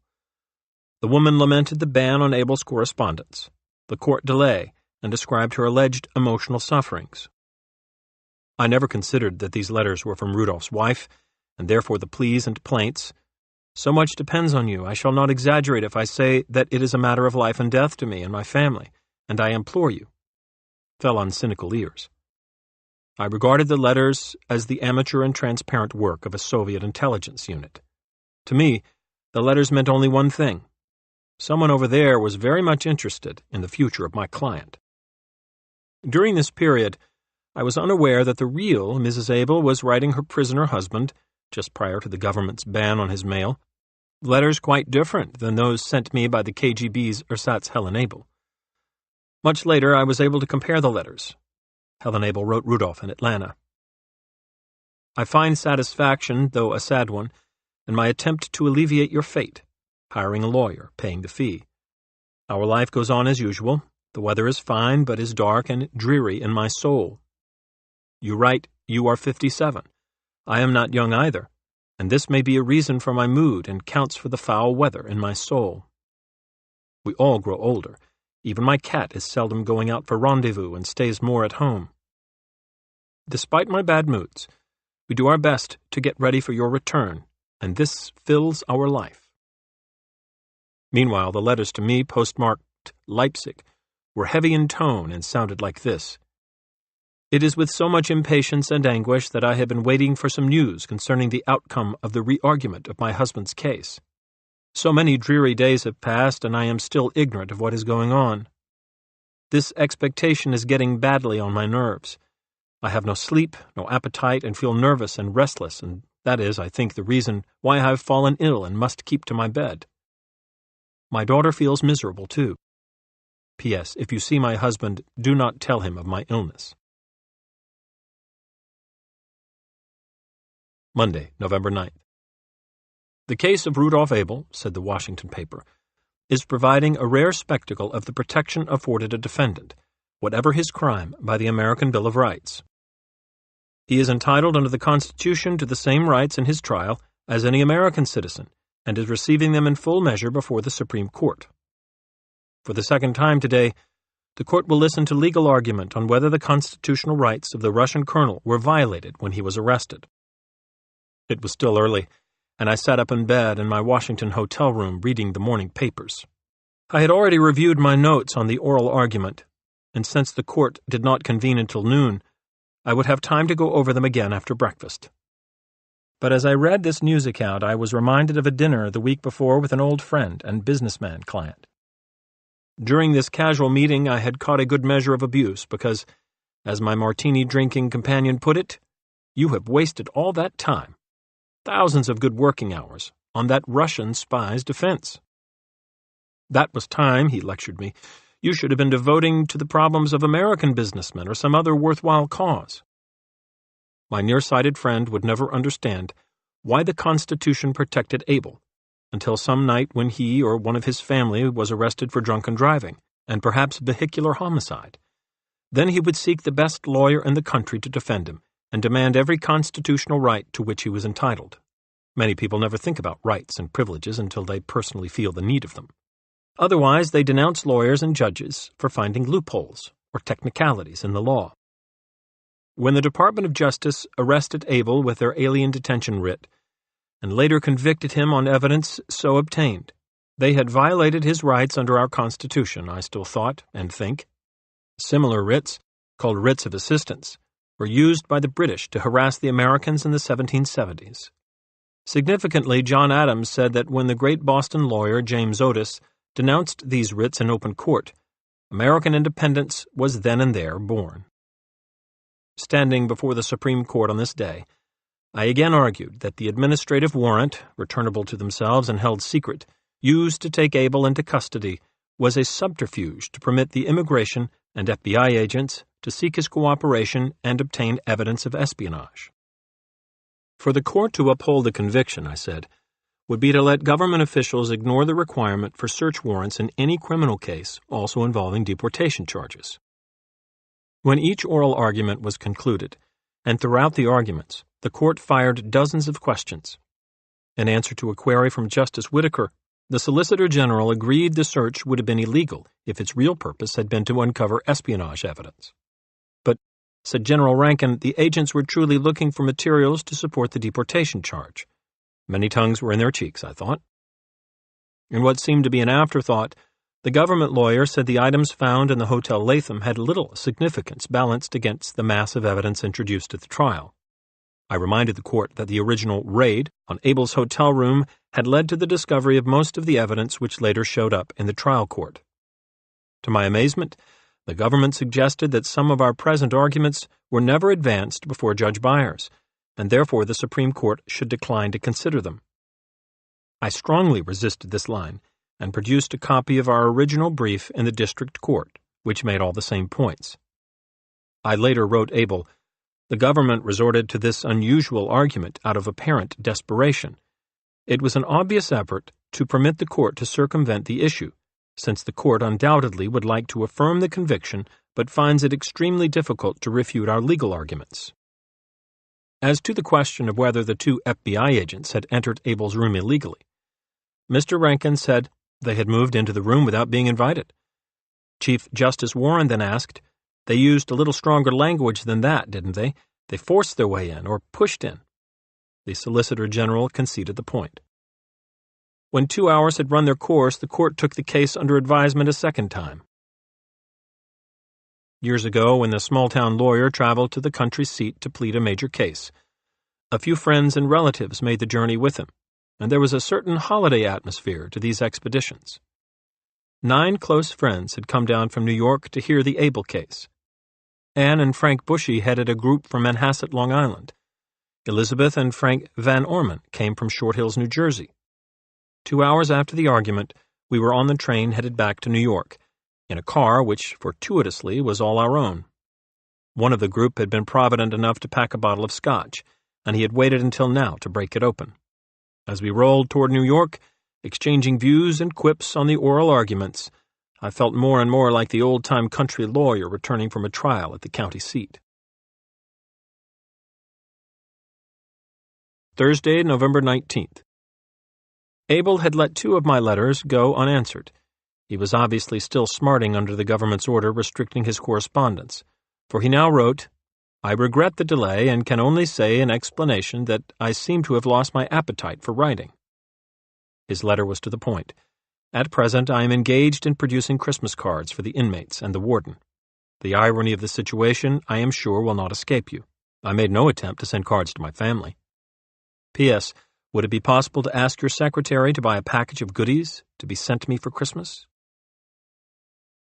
Rudolph's card, which arrived Christmas week, was striking and very different from last year's. It was done in blue and black and pictured 3 devout shepherds on the side of a hill outside Bethlehem, staring into a sky with a star. Noel was across the face of the card. One of my partners, a devout Catholic, said to me, "You're gaining on him." 1960. Monday, January 11th, 1960. The FBI, earlier this week, completed a thorough and final search of Abel's property. Everything worth packing was then loaded into 2 great cases, insured for $1,750, and shipped to Leipzig. The balance of his things, lathes, tools, were sold for $100, which did not begin to cover the $244.82 shipping charges to East Germany for the bulk of the lot. Reporting to the colonel, I wrote, "After every form of bureaucratic delay, I have disposed of all your possessions. After finding a variety of people who wanted us to pay them to remove the heavy equipment, we were able to salvage $100 on it. I enclose a copy of the bill of lading, together with the packing list. This should conclude the matter." I was being overly optimistic. In his next letter, Abel wrote to say that in going over the list, he had missed 2 articles, my guitar and a speed graphic camera, 3.5 by 4.5, without a lens. We checked with the FBI and learned the guitar was irreparably injured in the course of examining it for evidence of microdots. The speed graphic was adjudged valueless and was not shipped. You appreciate that a decision had to be made as to those items which were of sufficient value to warrant the payment of shipping charges. Abel made one more try. Regarding the guitar, he wrote, "I imagined that any attempt to obtain redress would involve formidable legal procedures, much more expensive than the instrument itself." I assured him that to try to litigate the matter would be both expensive and inadvisable, because of the allegations which the government was sure to make. Tenacity, though, was Rudolph's middle name. It was March before our correspondence no longer concerned itself with the guitar and speed graphic. Monday, January 25th. 11 months earlier, we had argued before the Supreme Court for the first time. Each Monday, of course, was decision day in the High Tribunal. About noon, it had become a ritual for me to drop my business and go over to the Lawyers' Club to bolt down lunch and watch the teletype, waiting for word from the Supreme Court. I complained in a letter to Abel on this day that I envied his equanimity. Judging from his last letter, he seemed to be more concerned about his guitar than the court decision. To this, he replied, I am naturally wondering when the Supreme Court will publish its decision. At the same time, I try not to let it affect me too much. At times I succeed. Other times it has me worried. As you say, the time is more propitious this year. The political situation is more relaxed both internally and externally, and it makes it more hopeful from our point of view. I also touched on his correspondence problem. I think that all we can do is exercise the Christian virtues of patience, fortitude, and hope. At first, it must seem to be rather easy for me to be giving such advice to a man in prison, while I have my freedom. Actually, however, because of the nature of the case, almost no day passes without my receiving inquiries, attempted humorous sallies, some good-natured and some not, and other reminders of my participation in your defense. I received an anonymous letter from Houston, Texas, the other day in which I was told that a man who steals the truth by sophistry is worse than a common thief. I just have to expect this sort of thing. Saturday, February 20th. Frau Abel, describing herself as the unhappy, simple woman whose heart is broken, sent me an appeal for clemency and mercy addressed to Chief Justice Warren. It was in keeping with the maudlin standards established in her previous writings. An unknown to you, a sick and broken-hearted woman, takes the liberty to waste some of your precious time to ask you to help her in that matter, that is the question of life and death. Unfortunately, I know neither all the circumstances, nor the extent of my husband's guilt, but I am sure that he could not have done anything criminal, for there are few people in the world so honest, kind, and noble as Rudolph is. It seems to me that the point of the problem lies not in him, but rather in those abnormal, tense relations which have existed between the countries of East and West. My husband, a simple, common, and very good man, is only a victim, a plaything of ruthless destiny. The letter was typed on plain white writing paper, and ran to 500 ill-chosen words. There was one note of interest. Quite recently, I happened to hear that in September 1955, 3 American citizens were handed over to American authorities in Berlin. They were, as I heard, convicted in Russia for their anti-governmental activities and released before their terms. I believe that their families in America understood that it was the manifestation of humanity. Is America a less humane country, and is it not clear that one good action calls forth another? I shall pray for you to the end of my days. That I should forward this letter to the Chief Justice was, of course, out of the question. There was only one place I would send it, to the Justice Department for study and analysis. Then I replied to Frau Abel. With respect to your personal appeal to Chief Justice Warren, I do not believe I should forward it to him. In my opinion, it would do no good and very possibly grave harm to your husband's case. If the decision should be in his favor, the least likely reason for any such result would be the slightest sympathy on the part of the court for your husband's predicament. As to your reference to the transfers of American personnel in 1955, these are matters which more properly should be addressed to the attention of our State Department. The only cases which have received prominent publicity and public interest here are those of Americans now being held by Red China. Monday, March 28th. Judgment, United States against Abel affirmed today. The telegram received in New York at 3:59 p.m. and relayed by phone to my office was signed by Chief Clerk James R. Browning of the Supreme Court of the United States. The message was passed to me on the back of an envelope while I was speaking on nuclear energy insurance problems before the Executive Committee of the National Board of Fire Underwriters. At about the same time, Abel was writing me from Atlanta. I have just heard over the radio that the Supreme Court by a 5-4 decision, upheld the findings of the lower courts. I am eagerly awaiting your opinion, especially in view of the closeness of the voting. I believe there could be an appeal for a new hearing in view of the 5-4 vote. I can appreciate your chagrin at the result, but I believe that there are alleviating circumstances that soften the blow. Incredible Rudolph. After 2 years and 9 months stretching from the summer of 1957 to the winter of 1960, he had just lost his case in the Supreme Court by 1 vote, and now was extending me his sympathy. But in the next breath he said, "Would it be possible for you to come to Atlanta for a personal conference to discuss possible legal moves? I have 1 or 2 things in mind that are best discussed." For myself, I had mixed emotions. I was relieved that it was over, especially for my family. I was disappointed we had not won, but I was pleased that we had gone all the way and satisfied we had done our best. Over a year before, when we had first argued the case in Washington, I had prepared a short statement for release whenever the case should be decided by the court, and regardless of the outcome. Now reporters began to call my office, some clearly in the expectation that I would denounce the court's decision as a miscarriage of justice. My office issued the year-old statement, unchanged. The very fact that Abel has been receiving due process of law in the United States is far more significant, both here and behind the Iron Curtain, than the particular outcome of the case. Mr. Donovan added he would make this same comment regardless of the decision. When asked how he felt about today's decision, he simply said, "Tired." There were 3 separate opinions by members of the Supreme Court. This, of course, was an indication of the battle which must have been waged in their conference room and, perhaps, brought about the second oral argument. Moreover, the language of the opinions was sharp. Justice Felix Frankfurter, under whom I had studied at Harvard, we dedicated our yearbook to him when he was appointed to the court, wrote the majority opinion. Justices Tom C. Clark, John Marshall Harlan, Charles E. Whitaker, and Potter Stewart concurred.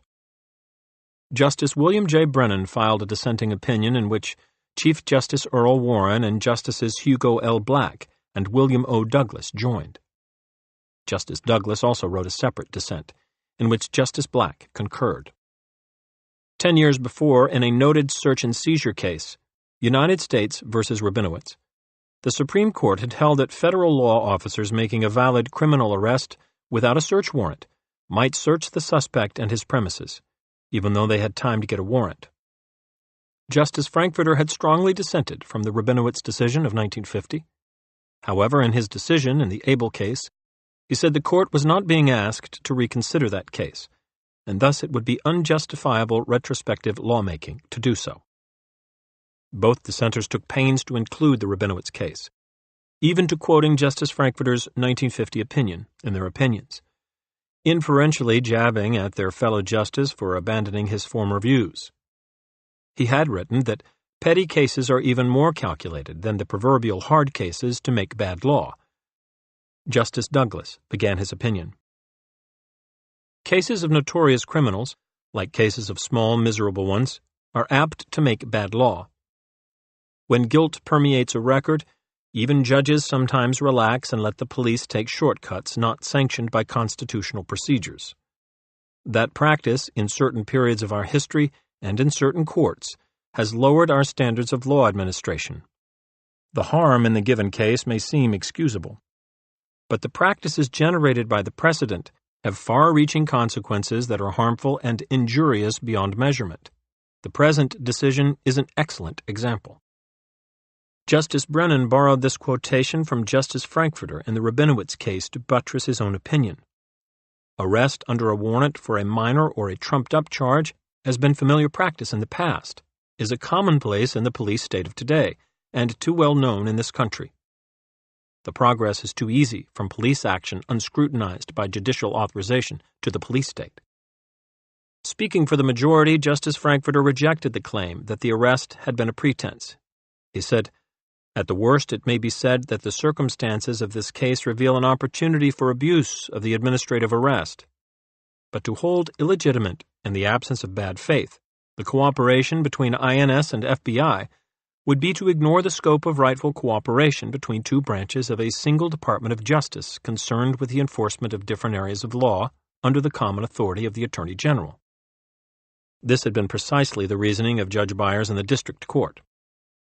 We emphasize again that our view of the matter would be totally different had the evidence established. The administrative warrant was here employed as an instrument of criminal law enforcement to circumvent the latter's legal restrictions, rather than as a bona fide preliminary step in a deportation proceeding. The test is whether the decision to proceed administratively toward deportation was influenced by and was carried out for a purpose of amassing evidence in the prosecution for crime. The record precludes such a finding by this court. Justice Douglas saw it differently. With due deference to the two lower courts, I think the record plainly shows that FBI agents were the moving force behind this arrest and search.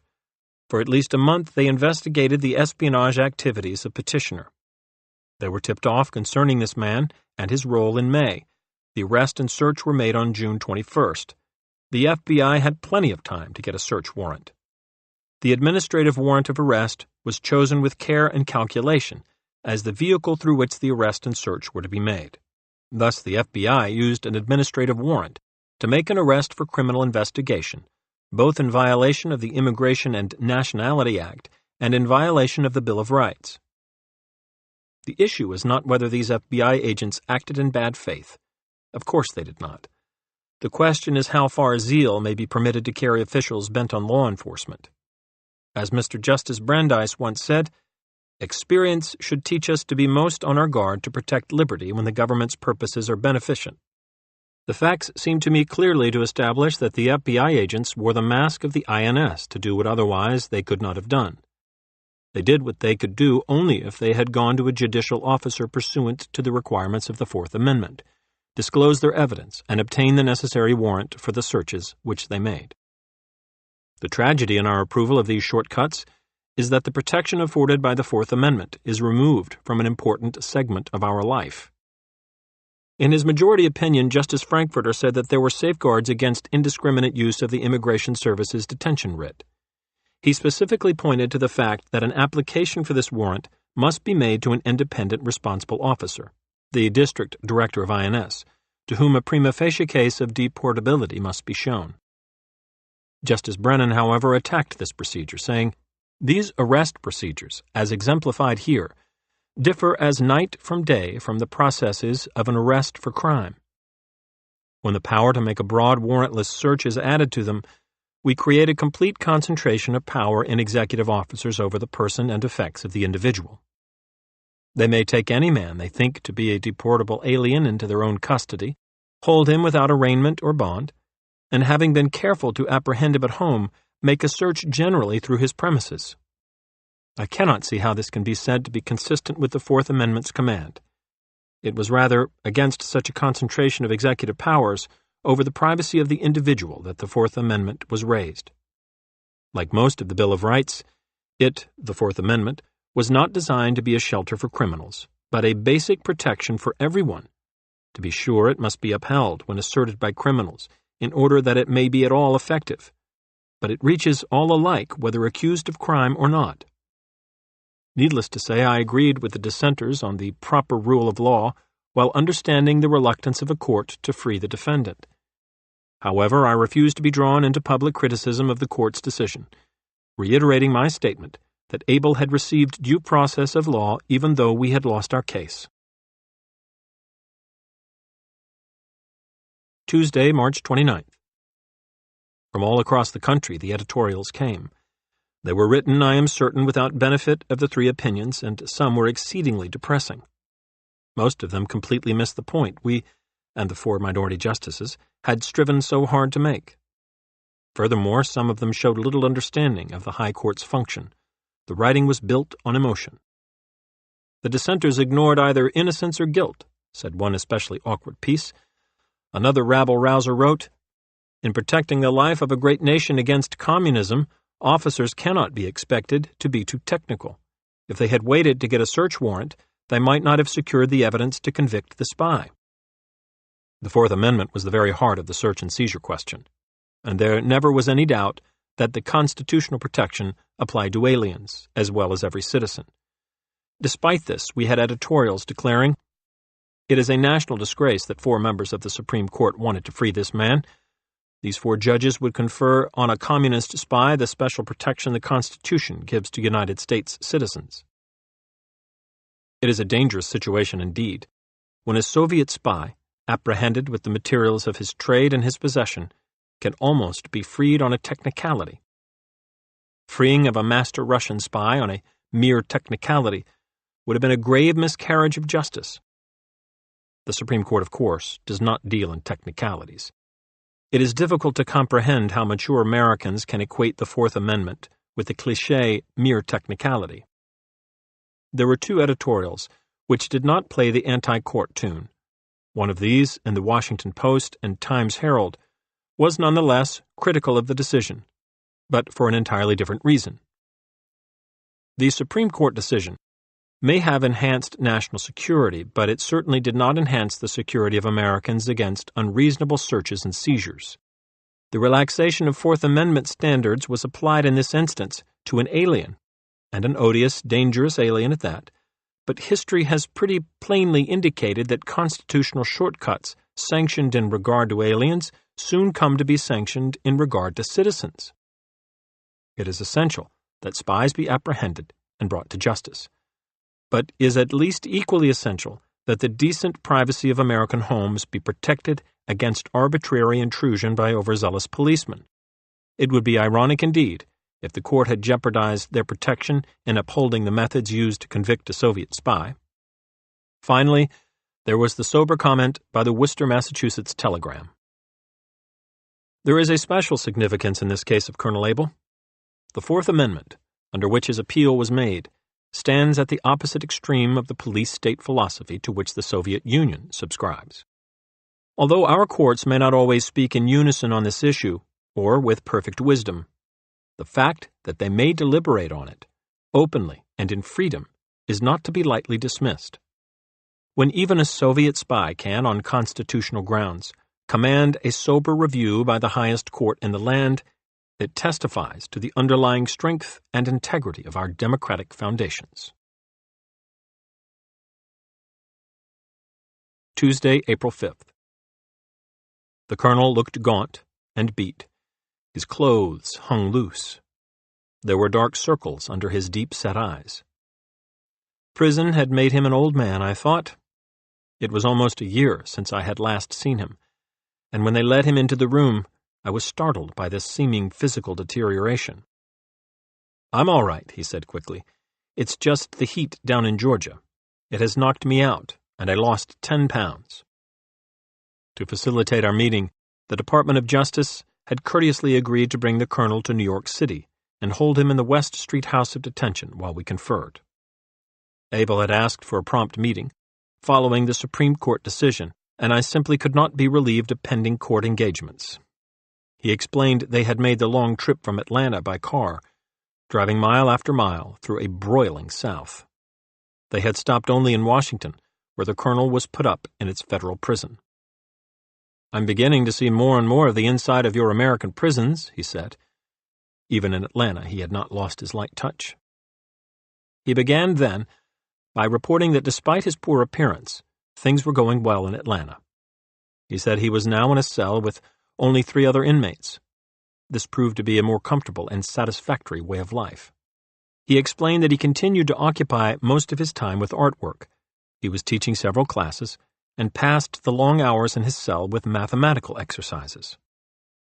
It was on both our minds, so I asked, "What did you think of the decision?" He hesitated, smiled wanly, and said, "I was not surprised. I did not believe the case would be decided purely on the law. I regard it as a political decision because, quite frankly, I think that your arguments on the law were irrefutable." We discussed the idea of applying for a rehearing before the Supreme Court. I told him that while I felt it was a futile move, it was about all that was left to us. "Then I'd like you to explore it," he said. "As long as there is a course of action open to us, I want to take advantage of it." We skated onto thin ice once more as we moved to a discussion of the possibility of applying for a reduction of his 30-year sentence. I had recently discussed this with Department of Justice officials, and so I was prepared. This can only be done, I said, if the court knows you are actually cooperating with the government. I can give any other reason for making the application in open court, but under our practice the judge must know you're cooperating. Otherwise, the original sentence will not be changed. He shook his head. That is out of the question. Never will I do it, he said. In that first half hour, when I sat on the bed that morning in the Hotel Latham, I decided then. I am firm in my decision. Under the circumstances, I added, it would be idle, then, to bring such a motion before Judge Byers. In fact, it could even prove prejudicial to your future rights. Abel just shook his head and said nothing more. I told him I had been receiving letters which purported to be from his wife, but I frankly did not believe they were from any such person. He shrugged his shoulders. The language of these letters, I said, indicated that this Helen Abel considered me some sort of an evangelist seeking to convert his soul. And if this was not the case, then she must look on me as a simpleton for taking the case in the first place and pursuing it with such perseverance. Rudolph laughed appreciatively. Do you really have a wife and daughter? I asked, baiting him just a little. Of course I do, he said heatedly. But he left it there, neither adding nor explaining further.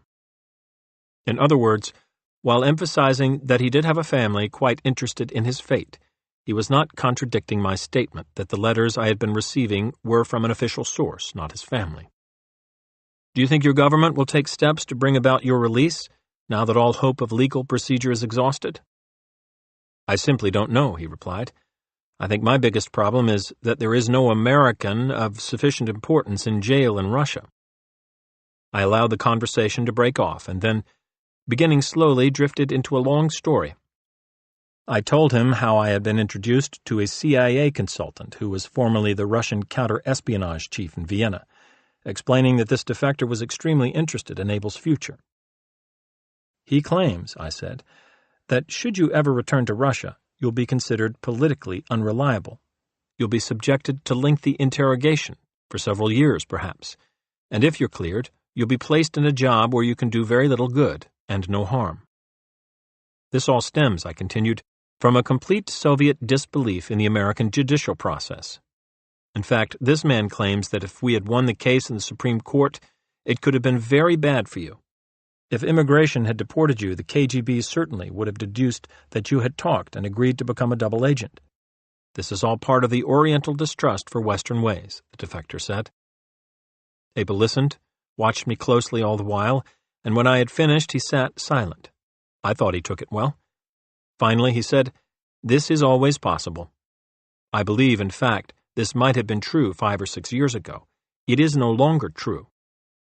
Since 1953, he said, there had been tremendous reforms accomplished in his country, and he believed the secret police in Russia now had less power than their counterpart in a democracy, because their activities had been deliberately and forcefully curtailed.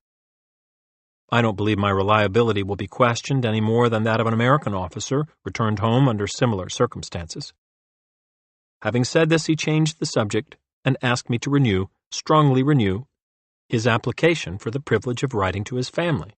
It has been last August since I've heard from them, he said, and I still believe this is unfair and unjust. We talked about a friendly guard in the West Street prison who, I had found out that day upon inquiry, had quit since my last visit. Couldn't stomach it, said the head guard. Abel remembered him well and said he understood. I could be a prisoner for many years, he said, but never a guard. It takes a special, unimaginative type to herd other human beings. Wednesday, April 20th. I filed a petition for rehearing, calling upon the 5 justices of the Supreme Court who had voted to affirm to rigorously examine their judicial consciences. Tom Debevoise had recently become Attorney General of Vermont, and thought it best not to appear in the papers, although he endorsed my effort. One of my partners, however, was shocked by my approach to the court, and sternly informed me that despite my zeal I should be held in contempt. My petition stated that it was made on behalf of the millions of United States residents subject to the immigration and naturalization laws whose personal liberties were now severely and unjustly curtailed by the decision in the Abel case. The paper was only 4 paragraphs long. At long last, the case seemed to be ending. Sunday, May 1st. At 4:30 a.m. Moscow time, Francis Gary Powers, a 30-year-old American pilot from Pound, Virginia, lifted his glider-winged Utility-2 plane off the runway at Peshawar, Pakistan, and headed for the Soviet border. Powers had flown 27 missions, totaling 500 air hours in the U-2, but the silent overflight across the Soviet Union was the most rigorous of all his assignments. Powers later admitted to being scared and nervous. A lonely and grueling flight, it began at Peshawar, a border town not far from the Khyber Pass, and was planned to end 3,788 miles later at Bodo, Norway. Almost 3,000 miles along the route was over Soviet territory. The flight was always made at upwards of 70,000 feet, where the pilot would breathe only pure oxygen, and every movement demanded great exertion. The flight took 8 hours to complete. Called the Black Lady of Espionage by the Russians, the U-2 was a spy plane flown by CIA pilots. It was equipped with cameras, tape recorders, radars, and radios. Powers' principal mission was to get photographs of missile sites near Sverdlovsk. When he was 20 miles southeast of the Soviet Industrial Center, he changed his course. He made a 90-degree turn to the left. There was a noise, a flash, an orange or reddish glow, and the plane began to fail. After recovering momentarily, it nosed into a dive. Powers lost control, was thrown outward, and then bailed out. He did not attempt to destroy the aircraft. A destruction button was near him, and did not use a self-destruction drug provided but not required. When he touched down by parachute on Soviet soil, he was captured and within a matter of hours was a prisoner under interrogation at Moscow's famed Lubyanka prison, 2 Dzerzhinsky Street. In time, Francis Gary Powers and the May Day U-2 incident became the Soviet Union's greatest propaganda triumph since the Cold War had begun. Wednesday, May 11th. In answer to Soviet charges that the United States had been guilty of deliberately spying with its U-2 overflights, President Eisenhower suggested at his news conference that the Russians review the case of their own Rudolf Ivanovich Abel and the evidence of his guilt produced at the trial. The president admitted the flights, took full responsibility for them, and now he defended them, declaring, "Ever since the beginning of my administration, I have issued directives to gather, in every feasible way, the information required to protect the United States and the free world against surprise attack." For those with poor memories, he then reviewed the Abel case and used the KGB colonel as an example of the Soviet Union's spy missions to this country. Pictures and stories of Abel appeared in newspapers all across the country again. 6 weeks after the Supreme Court had presumably laid the case to rest, it was back on the front pages, and the New York Daily News editorially proposed an Abel for a Powers swap. The editorial stated, "It is safe to assume that Abel is of no further value to our government as a source of information about Red activities. He never had been. After the Kremlin has wrung all the propaganda it can out of Powers, such a trade looks like a natural." Monday, May 16th. The Soviets, however, had only just begun to squeeze young Powers for propaganda purposes. In Paris, Premier Khrushchev, pale and trembling with anger, demanded the United States apologize and condemn those responsible for the inadmissible, provocative actions of the United States Air Force. Short of this, he would walk out on the Big Four summit meeting which was about to commence. The four heads of state sat together 3 hours and 5 minutes, and could agree only that they should adjourn. Eisenhower refused to apologize, of course, and the summit collapsed before it ever really began. In Washington, the Supreme Court ruled the Abel conviction must stand. The court denied our petition for rehearing in a brief order. The action came, said one of the papers, in the midst of an international crisis over the crash of the U-2 some 1,200 miles inside the Soviet borders. Wednesday, June 8th. At the center of the international crisis was the shy, quiet son of an aggressive one-time coal miner, now a shoemaker. Oliver Powers, who never went beyond the 5th grade, said of his boy, "He always done what he was told, but he was an adventuresome boy. I wanted him to be a doctor, but he said he'd rather be a pilot." Writing from prison, Powers said he was being treated much better than I expected. "I get more than I can eat and plenty of sleep. I also get to walk in the fresh air every day that it doesn't rain. One day I even took a sunbath." Allen Dulles, his chief as director of the CIA, Dulles retired in the fall of 1961 and was succeeded by John A. McCone. Described Powers as a fine pilot, an excellent navigator, and an exceptional photographer. He was only incidentally a spy. In this sense, then, it was rather absurd to compare him to Colonel Able. But in the months ahead their names would be continually and almost inextricably linked. In addition, Powers was editorially assailed for failing to take his life, and for not destroying his plane. The wreckage of the U-2, carefully reassembled, was being exhibited in Moscow's Gorky Park as a symbol of the American bandits. Sunday, June 12th. Able had written only one short letter since March, and this was to urge me to press for reinstatement of his mail privileges, since there seems to be some evidence that Powers is writing to his family. But this day's mail brought a letter from him that was electric with excitement. "I received a letter from Mr. Powers, the father of the U-2 pilot," he began. A copy of the letter and his reply followed. "Dear Colonel Able, I am the father of Francis Gary Powers, who is connected with the U-2 plane incident of several weeks ago. I'm quite sure that you are familiar with this international incident and also the fact that my son is being currently held by the Soviet Union on an espionage charge. You can readily understand the concern that a father would have for his son and for a strong desire to have my son released and brought home. My present feeling is that I would be more than happy to approach the State Department and the President of the United States for an exchange for the release of my son.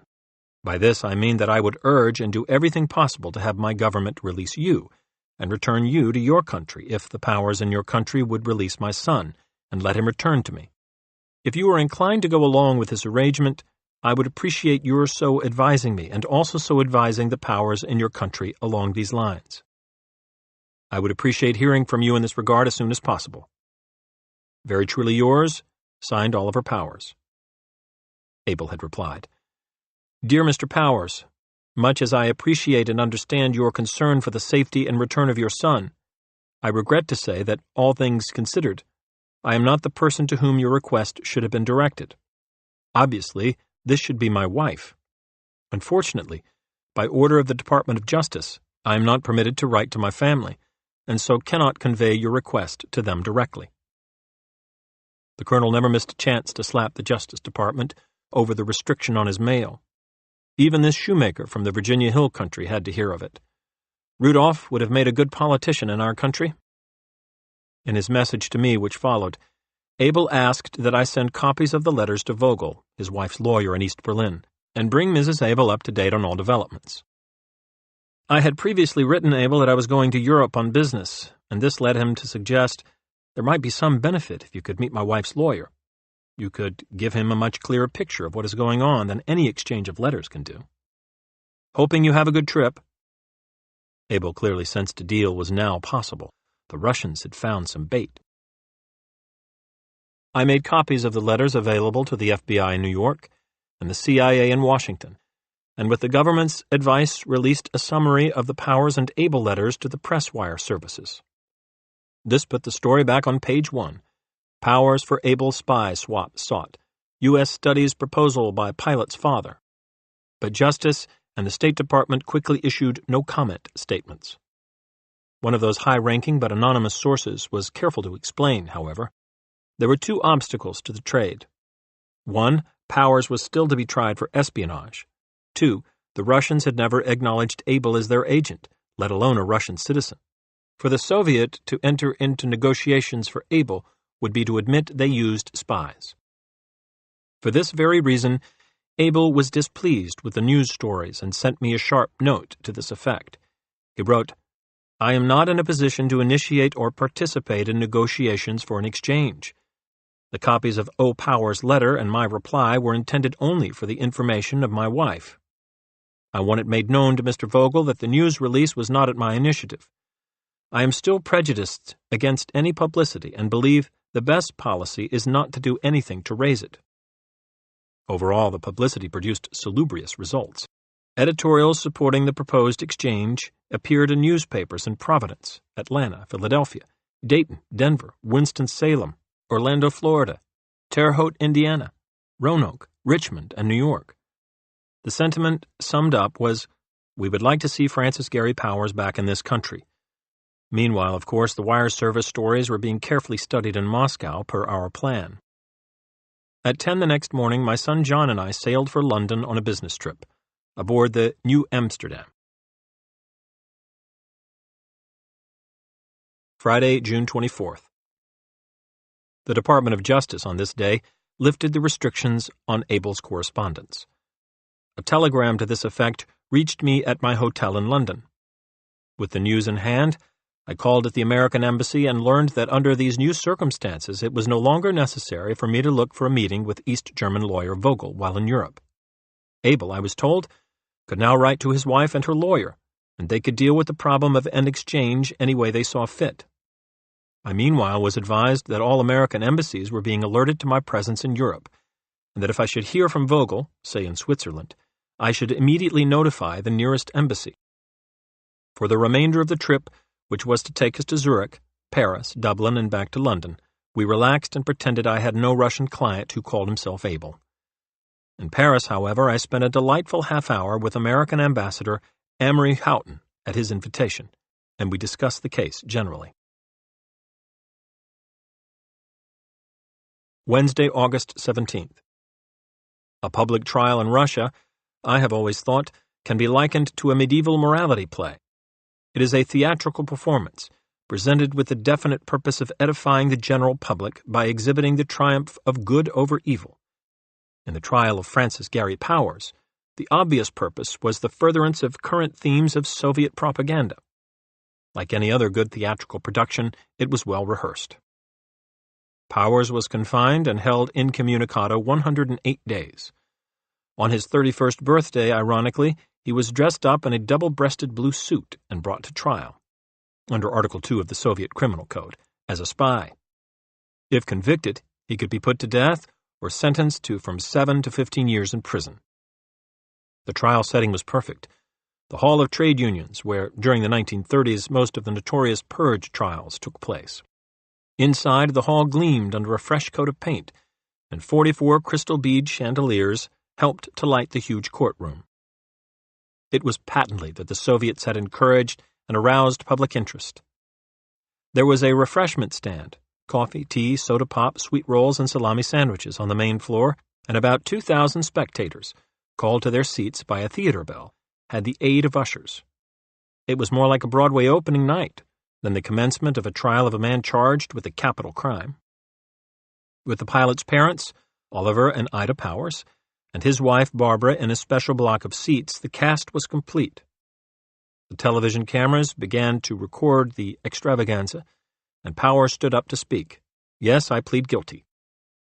The court, made up of the 3-member military collegium, received the plea and then directed the prosecutor Roman A. Rudenko, Procurator General of the Soviet Union, whom I remembered as a prosecutor at the principal Nuremberg trial, to begin the questioning. The 3 military judges were simply other actors in the drama. Decisions on the conduct of the trial and its outcome had been taken at the highest level of the Communist Party. The whole show required serious advance preparation. Its propaganda purposes and probable effects had to be studied in the light of public reactions within Russia as well as the Soviet satellites. All criminal justice, of course, is inherently imperfect, since it is an attempt to effect divine judgments in a human society. However, with its procedural safeguards and the right of trial by jury, criminal law in the United States is well designed to achieve abstract justice. As for Soviet criminal law, we must distinguish between cases that affect the security of the state and other offenses.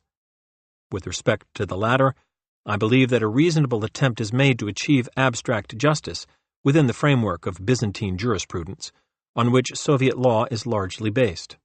But where state security is involved, in the Soviet or any other absolute dictatorship, Human rights are suppressed or obliterated to the degree believed to be required by national interests. The security of the state is given a value transcending the natural and constitutional rights which a defendant always has in a free society.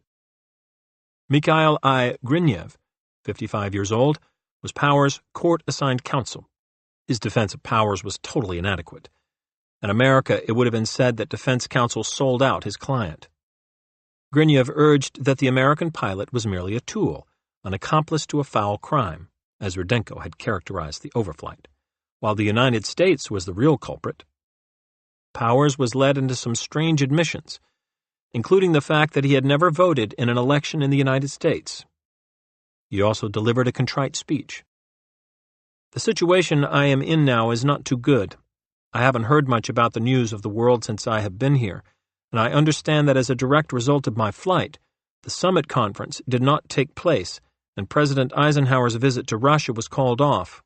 There was, I suppose, a great increase in tension in the world, and I am sincerely sorry I had anything to do with this. Now that I know some of the consequences of my flight, I am profoundly sorry I had any part in it. Grinev announced the defense would not challenge the facts or the assessment of the crime by the state prosecutor, all of which was to be expected. Like the judges, the defense lawyer was carrying out his assigned role in the play. His plea for Powers was probably prepared by a propaganda committee. That is one reason, for instance, he was never seen in consultation with his client during the trial. It would have been pointless, and might even have proved to be a risky interference with the pacing of the drama. To me, this phase of the trial was especially galling. It was my belief, and I was not alone here, that under our system an intellectually honest defense of Powers could have been offered. As there is a 3-mile limit in maritime law, and beyond that all enjoy freedom of the seas, so at some distance upward there must be freedom of space. Russia had never agreed to an international convention for determining the limits of sovereignty in space, and it could well have been argued that since the United States had made U-2 flights for several years with Russia's knowledge, but without hindrance, Russia did not effectively control the airspace over her borders at the cruising altitude of the U-2. Therefore, this region was free in the sense that the sea is free beyond the 3-mile limit, and Powers committed no crime against the sovereign state of Soviet Russia. The trial in the Hall of Trade Unions continued 3 days, and when they had done with it, Powers was sentenced to 10 years confinement, 3 years in prison, and 7 years in a labor camp. The result of the Powers trial, wrote Abel, was to some extent surprising. I had not expected great severity. I thought that a sentence to 10 years in a penitentiary would have been imposed. However, a 3-year penitentiary term and 7 years in a labor camp was in my own view quite lenient when one considers the case, especially as Powers could be released in 5 years and maybe even earlier if he were to be deported. I cannot see how anybody could classify this as very severe in comparison with the 30 years I received. What adjectives could be used to describe it? I wonder if Judge Byers could find the proper words. I sometimes wonder what would have happened here, in Congress, in the press, on the radio and the TV if something comparable to the U-2 incident had occurred in Kansas with some Russian pilot as the villain in the piece. Saturday, September 10th. With the Powers trial out of the way, Mrs. Abel moved back into the picture. After 3 months, she wrote to offer comment on the exchange of letters between Oliver Powers and her husband. My daughter and I passionately desire Rudolph to be released from imprisonment and join us as soon as possible, but the means suggested, the trade, seems to us not only unreal but even dangerous. My husband's letter says that the pilot's case has nothing to do with him. Therefore, we do not understand why this question has arisen. To contemplate our further steps, I shall obviously have to meet with my lawyer in East Berlin. There was nothing to do now but play the waiting game and look for the trade winds to shift. When the Supreme Court refused to grant us a rehearing, we paid Abel's $3,000 fine, part of the sentence imposed by Judge Byers, and asked his wife to send an additional $5,000 to cover any future expenses. Rudolph needed $250 a year for basic personal needs. Mrs. Abel wrote she was busy selling things and borrowing money to meet her husband's obligations. Sunday, December 4th. It was time again for the Colonel's annual Christmas message and request. "I shall be sending you a Christmas card in the near future," he began, and then explained his wants. "I would like 4 pounds of plain milk chocolate, and for the book, I would like a text on the theory of quadratic forms, or Leonard E. Dixon's Introduction to the Theory of Numbers." Ever Mr. Meticulous, he also jogged us about renewing his newspaper and magazine subscriptions. 1961. Wednesday, January 4th, 1961. At the summit conference, Khrushchev had suggested the meeting might better be postponed 8 months, with the clear inference that President Eisenhower, who had served 2 terms and could not succeed himself, would then be gone. On November 8th, John Fitzgerald Kennedy had been elected president, and the Soviet premier had made it known he wanted the U-2 to become a thing of the past. He hoped a fresh wind will begin to blow with the coming of a new American chief of state. These pronouncements, of course, did not escape the friends of Colonel Abel, and so I was not surprised when in his first letter of this new year, Rudolph wrote, "Incidentally, in one of her last letters, my wife suggested that I appeal to the new president. I stated that I did not think it possible, in the present circumstances, for me to do so, but suggested that she do so herself, much in the same way as the relatives of Powers and others have done. I would be indebted to you if you could find it possible to offer her some counsel on this matter." My advice to Frau Abel was to address a simple, non-legalistic petition to the White House, but I cautioned her to send it only after the new administration had had time to become settled in its new responsibilities. Per usual, I kept our government up to date. On the 21st of the month, President Kennedy was inaugurated. 4 days later, the new chief executive held his first press conference and announced the release of Air Force Captains Freeman D. Olmsted and John R. McCone, the RB-47 pilots who had been shot down by a Soviet fighter July 1, 1960. Their reconnaissance plane had been flying over the Barents Sea, and they were the surviving members of the 6-man crew. This was Khrushchev's goodwill gesture to the new administration. The air was clearing, slightly. Wednesday, February 8th. Mrs. Abel's petition for clemency was neither simple nor non-legalistic. It was offensively emotional. Mrs. Helen Abel, care of Mrs. E. Forster, Leipzig 22, Eisenachstrasse 24, Germany. To His Excellency Mr. John F. Kennedy, the President of the United States of America. February 8, 1961. Dear Mr. President, please would you forgive my distracting you from your important state affairs for considering my personal matter, but really it is a matter of life importance to me. I am the wife of Rudolph I. Abel, who was convicted to 30 years of penitentiary in 1957. My name is Helen Abel. I was born in Russia in 1906. I am a teacher of music and live in Germany with my daughter Lydia Abel. After the fate separated me from my husband more than 10 years ago, I have suffered all the time bitterly waiting for his return. I do not know all the circumstances of my husband's case, but I am convinced that he could not have done anything immoral or criminal. Believe me, he is a very honest, noble, and kind man. I know him better than anyone else. I am sure that he was defamed and muddled up by some wicked people for the purpose unknown to me. Not a single exact evidence of his guilt in stealing secrets of value to the United States has ever been produced. Why was he punished so severely? I am writing about it not because I try to persuade you of his being innocent. I realize that this is beyond my power, but I am writing to ask Your Excellency to be humane and merciful to my miserable husband, even if you are quite sure of his being guilty. I was inspired by the good news which I learnt from the newspaper that 2 American pilots, Olmsted and McCone, were released in Russia and handed over to the American authorities. This raised my hopes that the question of my husband's release before time might be considered by you favorably.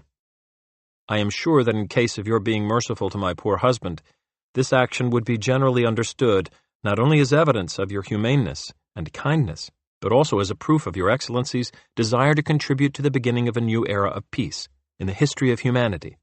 It is quite certain that such a humane action cannot but affect favorably the fate of some Americans who got into trouble abroad and cannot return home. I beg of you, Mr. President, to comply with my petition. With utmost respect, very sincerely yours, signed Helen Abel. The message was clear to me. Khrushchev was angling for a Kennedy release of Abel to reciprocate for the release of the RB-47 flyers. Tuesday, April 4th. Over the years, the FBI had made several business trips to Atlanta to call on Rudolph. From time to time, they sounded him out on cooperating. This was routine. They were checking to see if he was going soft in prison. They had to know, and now, with the possibility of a trade, it was only logical that our counterintelligence have another crack at him before possibly releasing him. Additionally, they had two pretty good levers with which to apply new pressure. There was the matter of the pending petition to the president and a London spy trial called the Secrets Trial, during which his name popped out. 5 persons, including 2 Americans, were convicted of stealing naval secrets for Russia from the top-secret British base at Portland, where the Royal Navy's underwater weapons research was conducted. The Americans, Morris and Leona Cohen, were identified as professional Soviet spies and one-time associates of Colonel Abel. When Abel was arrested in the Hotel Latham, he had had photographs of the Cohens in a briefcase. These were the pictures, meaningless at the time, marked Shirley and Morris. $5,000 in cash had been attached by a rubber band to the photograph, presumably for delivery. The colonel wrote me of the most recent FBI visit, beginning casually, "Incidentally, I had a visit from the FBI. They were interested in getting information from me and used both the London trial and my wife's petition as wedges, hinting that my recalcitrant attitude would be detrimental. Needless to say, I refused. In one matter, the London trial, I made a statement. They said they might prosecute some people, and on that basis said that I should tell them what I know of these persons so as to perhaps exonerate them. In reply, I stated that I doubted that there could be a case against these people, but if there were, I might meet with their defense counsel to see of what assistance I could be." It did not appear that the colonel was going soft. He seemed unusually belligerent. He closed the letter with a word of advice for his lawyer, who had been litigating around the country in recent months. "I sometimes wonder," he wrote, "whether the pace you are setting yourself, or is it that you are caught up in the tide and have to go on, is worth the reward." I appreciated his concern, but considering the mailing address from which this advice emanated, I was amused. My wife Mary, however, emphatically agreed with Abel. Monday, May 8th. The heartsick Mrs. Abel had gone back to work. After waiting 3 months for word from President Kennedy, Frau Abel opened up the subject of a trade again. This time she had something to say. Thinking over the question whether there is something that could be done to precipitate the solution of the question, I remembered of the letter sent to my husband last year by the father of the pilot Powers. I have not read it, but if I am not mistaken, he suggested to my husband that some mutual action be taken to help his son, and my husband be released. Rudolph wrote to me then that Powers's case had nothing to do with him, and I did not consider myself that any benefit could come of it for us or the Powers. I wanted to write about it to Mr. Powers at once, but was afraid that all the affair could be given publicity, which would influence unfavorably the fate of my petition. Not knowing how to act, I have decided to ask your advice. What should be done to accelerate our case? Please do not leave my letter without reply. Immediately communicating with our government, I wrote, "I think it is perfectly evident that for the first time we have an offer to exchange Powers for Abel." What was in my mind as I wrote the letter to Washington was the bleak day of November 15, 1957, when I had stood before Judge Byers in Brooklyn Federal Court and pleaded for Abel's life on the ground, among others. It is possible that in the foreseeable future an American of equivalent rank will be captured by Soviet Russia or an ally. At such time, an exchange of prisoners through diplomatic channels could be considered to be in the best national interest of the United States. We were moving now, but it would be slow progress. In the next 9 months, I was to receive 3 more letters from Mrs. Abel. The colonel, meanwhile, was informed of all communications. A friend in Washington advised me to be patient, explaining, "What you lawyers in private practice do in 3 weeks, it takes us in government 9 months to get done." The colonel moved, as always, with dispatch. He wrote, "I personally think this is a good move, and should Mrs. Powers agree, it should help clarify the situation at an early date. I have written Mrs. Abel that I agree with her decision." Rudolph indicated that to him the only problem still to solve was to find a country which would grant asylum to him and Powers. Thursday, May 25th. Washington informed me that United States Pardon Attorney Reed Cozart had written Mrs. Abel that no basis existed for granting clemency to Colonel Abel. With a little coaching from the government, I framed an answer to Frau Abel, prominently mentioning the case of Igor Melich, a Soviet United Nations official arrested for espionage last October 28th. Melich had been in the United States since 1955 and was working at the UN as chief of the Soviet translation section. I wrote, "I have read with interest the newspaper account of the release of Melich, a Soviet national, who had been indicted but not court-tried for the crime of espionage. I also noted he returned to the USSR. While the news accounts said that the United States made no connection between Melich and Mrs. Powers, in view of the similarity of the charges against them, I suspect that the American officials expected some gesture by Soviet authorities. If none has occurred, it may be that U.S. officials would be disinclined to have any interest in such future gestures. In any event, I believe that the Melich case indicates that the United States has an interest in the development of better relations between the two nations, and I hope that the Soviet government has a similar interest. Therefore, I would be willing to go to the Department of Justice to see what can be done for your husband along the lines of your request. However, I think there must be some indication of good faith on the part of the Soviet government, as there was by the U.S. in the Melich case. I suggest then that you contact the Soviet government to determine what interest they would have in effecting such a release. If something is to be done in this matter, it should be done promptly." Saturday, June 17th. The letters kept coming. Less than a month had gone by, and on this day there was another, in the now familiar pale blue envelope, from Heartsick Helen. Having received this long-awaited letter so important for me, I at once went to Berlin. I visited the Soviet embassy and asked them to help me in the matter of getting the release of my husband, as I personally could not do anything more for my husband's case. I was listened to attentively and requested to come again a few days later. On my second visit, I was told that my request was regarded with sympathy, and I was recommended to proceed with the efforts along this line. In this connection, I am sure that if my husband is pardoned, Mr. Powers will be amnestied too. Wednesday, July 26th. After discussion with the government, I wrote, "Mrs. Abel, after receipt of your letter of June 17th, I went to Washington and discussed the matter with the appropriate officials. As a result, I am of the opinion they are interested in the possibilities suggested in your letter, although, as I had surmised in my previous letter, the Melich case looms large in their thinking. The action of the government in dropping the charges against Melich resulted in considerable adverse public reaction. Consequently, I can understand why these officials are reluctant to contemplate any additional action unless the Powers case is first resolved. Under our law, any action to grant clemency for your husband must be by the President. I believe that similar provisions for executive clemency are available under Soviet law, which could make such action possible for Mr. Powers. I assume it was this type of action which was contemplated by officials with whom you discussed the matter.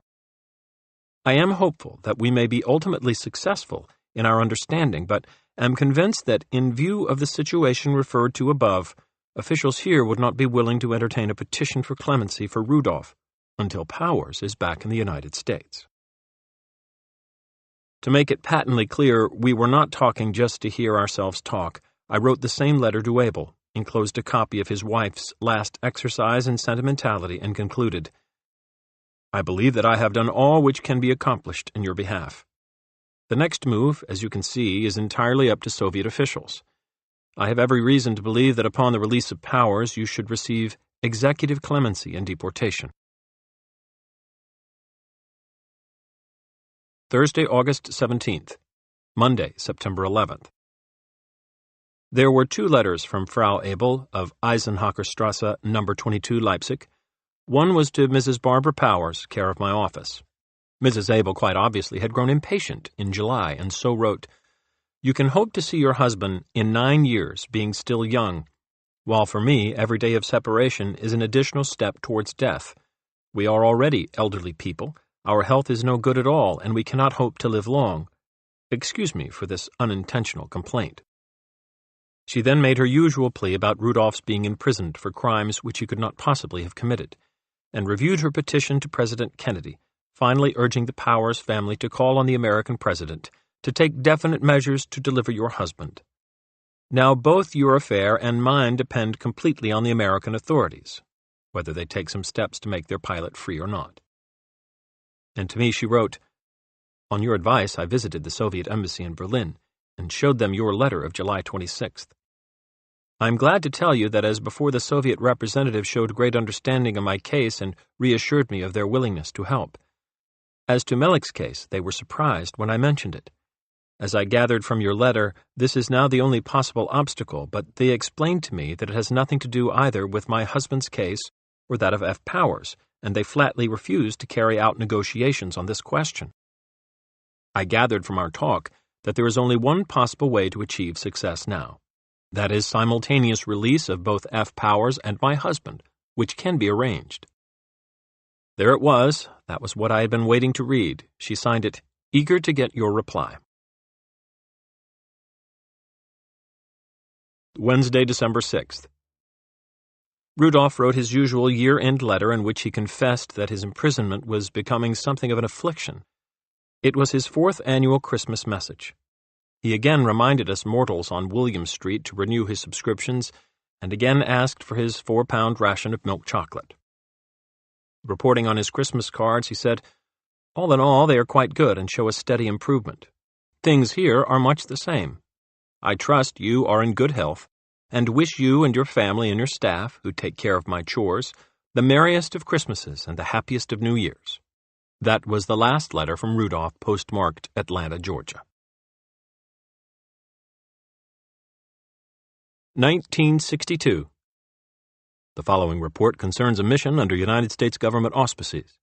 There have been certain necessary deletions and alterations of detail for reasons of security. Thursday, January 11, 1962.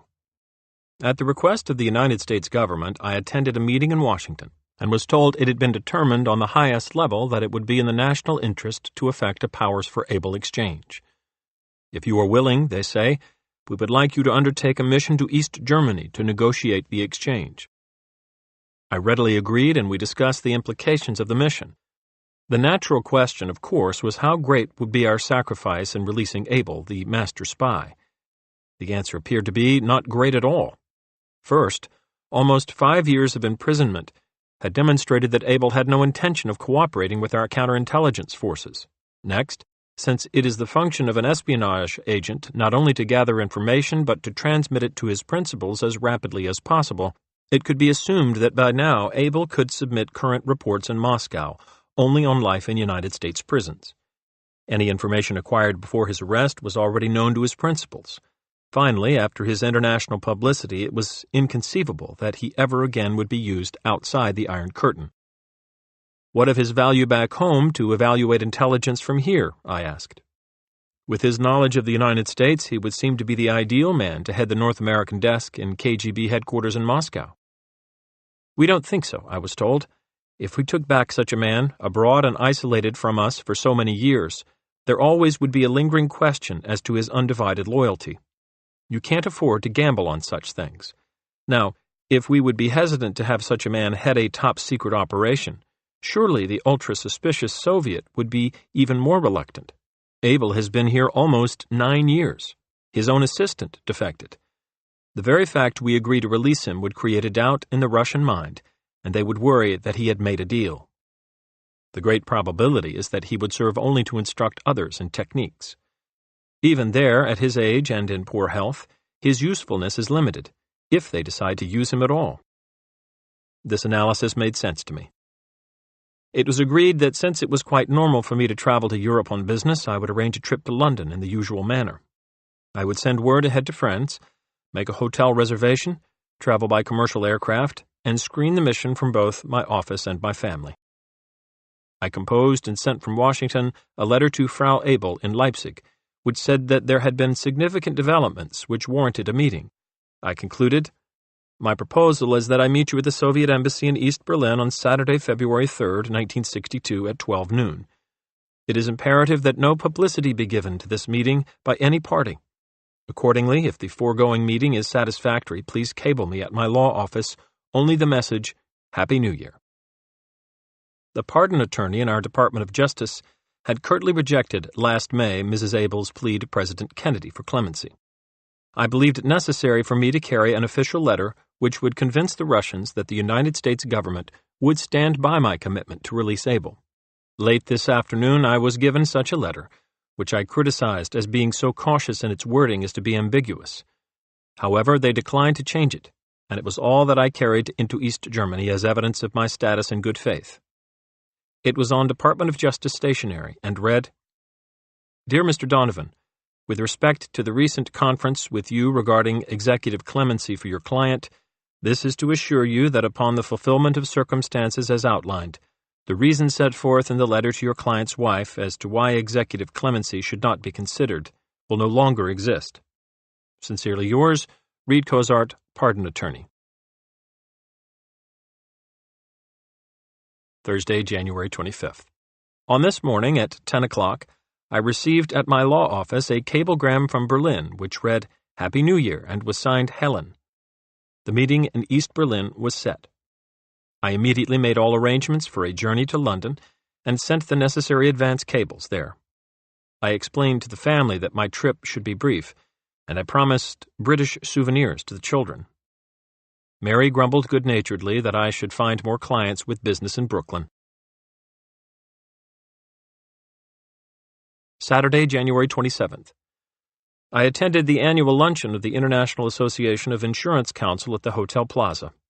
I told as many friends as possible of my impending trip to London to discuss a merger between an unnamed American life insurance company and certain British interests. My friends were agreed that further combinations of American capital and British experience in international insurance would be desirable. I promised several wives of members to send them Liberty silk scarves. One lawyer asked me, whatever happened to that Russian spy Sobel, or whatever his name was? I told him that Abel was now serving 30 years in Atlanta. He nodded sagely, reflecting satisfaction with the justice of the long sentence and quiet pleasure in my having lost the case. After the luncheon, I took a cab to the Harvard Club to meet a Washington contact for my final briefing. I gave him my detailed itinerary for the trip, and he informed me when I could expect official instructions in London. He told me that the East Germans were holding a young American Yale student from Michigan named Frederick L. Pryor for trial on espionage charges. Before the Berlin Wall was erected, Pryor had been doing research in East Berlin to complete his doctorate thesis on trade behind the Iron Curtain. He dug too deeply, obtained some material regarded as confidential, and now the East Germans planned a propaganda trial. The prosecutor had publicly announced he would demand the death penalty for the young American. It was believed that the whole affair was being publicized in the hope of arousing American public opinion in favor of Pryor, and thus compelling some form of recognition of the East German government by the United States. Another young American student, Marvin Makinen from the University of Pennsylvania, had also been arrested for espionage on the ground that he had taken illegal photographs of military installations while touring Russia. He had been tried by a Soviet court, convicted and sentenced to serve 8 years imprisonment in Russia. I was told the East German lawyer Vogel now claimed to represent both the Abel and Pryor families. The other day he sent a message to the United States Mission in West Berlin that Mrs. Abel was confident that Pryor and Makinen would be freed if the United States released Abel in exchange for Powers. However, our people regarded Vogel as untrustworthy.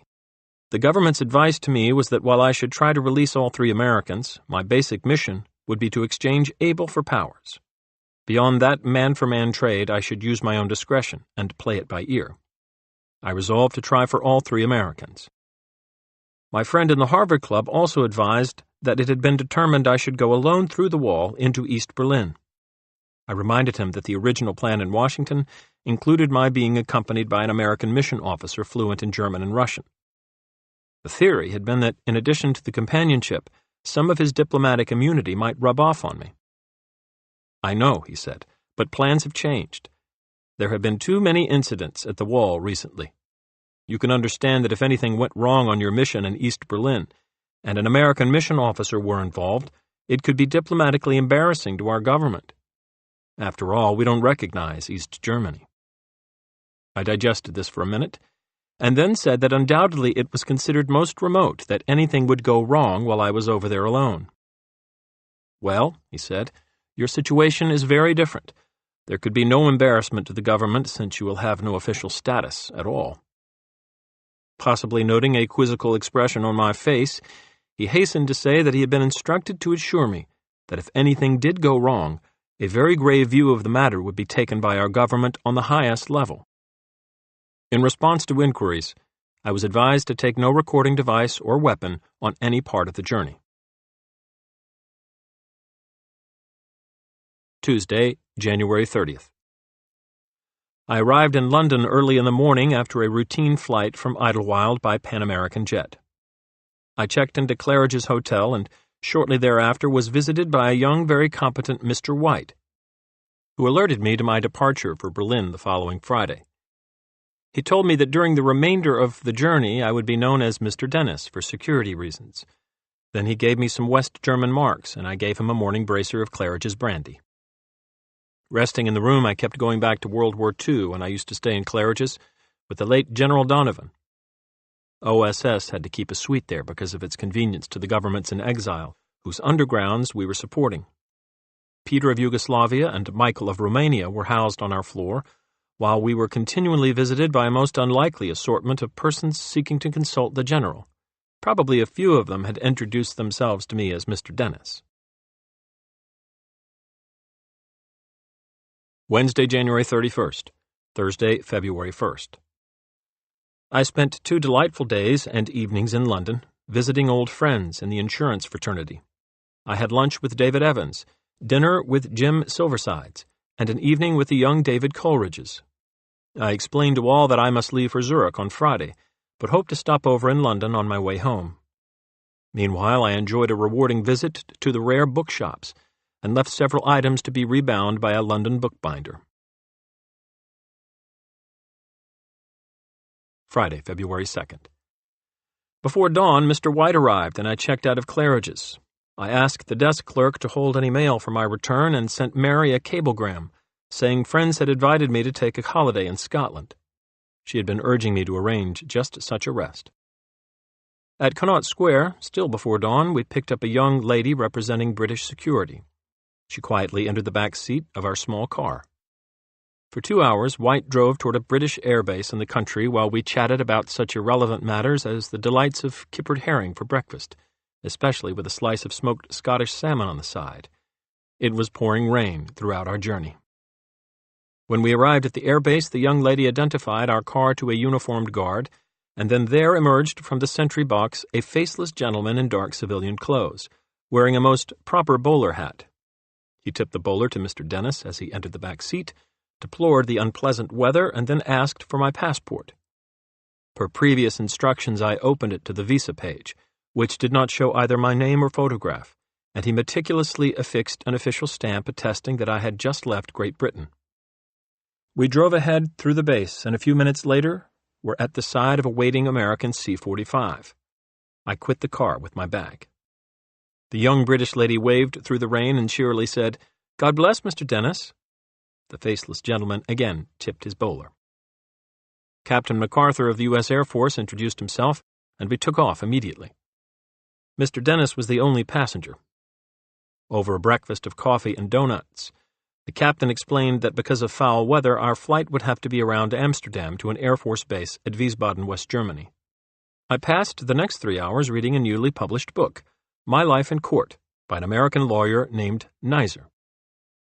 We refueled at Wiesbaden, had sandwiches and coffee in the plane, and then through the most miserable fog and sleet we made a 2-hour flight along the narrow corridor leading through East Germany to Berlin.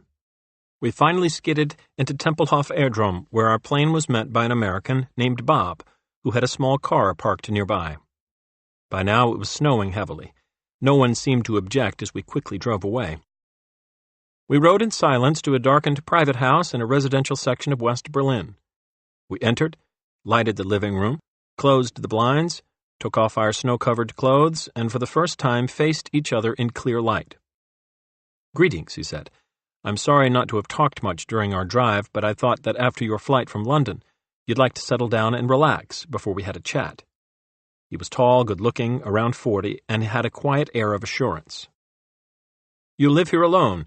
Every morning a safe German maid will come, fix your breakfast, and make the bed upstairs. We've tried to make your life comfortable, and you'll find everything from American cigarettes and 12-year-old scotch to current magazines. Suppose you unpack and relax for a few hours. I'll come by later to take you out for dinner." 3 hours later, we had an excellent meal together in a side-street restaurant.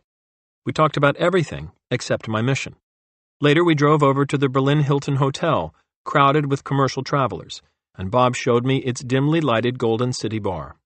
As we rode home through the snow, he explained that after my trip to East Berlin, the next day I should call him from the Hilton at an unlisted telephone number, which I was to memorize. The number, he said, would be manned day and night for this sole purpose while I remained in Berlin. Back at my empty home, I found my way upstairs and went to sleep in a cold bed, thinking of the warmth and music in Claridge's the night before.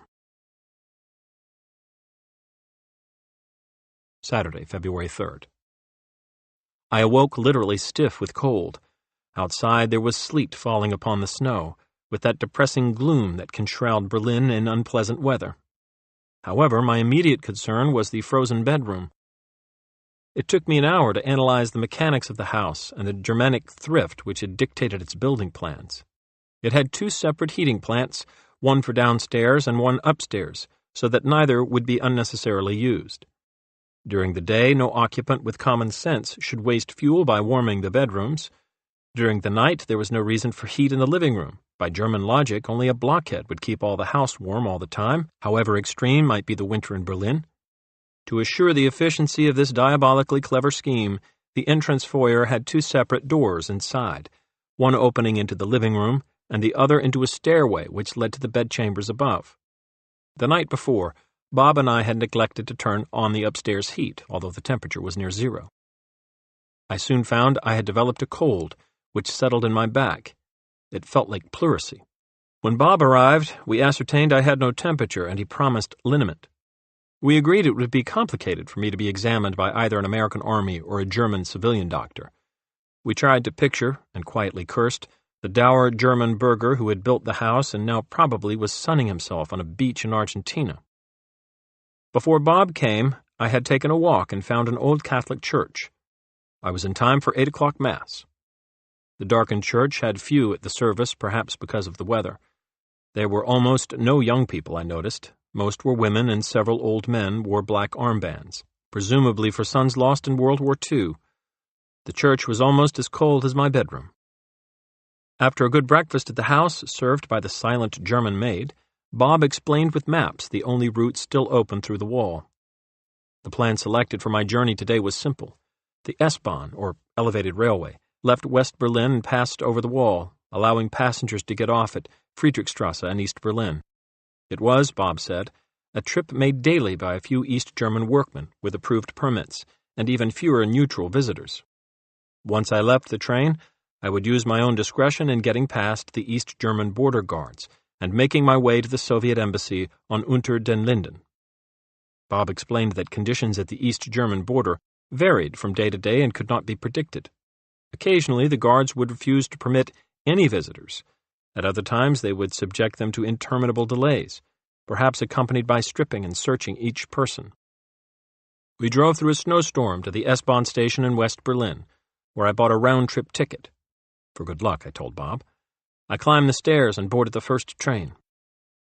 I recorded the details of the trip in my formal report to Washington written late that night. Upon my return each evening, I went to the Golden City Bar, called the unlisted number, and would be joined by Bob. I meanwhile would have written in longhand a brief summary of the day. He would drive me home, send the summary to Washington at once, and after dinner would bring a stenographer to whom I dictated a detailed report. All the following dailies are excerpts from such reports. Other details are from my diaries. At about 11:15 hours, I entered the S-Bahnhof at the Zoo station and took the train for a 20-minute trip to Friedrichstrasse. On the way, we passed over the wall, which was heavily patrolled by uniformed police, locally known as VOPOs, an abbreviation of their official titles. All were armed with carbines and sidearms. In most places on the East Berlin side, dynamite and bulldozers had leveled the ground for almost 200 yards behind the barbed wire. At Friedrichstrasse, I was permitted to pass by the first uniformed guard to have my passport inspected. But when I rounded a corner through a roped corridor, I found approximately 100 people herded in lines and waiting for passport clearance. After 10 minutes, only 1 or 2 persons had been processed for entry, and the delay seemed to be deliberate. Since it was almost 11:30 hours, I left my place in the line and marched up to the nearest VOPO. Glowering, I loudly told him in German that I had an appointment at 1200 hours at the Soviet embassy. He clicked his heels and promptly escorted me to the head of the line. 2 uniformed customs officials questioned me as to how much money I carried. I showed them 20 West German marks. In reply to another inquiry, I stated that I was staying at the Hilton Berlin Hotel.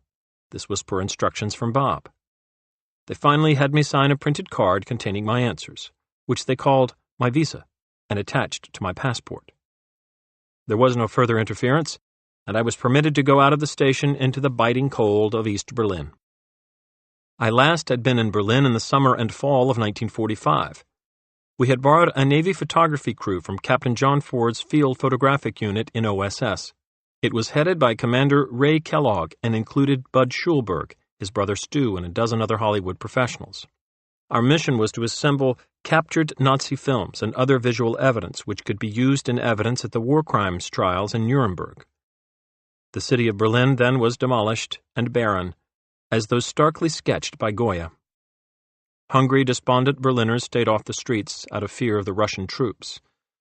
The latter included a Mongolian regiment brought in to terrorize the Germans. We lived in a Berlin villa in the Wannsee region, surrounded by a special detail of United States infantry to guard against Russian deserters. Our bedroom ceilings were thick with huge flies swollen from feasting on the bodies of dead soldiers floating in the Wannsee. In February 1962, East Berlin appeared to be unchanged. As far as one could see in any direction, the buildings were in ruins or disrepair. Shell holes were still in the sides of crumbling walls. The streets were strangely deserted and seemed filled with an oppressive fear. It was as though the Russians had decided in 1945 that East Berlin should continue a living death so the Germans would never forget. Through the falling snow, I made my way to Unter den Linden. As I rounded one deserted corner, there suddenly appeared a group of 10 or 12 youths, in shabby trench coats or heavy turtleneck sweaters and without hats. Some had cigarettes dangling from their lips. They looked like a pack of wolves. I straightened up, and with the grim face of an East German or Soviet official who needed only his attaché case for a weapon, I walked through them. It seemed like a long minute. Later I learned that such gangs of homeless youths were wandering the streets of East Berlin day and night. They were scavengers, and West Berliners believed they were tolerated by the Soviets so that occasionally they could be used for violence. Afterward, their actions could be characterized as hooliganism, for which there was no official responsibility. When I reached Unter den Linden, I was appalled. Looking up and down what had been one of the great boulevards of the world, I could see almost nothing but desolation. A few stragglers trudged through the snow. I remembered when I had stayed on the avenue in a gay hotel in the summer of 1936 during the Olympic Games. Germany had been at the height of a false elation upon regaining a position of world power, and few promenading then on Unter den Linden could have foreseen its ruins.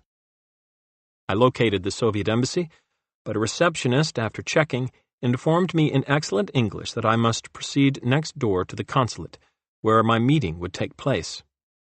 I walked there, rang the bell, and opened a formidable door. "How do you do?" said a smiling young woman in the foyer. "I am the daughter of Rudolf Abel. This is my mother, Frau Abel, and her cousin, Herr Dreves."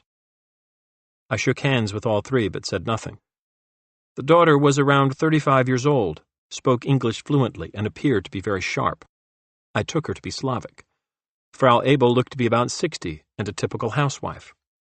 She reminded me of a German character actress. Cousin Dreves never spoke, only grinned. He was a lean, hard-looking man about 55. He kept closing and opening powerful hands, and I mentally classified him as an Otto the Strangler type. He probably was from the East German police. All were shabbily dressed. After a few minutes of silence, I was lighting a cigarette when Frau Abel abruptly rose and faced me. "How is my poor husband, Rudolph?" she cried in broken English. When I said fine, she burst into convulsive sobs, which continued for several minutes.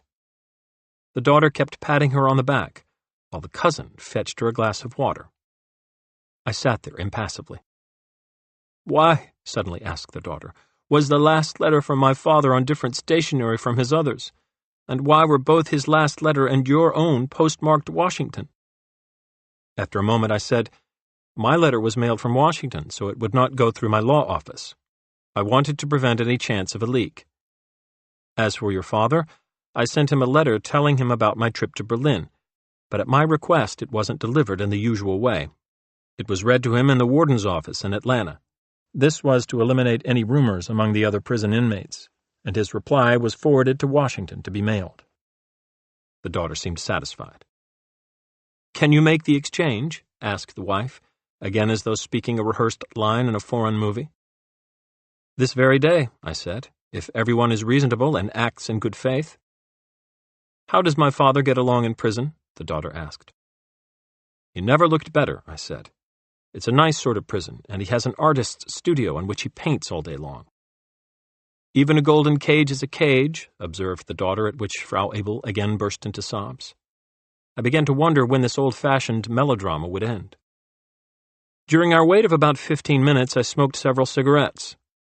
Twice the daughter said loudly, "I would like a cigarette." I made no offer either time, and Dreves then would furnish her one. Each time she then would say, "I need a light," and when I again made no move, Dreves would light her cigarette. At exactly 1200 hours, a door to the anteroom opened, and there entered a tall, well-proportioned, neatly dressed man with rimless glasses. He introduced himself to all with a self-confident air as Ivan Alexandrovich Shishkin, second secretary of the Soviet embassy. "Do you speak German?" he asked me in English. "Very poorly," I replied. "Good," he said. "We both will do better in English." He invited us into a private conference room, where he seated himself behind a desk and waved us to sit down. There were exactly enough chairs. From the time we entered the room until we left an hour later, no one of the so-called family spoke a word, except that the daughter said yes, when asked if the family could return the following Monday for a second meeting. Shishkin accepted them as a star of the stage might regard necessary props. I began by explaining to Shishkin that I was a lawyer in private practice, with many pressing matters, and that I had come at considerable sacrifice of personal time. I explained that I was required to earn a livelihood for my family, and therefore could not stay in Berlin very long.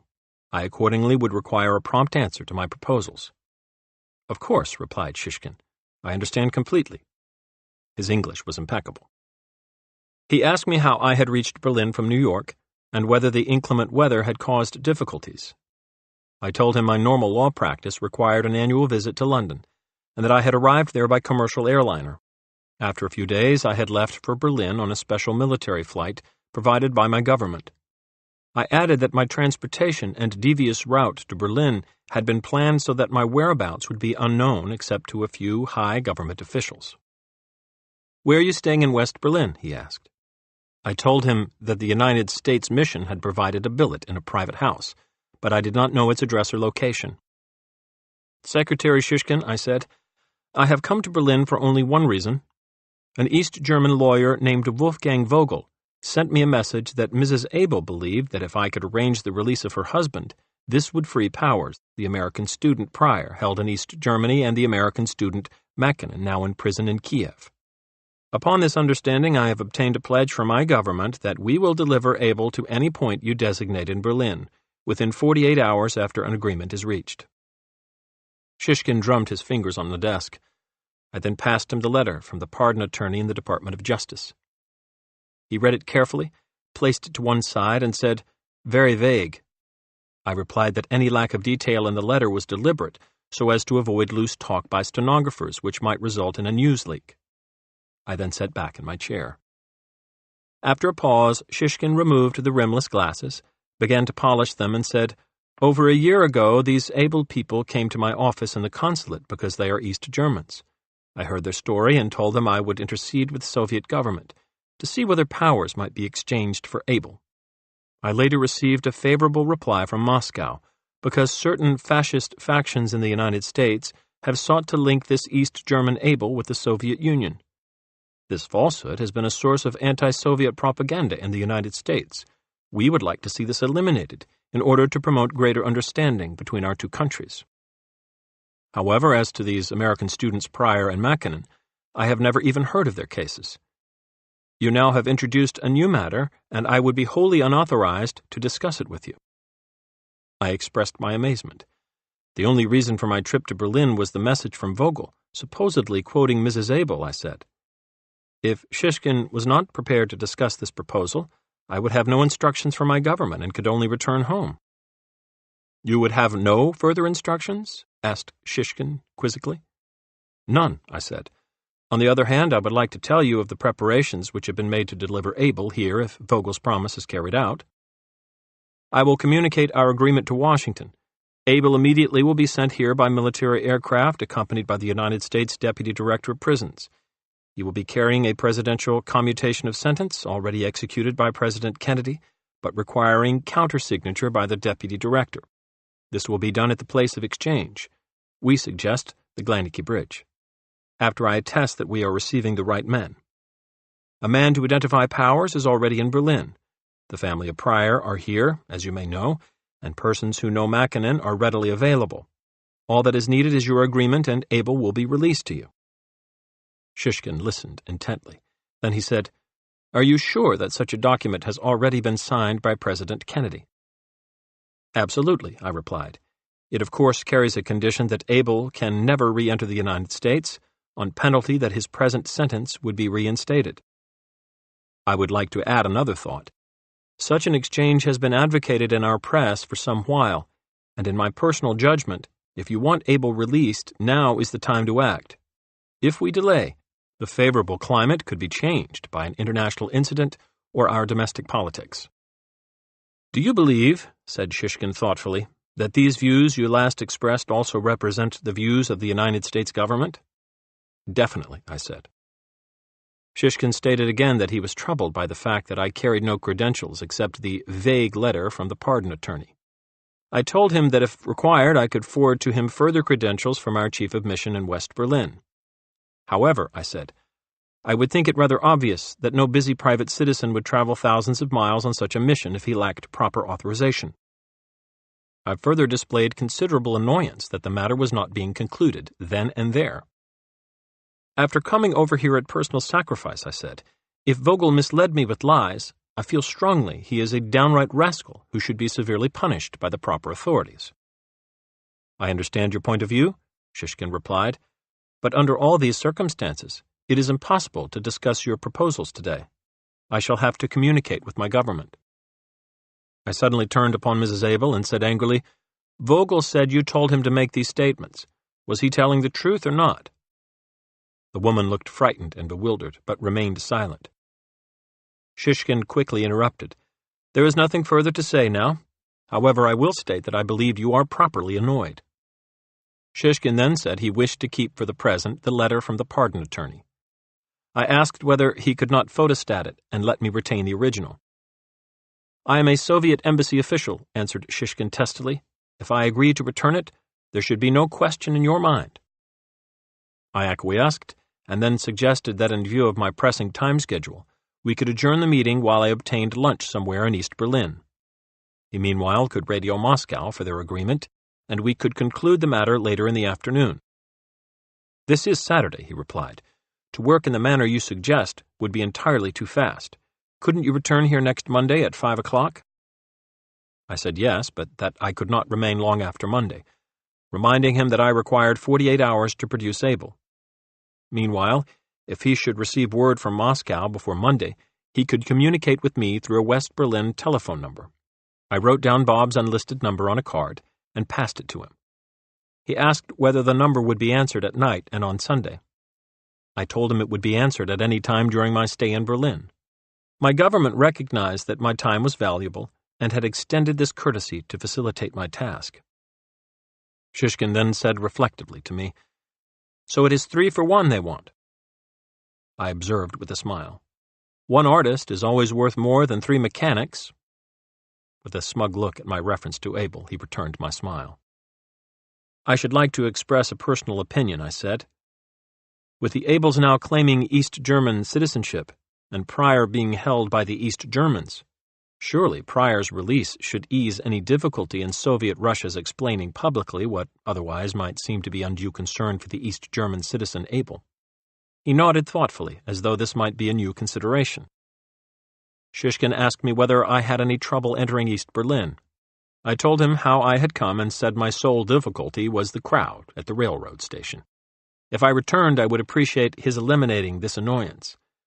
He said that such crowds were usually present only on Saturdays, but if I regarded it as important, he could arrange for special privileges. Why did not my government make a car available to me which could cross through Checkpoint Charlie? I explained that I had traveled by the worker route so as to be unobtrusive and avoid the press. He seemed satisfied with this answer.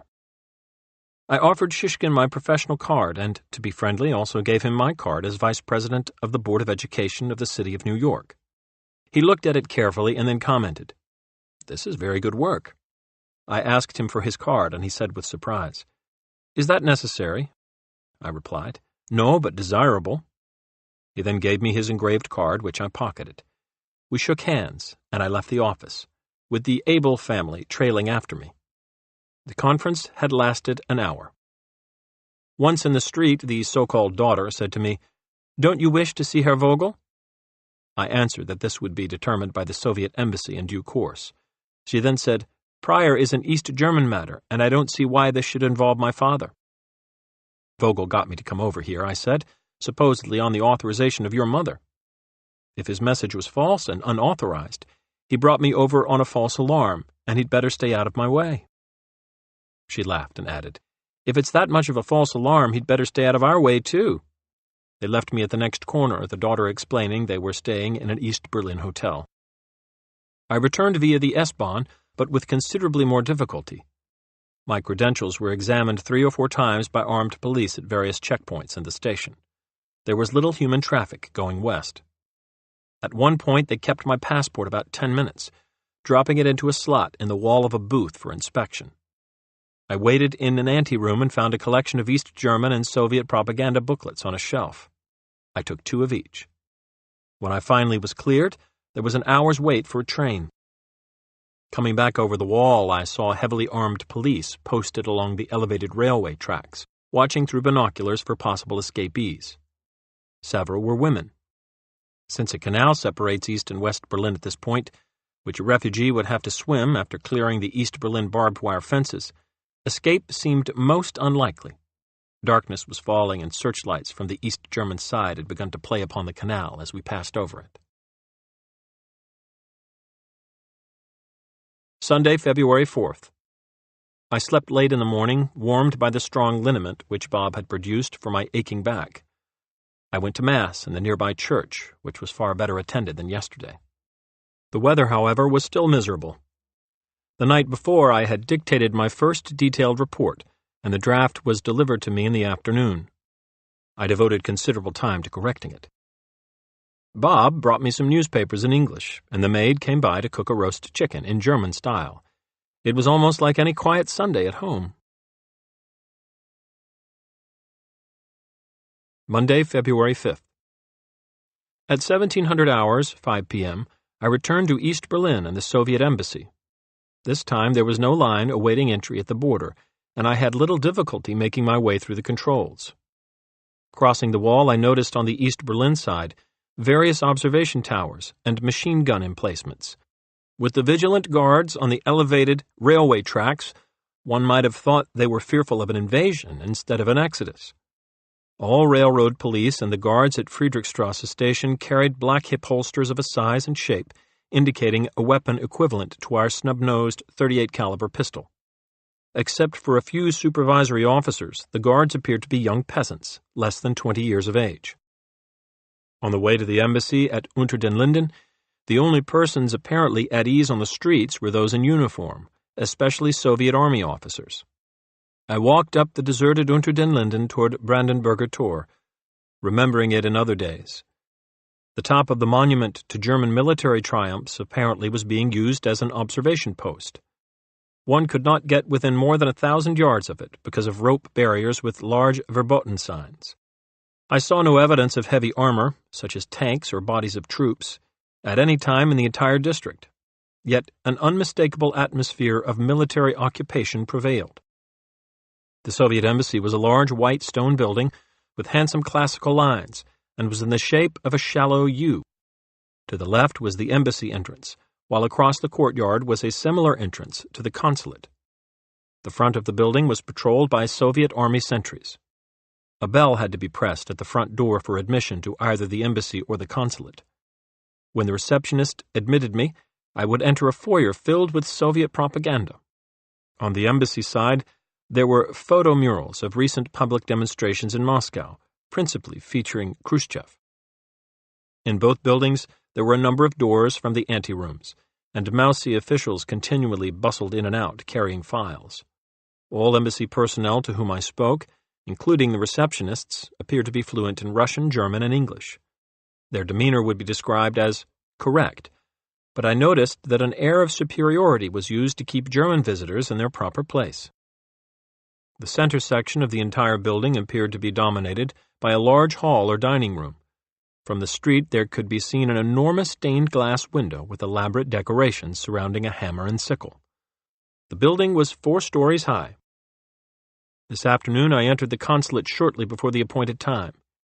In the anteroom were Miss Abel and Cousin Dreves, who gave me one of his less attractive grins.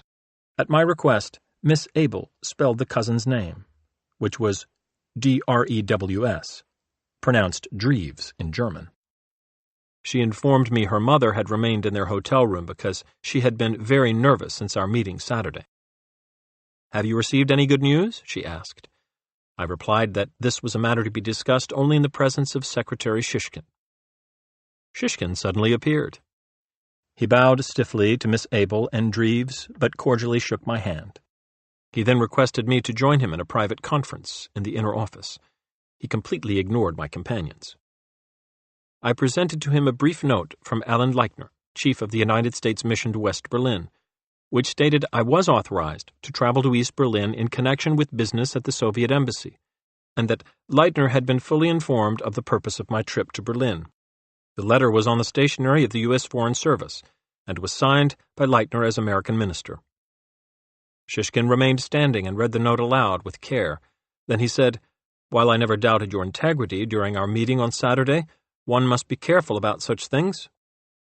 I stated that in addition to meeting Mr. Leichner that morning, I also had been introduced to his deputy, Mr. Howard Trivers, who believed that he had met Shishkin.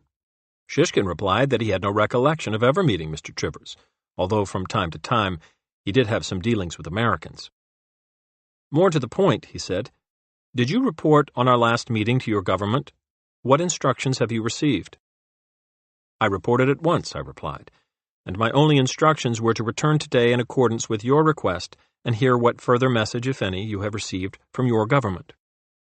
Shishkin sat down at the desk and then very formally opened a large leather portfolio, stating that he had received instructions from Moscow. In answer to my inquiry, he said there would be no objection to my recording the note verbatim. He then proceeded to read the following. 1. The Soviet government has humane feelings, and in this spirit agrees to exchange powers for able. 2. This humane action on both sides and the elimination of a permanent source of anti-Soviet propaganda should contribute to better relations between our countries. 3. If the American government is interested in the freeing of Mekinen, who is now in Kiev, the Soviet government is ready to exchange Able for Mekinen, but a simultaneous exchange of both powers and Mekinen for Able is impossible. It is up to the Americans to make their choice. If the matter is properly concluded and better relations result, further developments could occur. 4. As to the case of Pryor, this matter is out of the province of the Soviet authorities and must be accomplished through the East German government. This can be done through Mrs. Abel and her attorney Vogel, who already have communicated to Donovan that their petition has received favorable consideration by the East German government. Shishkin then stated that he had no further instructions. Mrs. Abel and I should proceed to devise a plan to effectuate the exchange, which the Soviet then would consider. Shishkin would say, however, as to the American suggestion of Gleineke Bridge, which I had mentioned at the last meeting, not bad. I told him that I was most interested in the reference to Marvin Makinen. Could I assume that in the event the other releases were carried out and better international relations resulted, the USSR would grant clemency to Makinen in the early future? Shishkin said that he could not confirm my interpretation at the time, but would make appropriate inquiry. I told Shishkin I could communicate this counterproposal to my government, and hoped to return with a reply within 24 hours. Shishkin suggested that in view of my sore back, which had been quite noticeable, it would be unnecessary for me to return in person. He suggested I send my government's reply through diplomatic courier to the Soviet embassy. Having delivered the formal message, Shishkin relaxed and in a conversational manner asked whether I had volunteered to defend Abel. I explained that Abel did not make the usual request that counsel be assigned by the court, but rather that the court assign counsel recommended by the Bar Association. I told him that this had displeased the federal judge, whose reaction was that Abel did not trust him. Shishkin smiled appreciatively. He asked about my compensation in the matter. I explained that I had agreed with Abel on a fee of $10,000 for the defense, and that I had donated the entire amount to 3 universities. Shishkin commented that this was a most commendable action on my part. "Tell me," I said, "why you permit the embassy here to be surrounded by wrecked buildings and shell-shattered walls, unrepaired since World War II? "We have not deemed it advisable," he replied, "to eliminate from Berlin all the ravages of war. Accordingly, we have made no effort to do it, and have no intention of doing it in the immediate future." I spoke of my last visit to Berlin in 1945 in connection with the Nuremberg trials, while I was still in the Navy. Shishkin immediately wished to know my rank. When I said commander, he repeated it after me and seemed impressed. I mentioned Marshal Nikitchenko, who had sat in uniform as the Soviet military judge in the principal trial of Goering, von Ribbentrop, Kaltenbrunner, Streicher, etc.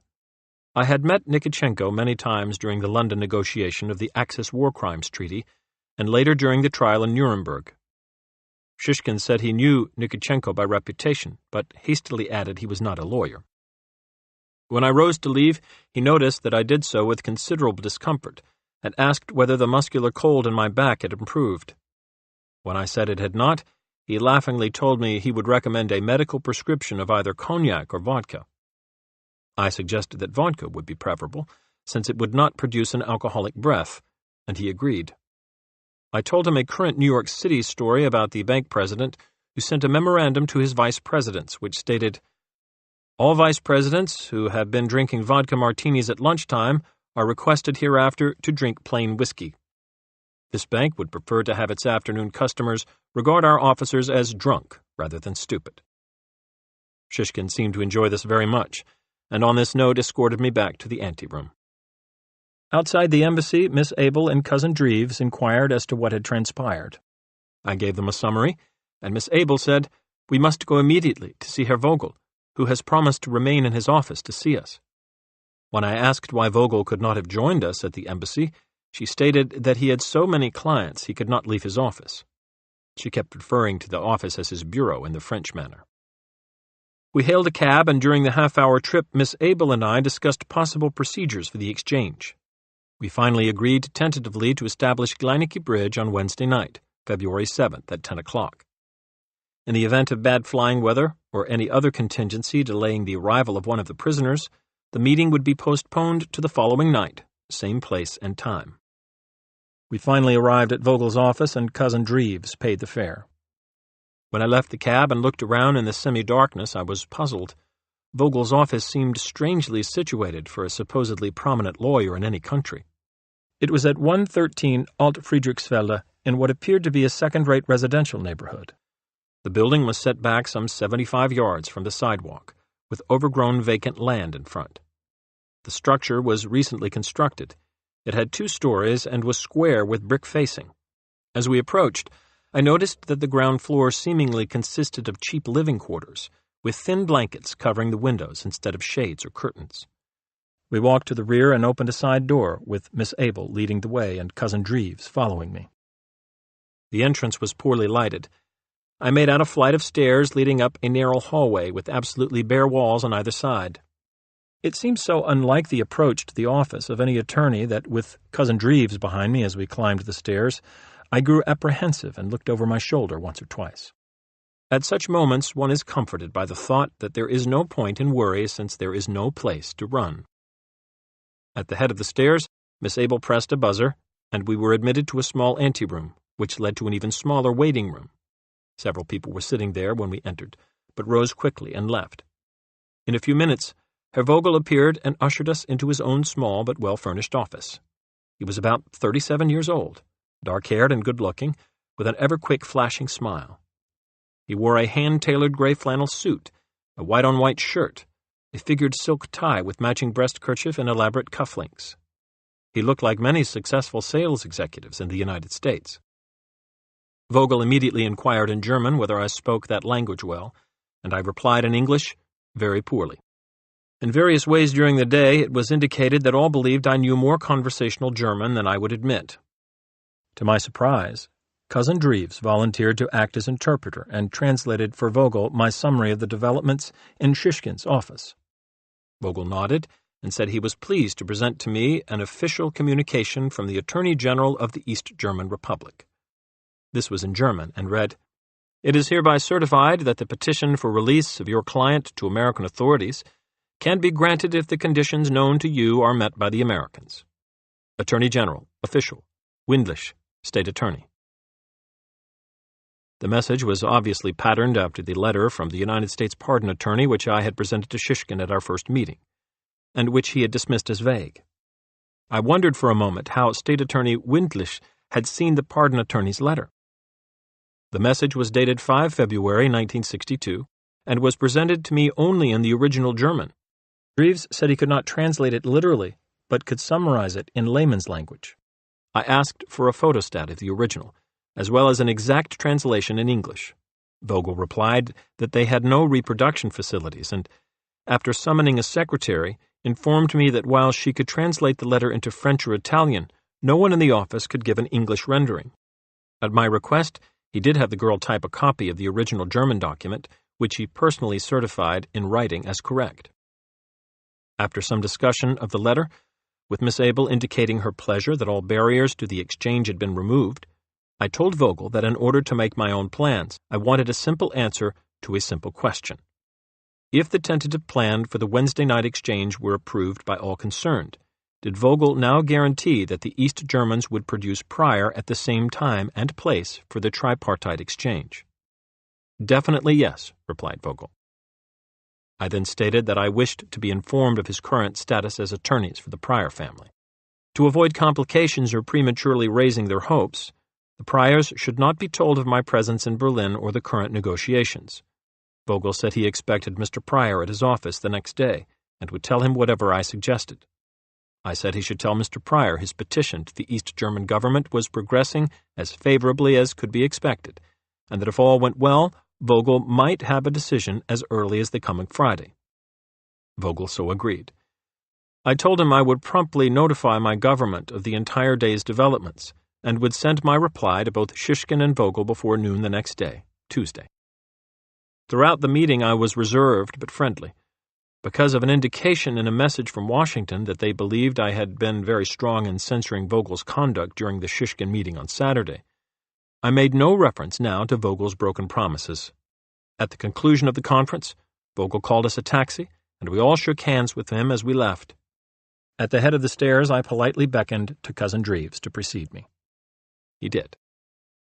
Miss Abel and Dreves accompanied me to the Friedrichstrasse station in the taxi. On the way, Miss Abel repeatedly inquired about my reaction to the day's developments, saying that her mother would be anxious to learn the news.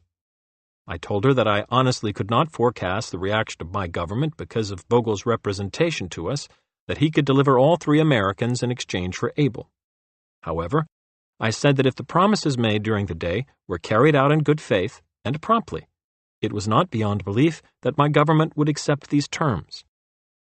I explained to her that since my government was anxious to aid all 3 Americans, it would continue to remain disturbed so long as any one of them was retained in custody. She said our government should remember that the East German authorities had stated that if Pryor were tried, he would receive either a death sentence or a long term of years. I told her that while Powers was a primary and basic objective of my mission, this did not mean that at any time would our government abandon either of the other two Americans, and that we would try to protect their interests to the maximum extent possible. At the Friedrichstrasse station, Miss Abel and Dreves left me. I again negotiated the East German border controls, but this time they detained my passport at the primary checkpoint for a much longer period of time. Returning on the train with me was an odd assemblage of people. Some poorly clad German workers, a young Chinese, a well-dressed Balkan professorial type with a spade beard, and a drunken Cockney right out of Piccadilly in a blue trench coat, accompanied by a shifty-eyed young German. From my arrival at the zoo stop, I went directly to the Hilton Hotel, arriving at about 7:10 p.m. When I called Bob, he said they had been very concerned over my late return. After dinner in a quiet cafe, I returned home and prepared for bed. Suddenly Bob arrived. A message for me had been received on the unlisted West Berlin telephone number I had given only to Shishkin. It came from a West Berlin phone booth, with a man speaking in German. Unexpected difficulties have arisen. Must speak with you urgently in my office at 11 a.m. tomorrow, 6 February. Vogel. Bob and I discussed the implications of the message. We both were suspicious. I felt strongly that if I returned to East Berlin the next day, I should not visit Vogel, but unexpectedly confront Shishkin with the message and demand an explanation. Bob agreed, so notified Washington, and they approved the gambit late that night. Tuesday, February 6th. At 10:00 hours, I went back to East Berlin by the usual route and rang the doorbell of the Soviet consulate. A harsh voice in German demanded my business and repeated this in a shout, but I could not understand where the voice came from. I finally found that it was from a slot above the doorbell, and I said, "I would like to see Mr. Shishkin." After a pause, the voice said, "Do you speak English?" I said loudly, "I have been speaking it, and I want to see Mr. Shishkin." A buzzer opened the door, and I entered. In the anteroom, I found an African Negro in a round Astrakhan fur hat and wearing a coat with an Astrakhan collar, stretched out sound asleep on a line of chairs. Shortly thereafter, the doorkeeper appeared, and after telling me that I must wait, he shook the African rather rudely, addressing him in a strange tongue. The African sat up, but remained there with hat and coat on, so long as I stayed. I found some new communist propaganda in English on a desk, and took 2 copies of everything. About 15 minutes later, Shishkin entered the room. He apologized for delaying me, but expressed surprise at my unexpected visit. He invited me into the private office. I then informed him that after leaving his office yesterday, in accordance with his suggestion, I had accompanied Miss Abel and her cousin to the law offices of Vogel. I described the visit, showed him the letter from the Attorney General of East Germany, and said that upon my return to West Berlin, I had reported fully to Washington. I told him my report stated that although our government had been led to expect Powers, Mekinen, and Pryor in exchange for Abel, I would recommend acceptance of the present offer of Powers and Pryor, since I believed from the Moscow message given me by Shishkin that with the improvement of relations between the United States and the Soviet, clemency for Mekinen could be expected in the near future. Shishkin nodded.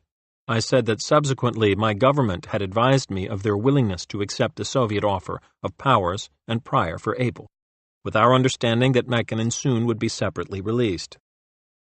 Finally, I told Shishkin of the mysterious telephone message from Vogel late the night before, and how, when reported to Washington, it had disrupted all plans. I handed Shishkin a copy of the message, and he said, "How very strange a message. What does it mean?" I said that this was one of my objects in visiting Shishkin this morning, since the message had come via the telephone number which I had given only to him at our first meeting last Saturday. "The Abel family were present when you gave it to me," said Shishkin blandly. "The number was written by me on a card which I passed directly to you," I reminded him. "Some people have sharp eyes," replied Shishkin. I said I trusted that the Soviet had no intention of withdrawing the position expressed the day before in the message from Moscow. Relying on this in good faith, I had completed arrangements with Vogel and Miss Abel, had recommended the plan to Washington, and they had approved it. I added that everything was now in readiness to transport Abel to Berlin for the exchange. Shishkin sat back in his chair and stated quite solemnly that the Soviet government was not in the habit of changing an expressed position. He now wished to reaffirm their willingness to trade powers for Abel, but to reiterate that the matter of Pryor was beyond the authority of the Soviet government. However, he said, I wish to make a few personal observations. You tell me now for the first time that you have arranged with the East German government to release Pryor in return for your releasing Abel. Before that, you agreed with my government to release Abel in exchange for powers. It seems to me you are like a trader who is trying to sell the same merchandise to two different buyers and is asking both for payment. That's ridiculous, and you know it, I said. I have been accepting your stated position that any action by the East German government is wholly beyond your authority or control. East Germany is granting clemency to Pryor in recognition of two facts, that the Soviet is releasing powers because of its humane feelings, and the United States is responding by freeing Abel. In view of your government's stated position of the independence of East Germany, why is it any of your concern what the East Germans or any other independent government may decide to do in recognition of the commendable Soviet-U.S. accord? If for humane feelings, the East Germans decide to release Pryor or a herd of sheep on the same bridge and at the same time as the powers Abel exchange, how is this a matter which concerns you or your government? Shishkin almost smiled but made no answer. Let me make one thing clear, I continued. If the deal we agreed on yesterday is now being repudiated, I will advise my government immediately. I can't state the position for them, but my personal recommendation will be that I return to New York, and we abandon all negotiations on the matter. Shishkin digested this for a moment and then said, In my judgment, because of the message you have received from Vogel, you should go to his office at once. After you talk matters over with him, please feel free to return here later today if you wish. I asked him if he could not telephone Vogel and have him come to the Soviet embassy to expedite matters. He was sorry, Shishkin replied, but while he occasionally saw the Minister of Justice of East Germany on official business, it would be highly improper for a Soviet official to interview a private East German lawyer. I know from past experience that I should have an interpreter with me when I talk with Vogel, I said, and you could be of great value in that way at a meeting here. Moreover, I would have to taxi alone to his office and couldn't pay the fare since I have only a few West German marks, and they are illegal currency over here. Shishkin replied that he personally would be unable to act as an interpreter, but that he was sure I would experience no difficulty. With respect to my finances, he said I should take a taxi and pay the driver in West German marks, since although they are illegal, they will be gratefully accepted. After a futile 15 minutes waiting for a taxi outside the embassy, I walked through snowdrifts to the Friedrichstrasse station and found a cab. We drove to Vogel's office, the taxi driver silently accepting my West German marks. At the office, I found Dreves alone. He explained that Miss Abel would not attend. She was upset over the latest difficulties reported by Vogel, and moreover was taking care of her mother. Dreves commenced to read a lengthy statement in English, which he said had been prepared by Miss Abel.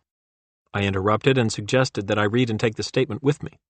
Vogel objected, and accordingly I said that I must copy the statement. The document, handwritten in English on cheap lined paper, read as follows. Last night, after we had departed, I was summoned by Mr. Vogel, and he told me bad news.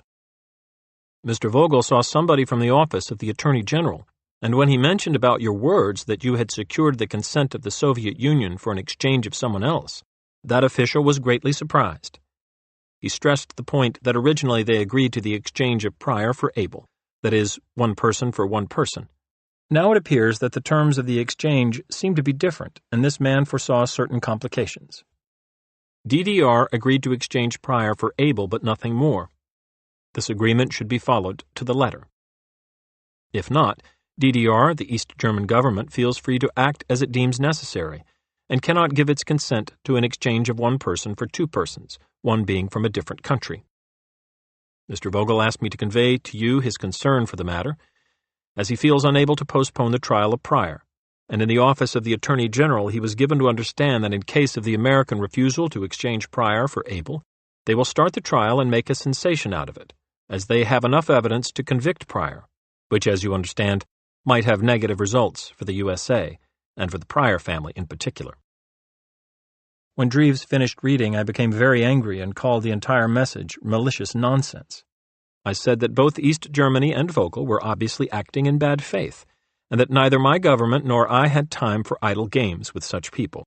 I wished to state that any idea of an exchange of Abel for Pryor alone was out of the question, that unless East Germany adhered to the commitment officially made yesterday by the letter of the Attorney General, I must break off all negotiations at once and recommend to my government that I should return to New York. I said I had the impression that Shishkin and Vogel together were trying to make a fool of me, and that I would not stand for it. Vogel smiled nervously and said, "What is happening is a competition between Soviet Russia and East Germany, a sort of wrestling match for the privilege of obtaining the release of Abel." "What kind of a match would that be?" I retorted. "It would be like your Berliner Max Schmeling fighting a flyweight." "This may be," replied Vogel, "but I can assure you in good faith that such a struggle is going on. The Attorney General of East Germany has taken a firm position in the matter, as you see from his message." "Nonsense," I said. "If Shishkin told the Attorney General of East Germany to walk across this floor on his hands, he'd get down and try. I repeat, I have no time for childish games. Either East Germany lives up to its official commitment, given me in writing yesterday, or I break off all negotiations and ask my government to bring me home." I stood up and began to put on my overcoat. Vogel quickly pressed a buzzer on his desk. As though in a stage play, the door to his office opened, and an assistant walked in. He stood stiffly before the desk and, head nodding like a parrot, announced that Vogel had just received a telephone call from the Attorney General of East Germany. The Attorney General said the latest addition to our cast of actors wished Vogel to appear in his office at 1300 hours, 1 p.m., for a further discussion of the Pryor matter. "This is good news," exclaimed Vogel, rising and looking at his watch. "Please remain here in East Berlin until my appointment is concluded. I promise I shall try my best to have the Attorney General change his mind." I stated that since I had had an early breakfast, I would like to be directed to a good hotel for lunch. After Vogel conferred with the Attorney General, he could meet me there. Vogel agreed and gave me 50 East German marks. I had explained that I had none. And Dreves then asked if he could join me for lunch. I said of course. On the way out of the office, Dreves remained behind to reserve a table in the restaurant, which was largely unoccupied when we arrived. He was probably telephoning Shishkin. Vogel, looking over his shoulder to see whether Dreves could see him, made a thumbs-up gesture to me and said, "Nicht zurückgehen," no retreat. He obviously was trying to carry water on both shoulders. Dreves then came downstairs and we entered Vogel's car, an attractive new sports model. We started toward Friedrichstrasse for the restaurant, but after 5 minutes of driving, a black sedan suddenly raced from behind and forced us to the curb. 4 large uniformed East German police, all armed, climbed from their car and surrounded ours. After a moment of shock, Vogel got out, and there ensued several minutes of heated conversation behind our car. When Vogel returned and started up the engine, I asked, "What did those clowns want?" "I got a ticket for speeding," he replied. For his answer, I should have given him a ticket for perjury. However, if the object was to jar me before lunch, I must confess it was somewhat successful. He proceeded to drive us to the restaurant, the Johanneshof near Friedrichstrasse station, which was very pleasant. The printed menu was excellent, but it turned out that they did not have many of the things which were on it. I had a good soup and a crisp salad, followed by cheese and coffee. Dreves had some kind of stew. Throughout the lunch, Dreves was very polite, but continually probed for my personal opinion whether a Pryor-Abel exchange would not be feasible. I told him that any such discussion was a waste of time. At one point, he asked whether I reported to the State Department, and upon my replying in the affirmative, he said, "Has this decision not to obtain the release of Pryor been cleared with Secretary of Defense McNamara, who is from Michigan and a friend of the Pryor family?" I told him that I did not know, but that this would be highly unusual since such a mission as mine was only within the purview of the State Department. Since leaving Shishkin at the embassy, I had never referred to the fact that the Vogel telephone message delivered to me the night before had arrived via the unlisted number I had given only to Shishkin. Nevertheless, during lunch, Dreves volunteered that after Vogel broke the bad news to the Abels last night, Miss Abel was lucky enough to remember the telephone number which you gave Shishkin and which she had memorized. He also volunteered that a business friend who was a foreigner happened to be in East Berlin at the time, and when he learned of their difficulties, agreed to take the message over to West Berlin to telephone it. At one point, quite unexpectedly, Dreves said to me, "Why do you think that on several occasions Shishkin has insisted upon seeing you alone and leaving us outside?" I told him I had no idea, and he dropped the subject. I commented to Dreves that I felt so sorry for the Abel family and asked the names of Mrs. Abel and the daughter. He replied Lydia for the mother and Helen for the daughter. I asked whether Helen had ever married, and he replied, "Unfortunately, no." He immediately followed this by asking whether Abel had not discussed the family with me, and I replied, "There never was any occasion for this." The fact is that according to prior correspondence and records at the Abel trial, including microfilm letters seized in Abel's room at the time of his arrest, Cousin Dreves's statements were completely false. He had reversed the names. Moreover, one of the letters introduced in evidence at the trial, apparently from Abel's daughter, had described her new husband at great length. Near the end of the lunch, about 3:15 p.m., Dreves excused himself to go to the men's room, presumably to telephone. Shortly thereafter, Vogel arrived and called for the check. When it came, I gave Dreves the East German 50-mark note which Vogel had given to me earlier and requested that he pay the check and keep the change. Dreves produced a roll of bills and said, "You keep the 50 marks. I explained that I wanted to carry no East German money to avoid any currency difficulties at the border. Vogel flashed his teeth and said, "It is fortunate you are so careful about currency matters, or else the East German government might have to exchange you for somebody." I smiled back, with equal good humor. Dreves paid the check, 40 marks, and pocketed the change. Vogel thereupon announced that he had had a terrific battle with the Attorney General, but had finally been victorious. He said that all difficulties concerning the release of Pryor at the time of Power's Abel exchange had now been removed. The entire difficulty was because the Attorney General fiercely resented the fact that the preceding Saturday, upon my visiting East Germany, I had called upon Shishkin and the Soviet embassy instead of first visiting Vogel and the Attorney General. I pointed out that my last cable from the United States to Mrs. Abel had clearly stated I would be pleased to meet either her or her representative at the Soviet embassy, and that if Vogel had wished, he could have been there. I also said that this new position of the Attorney General was strange in view of the official letter on his behalf approving the release of Pryor, which had been delivered to me the day before. Vogel replied that these matters were no longer significant. The one important fact was that the Attorney General now would consent to the release of Pryor. Vogel and I should proceed to the Soviet embassy, and after a conference with Shishkin, Vogel would report to the Attorney General that the deal had been approved by Soviet officials. He stated that he had already secured an appointment with Shishkin at 4 p.m. I asked him whether this meant, without qualification, that all East German objections to the simultaneous exchange of Abel Powers and Pryor had now been removed. He replied yes. We left the restaurant and proceeded at once to the Soviet embassy, where we were received in the anteroom by Shishkin. He formally introduced himself to Vogel as though a complete stranger, and then inquired how everything had been proceeding. Speaking in German, Vogel gave him substantially the same report, which he had given me at the luncheon table, stating that all East German difficulties had been removed. Shishkin made no comment, but then suddenly requested me to have a private meeting with him in the inner office. After closing the door, Shishkin sat behind the desk and informed me that at the first meeting last Saturday, at which he had urged that Powers was a sufficiently important individual to be exchanged solely for Abel, he had asked me whether Powers was not a national hero in the United States because of his feats.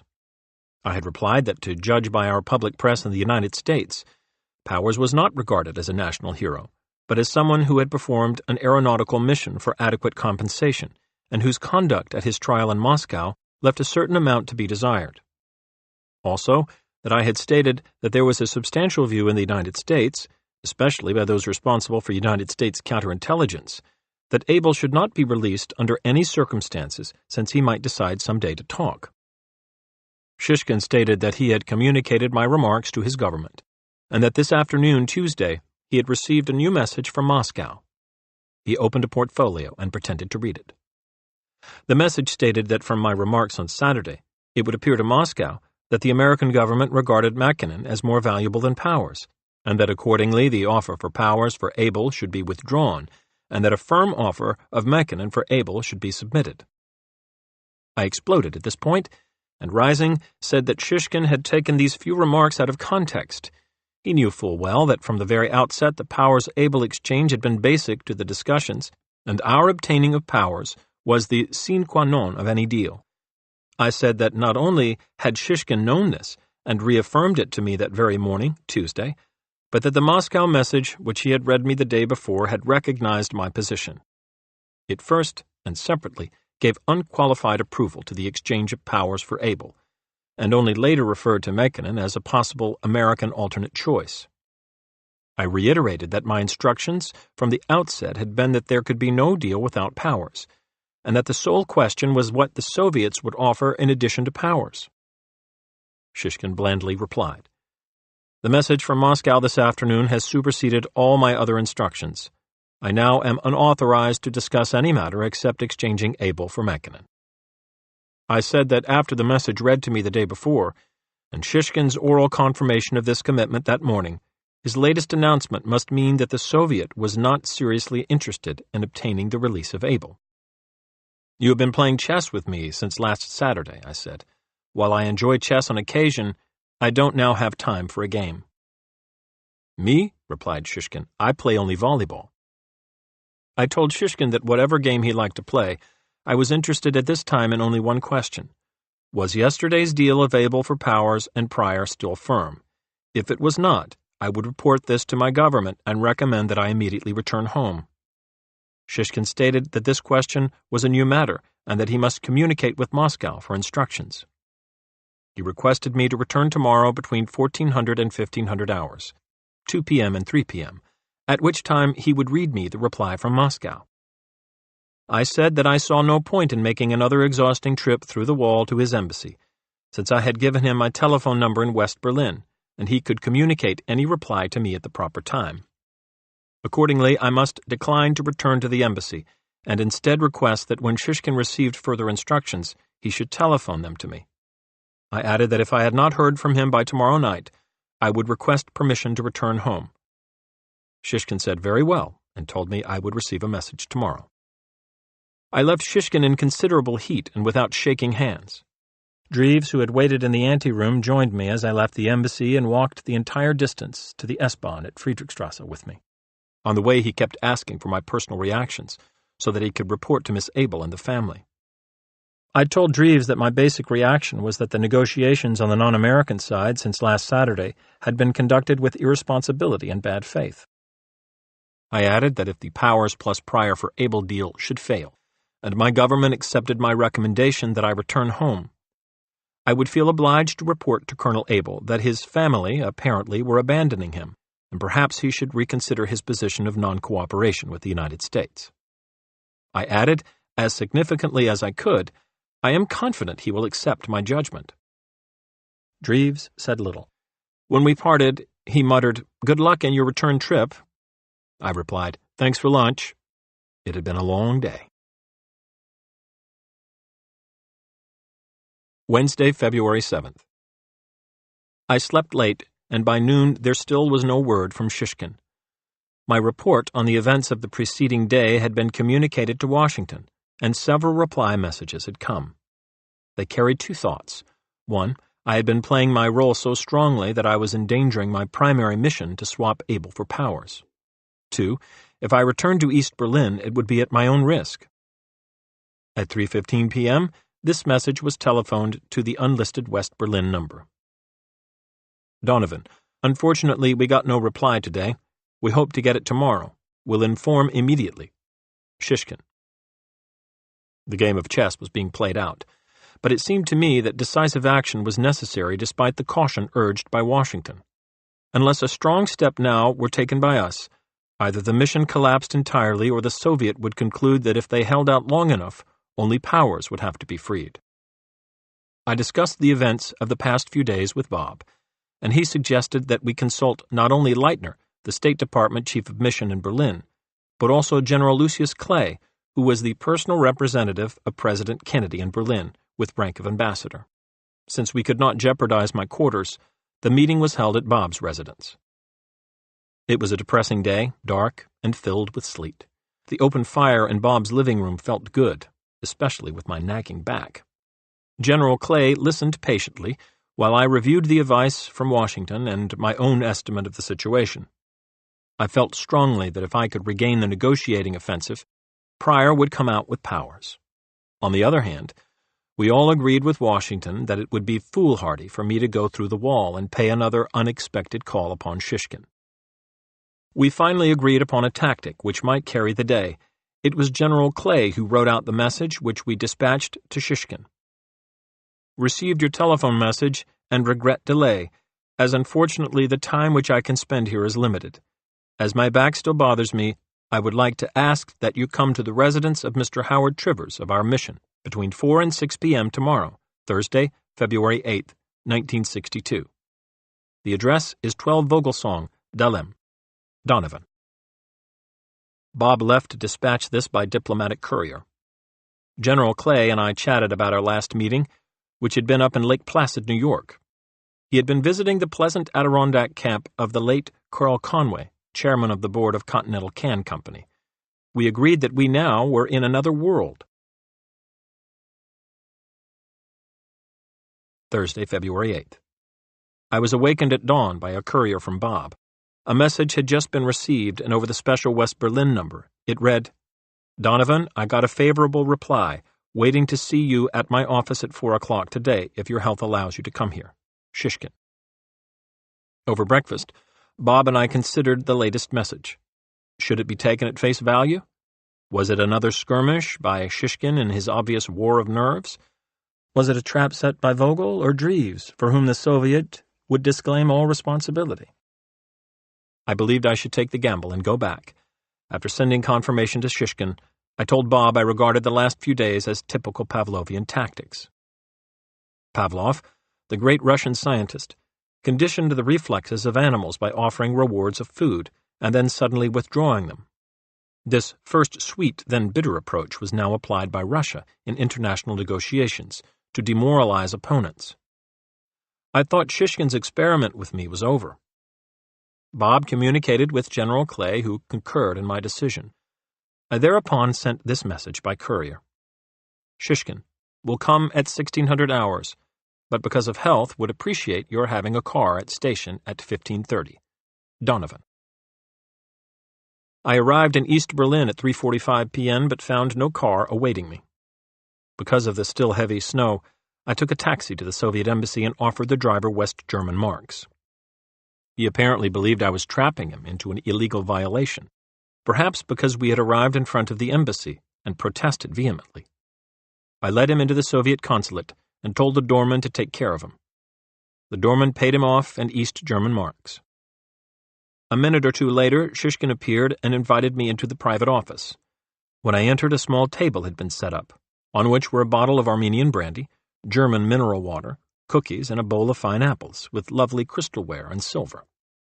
Thank you, Professor Pavlov, I thought. Shishkin immediately poured the brandy, which he described as our best and very expensive, and suggested a toast of good luck. After clinking of glasses, he stated that he had received a favorable reply from Moscow, and that the entire deal had been approved. He explained this meant powers would be exchanged for Abel, and that simultaneously the East Germans would release Pryor. However, he stated, while the release of Pryor by the East Germans would be simultaneous with the powers-Abel exchange, the two actions should not occur in the same place, since East Germany is a separate government. I told him I thought that this was an unnecessary complication of the matter. While I had no objection to such a procedure, I failed to see why it would not be more convenient to have all three men brought to the same spot. He said that he believed he must insist upon this. I told Shishkin I would recommend to my government the acceptance of the foregoing. In so doing, I wished to make clear my understanding that if relations between our two countries improved, an act of clemency for Mekkinen could be expected in the near future. Shishkin stated that he had communicated my thoughts on this to his government, which approved them in principle. Asterisk. During 1962 and early 1963, I sent to Shishkin and others repeated reminders of the pledge. On October 11, 1963, Mekkinen was released by Russia. An American priest held 23 years was also freed. 2 Soviet citizens facing espionage charges in the United States were deported in exchange. With respect to the time and place, Shishkin at first suggested, with a straight face, the Soviet embassy in East Berlin as a convenient location. I told him that in my judgment, this would be highly improper and that the exchange must occur at some border point. He withdrew the suggestion. Shishkin said he was open to any proposal on timing, but that he thought the following Saturday would be the best day. When asked about the hour, he said, "The earlier the better."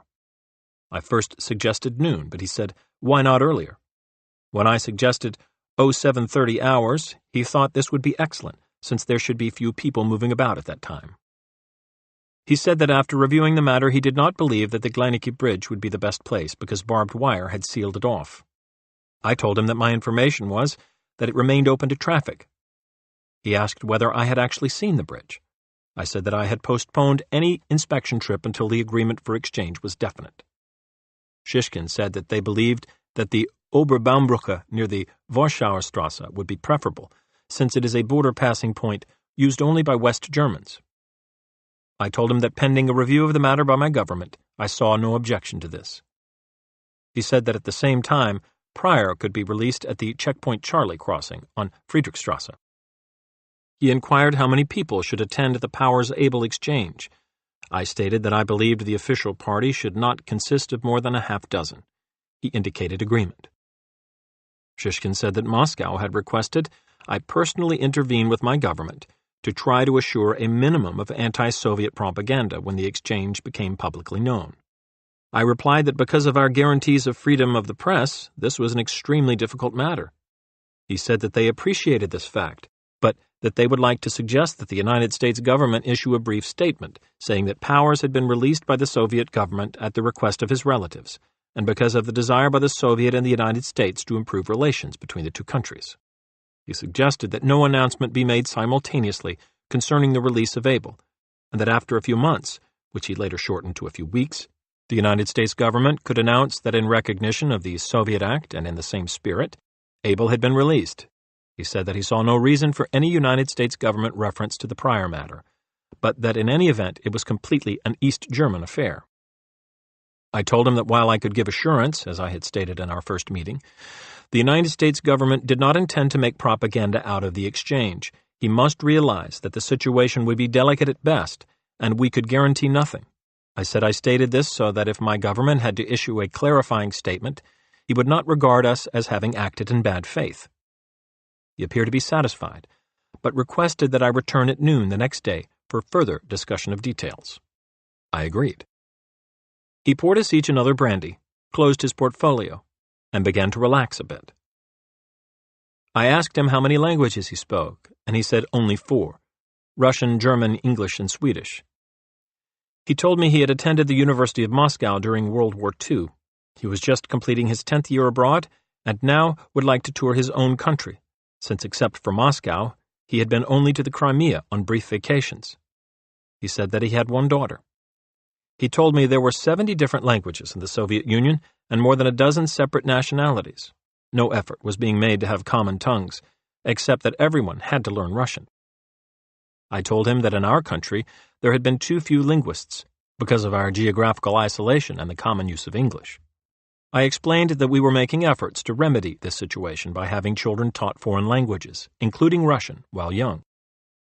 "You should study Russian," he said.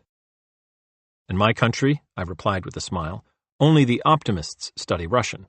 The pessimists study Chinese." He laughed, but nervously. I informed Shishkin I had been advised that the Bureau of Prisons had moved Abel temporarily to New York. I wished to warn that it seemed probable that his arrival would become known to the New York newspapers, leading to speculation about an exchange. It never did. I told him about the fascinating grapevine of information which flows through even maximum security prisons, relating how Abel had informed me in Atlanta that a new exhibit concerning his case had just been installed in the FBI Museum, in the Department of Justice building in Washington. Shishkin declared that problems with the American press were very difficult, and in Russia they had no such problems with their newspapers. "I'm sure of that," I said. He asked about my family, and I described them.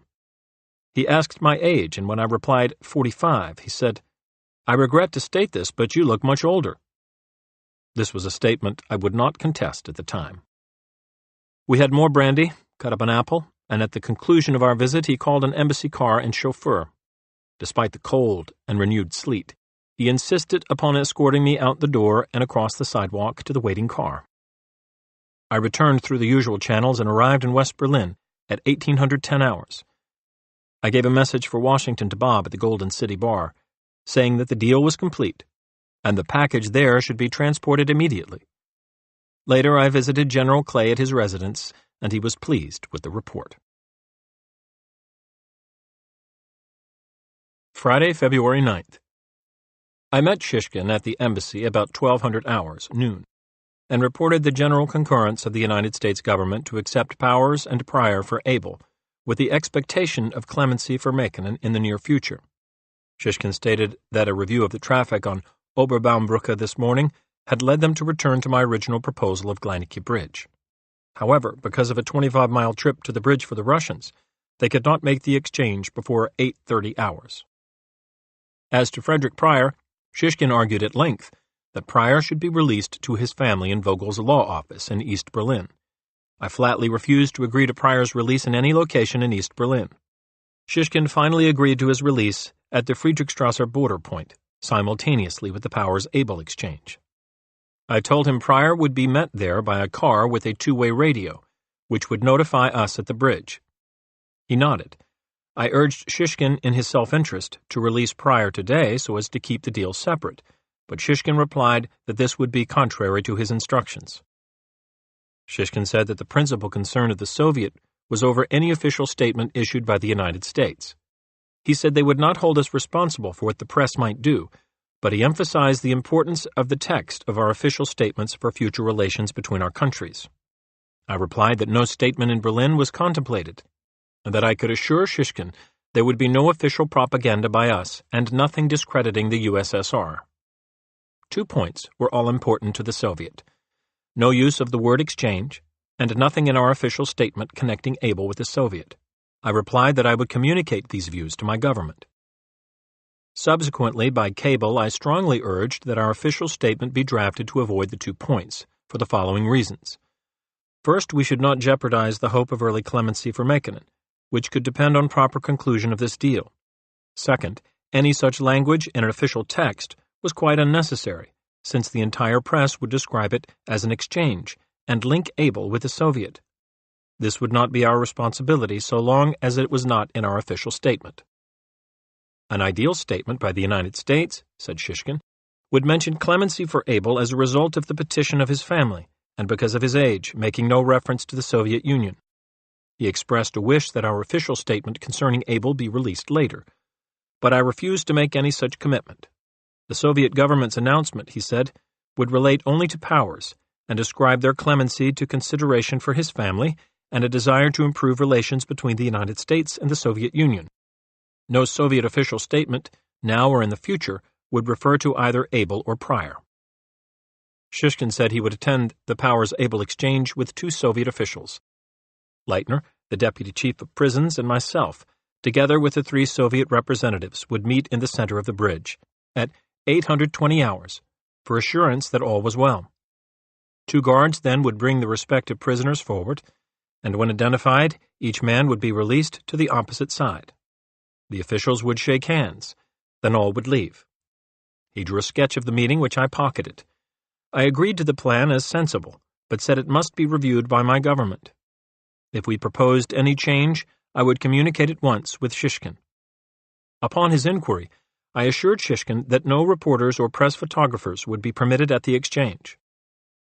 I returned to West Berlin at 1330 hours. Bob took me to see Major General Watson, commanding the United States Armed Forces in Berlin, for a discussion of security plans for the following morning. General Watson was one of 4 men in West Berlin who knew I was there. Mr. Dennis arrived quietly and entered General Watson's heavily guarded headquarters by a rear door. While I was waiting in the general's anteroom, an affable colonel walked in, must have thought I was a visiting congressman, and pleasantly said, "I'm Colonel Foote, how are you?" Mr. Dennis shook his hand and said coldly, "How do you do?" I could sense he thought I was a bore. Late that night, Bob told me Abel had arrived in West Berlin, and if I wished, I could see him. I told Bob that sleep was more important to me just then and arranged to be awakened early. Saturday, February 10th. I rose at 5:30 a.m. and wearily packed. It was my 8th day in Berlin, and, if all went well, my last. After breakfast, I went with Bob to the United States military compound. The small guardhouse where Abel was held in a maximum security cell had been emptied of other prisoners and was heavily guarded. Inside, I met the deputy director of prisons, who turned out to be Fred Wilkinson, the warden of Atlanta Penitentiary, when I visited Abel there. He had recently been promoted.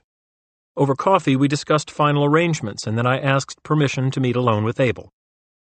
Rudolph rose when I entered the underground cell. He smiled, held out his hand, and said to my surprise, "Hello, Jim." He had always addressed me as Mr. Donovan. He seemed thin, worn, and suddenly old.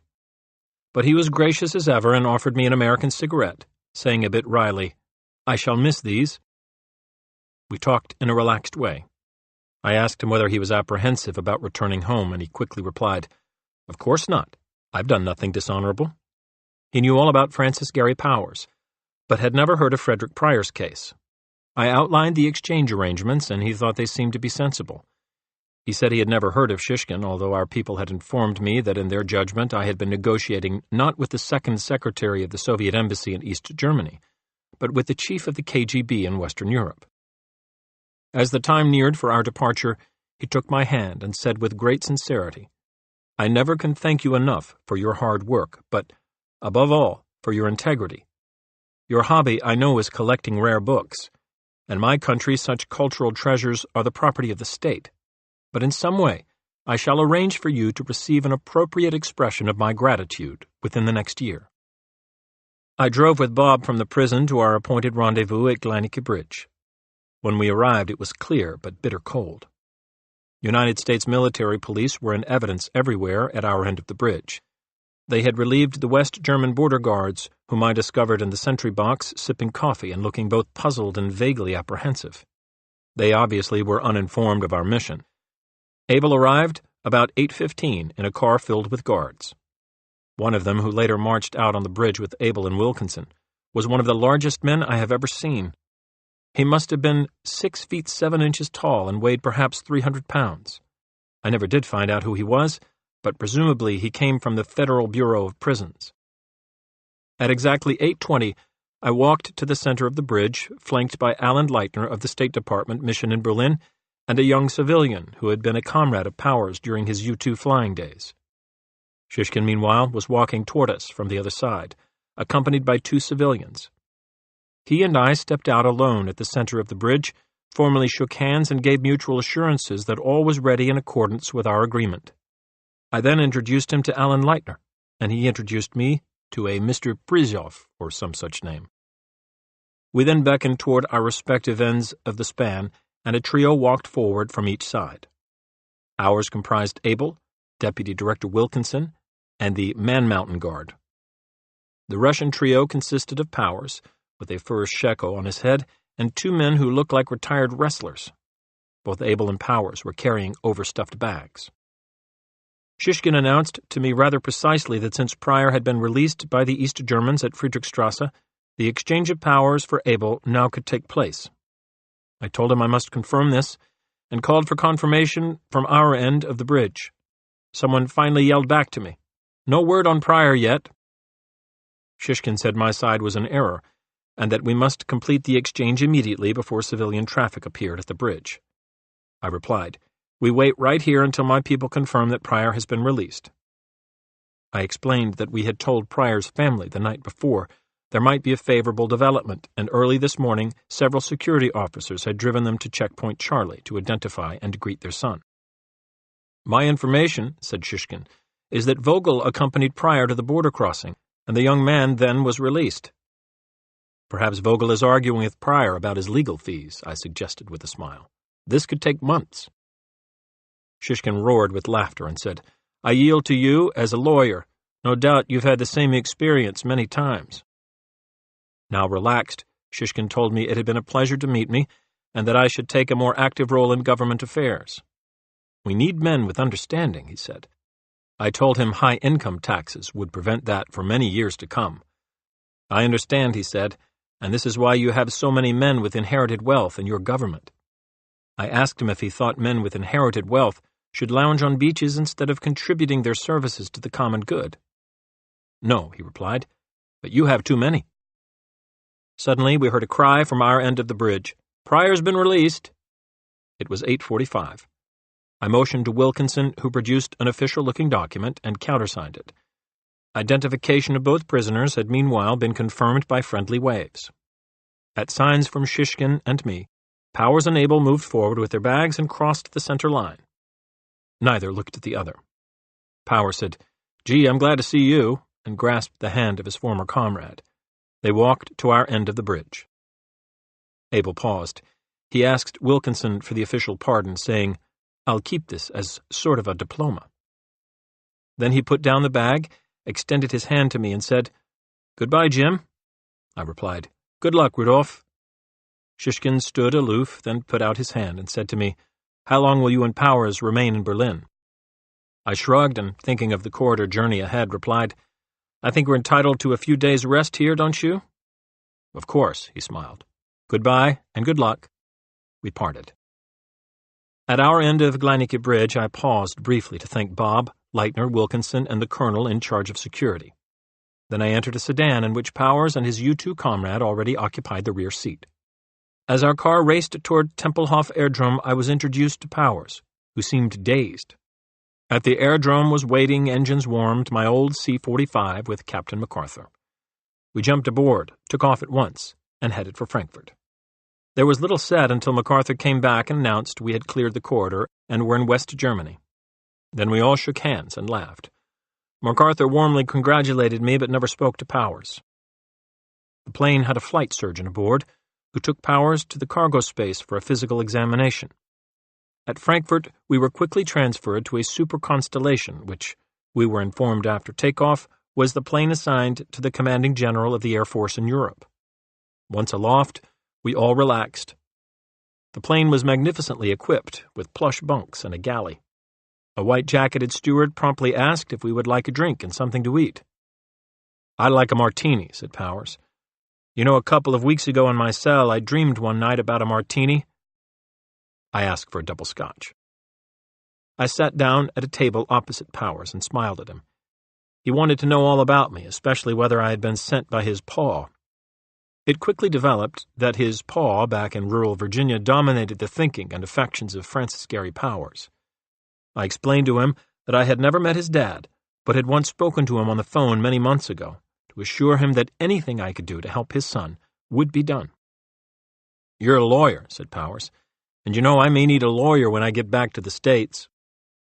"Well, Frank," I said, "if you think I've been representing your interests well during the past few weeks, you can regard me as your counsel. My annual retainer will be 1 smoked Virginia ham delivered each Christmas holiday." He laughed his appreciation. We talked for the next few hours, with his former U-2 friend joining in. Powers was a special type, I thought. People at home had been critical of his performance when downed and later when tried in Moscow. Yet in charity, suppose you wish to recruit an American to sail a shaky espionage glider over the heart of hostile Russia at 75,000 feet, from Turkey to Norway. Powers was a man who, for adequate pay, would do it, and as he passed over Minsk, would calmly reach for a salami sandwich. We are all different, and it is a little unfair to expect every virtue in any one of us. I went up to the cockpit, met the colonel piloting the plane, and heard American news broadcasts about the exchange on Glienicke Bridge. It was the middle of the night back home, but the White House had issued a communiqué at a hastily called press conference. The colonel and his crew shook my hand and were more than friendly. I noticed they avoided Powers. Over a few drinks, I asked Powers about his trial in Moscow, and especially his confinement beforehand. He had been held over 100 days incommunicado prior to the opening of the public trial. "Gee, I felt alone," he said. "They never beat me or anything, but it was just being alone and never knowing what might happen. They kept a light on in my cell, and in the middle of the night, they'd wake me up to go down to the same room where I gave the same answers to the same questions by the same man. After a while, it gets you." The scene was familiar to anyone who had once read Arthur Koestler's Darkness at Noon about the Moscow trials in the 1930s. Following the trial, Powers said, "Life in prison was cold, drab, and solitary. He was in a building with other political prisoners, as distinguished from common criminals. After a time, he was fortunate enough to get a cellmate, a Latvian serving a long term for counter-revolutionary activities. Powers was taught to weave rugs and occasionally was allowed to read 2 publications in English, the London Daily Worker and the United States-published Nation." I expressed some surprise at the Russian selection of the latter, which many regarded as left-wing, but which frequently took points of view highly critical of the Soviet Union. Powers had no explanation. "I thought more about politics and international things than I ever did before," he said. "For example, it just doesn't make sense to me that we don't recognize Red China and let her into the United Nations. It did not seem a proper occasion on which to discuss the point." He told us that one day, walking around the inner prison courtyard for exercise, a ball of bread dough landed at his feet. He picked it up and took it to his cell. Inside was a paper on which was printed in English, "I have important information for the President." He did not know from which cell it was thrown and never did establish contact. All of us slept for hours between conversations. We refueled at the Azores, held our course, and finally the captain came back to announce that we were approaching Powers' destination, an isolated airbase in the Carolinas. I was to continue to Washington. When we landed in the Carolinas, Powers gathered the pitiful mementos of prison life he had been permitted to bring out of Russia, a few small rugs he had woven, some cheap toys made by other prisoners, and his rough prison clothes. He said, "Goodbye, Mr. Donovan." As he stepped off the plane, I think he added, "Thanks." I never saw or heard from him again. On December 20th, 1963, as I was reading the galley proofs of this book, there arrived in my office a Christmas card, "Wishing special folks like you the best of everything." Written on the card was, "Thanks for all you did. Hope the Virginia ham arrives safely, Francis Gary Powers." Accompanying the card was a 12-pound smoked Virginia ham. Sunday, February 11th. I attended late Mass at a church in the Georgetown section of Washington, D.C. As I was leaving the church, I met Mr. Justice William Brennan of the Supreme Court. In the Abel case, he had written the opinion for the 4 justices who dissented. The majority opinion upholding Abel's conviction was written by Mr. Justice Felix Frankfurter, my old professor in Harvard Law School. "I thought," said Mr. Justice Brennan, "the radio last reported you somewhere over the Atlantic." I assured him I had been in church, in body as well as in spirit, then gravely said, "Please do me one favor, Mr. Justice. Present my highest personal regards to Mr. Justice Frankfurter and tell him I finally have found an effective way to set aside a judgment of the Supreme Court of the United States." Tuesday, March 6th. On this day, the Central Intelligence Agency issued a report on Francis Gary Powers, which stated in substance that he had reasonably performed his assigned U-2 mission to the best of his ability, and had now brought back information of value to the United States. On the same date, Powers publicly testified before the Senate Armed Services Committee, which concurred in the conclusions of the CIA. Important to him, he was granted his back pay. Shortly thereafter, Frederick Pryor arrived in my New York office, accompanied by his mother, father, and brother. It was our first meeting. The family graciously presented me with a small crystal paperweight containing an actual piece of rubble from the Berlin Wall and an inscription signed by the entire family, which reads, "This is a piece of the Berlin Wall, from behind which you delivered Frederick on February 10, 1962. The gratitude of the Pryor family will last long after this wall is a thing of the past." In August 1962, there was an incident at the Berlin Wall in which an escaping East German youth was shot by VOPOs and left to die within full view of West Berlin spectators. At the height of this crisis, a Soviet courier came to the border crossing at Friedrichstrasse and asked for an American mission officer. I gave him an envelope and package, addressed to me at my William Street address in New York. The enclosed letter read, "Dear Jim, although I am neither a collector of old books nor a lawyer, I believe that the 2 old books printed in the 16th century and dealing with law that I was lucky enough to find are sufficiently rare to be a welcome addition to your collection. Please accept them as a mark of my gratitude for all that you have done for me. I trust that your health will not suffer from overwork. Sincerely yours, Rudolph. The accompanying package contained 2 rare 16th century vellum-bound editions of Commentaries on the Justinian Code in Latin. The Abel case was closed. The White House, Washington, March 12, 1962. Dear Mr. Donovan, you have by this time become aware of the resolution of the case of Francis Gary Powers. It must be a source of great gratification to you, and I want you to know that I consider the return of Mr. Powers and the results of the review of the case valuable contributions to the national interest. So far as I am aware, the type of negotiation you undertook, where diplomatic channels had been unavailing, is unique, and you conducted it with the greatest skill and courage. The additional release of Frederick L. Pryor and the openings left for negotiations concerning Marvin W. Mekinen could only have been accomplished by the negotiation of the highest order. I wish to thank you for the service you have rendered. With every good wish, sincerely, John F. Kennedy. Mr. James B. Donovan, Waters and Donovan, 161 William Street, New York, New York.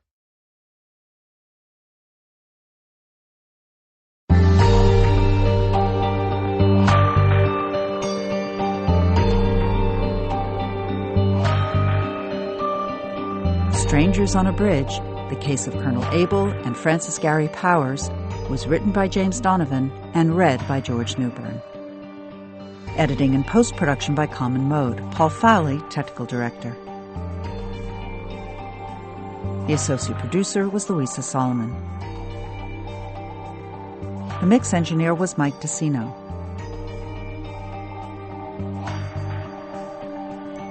This has been a presentation of Simon & Schuster Audio.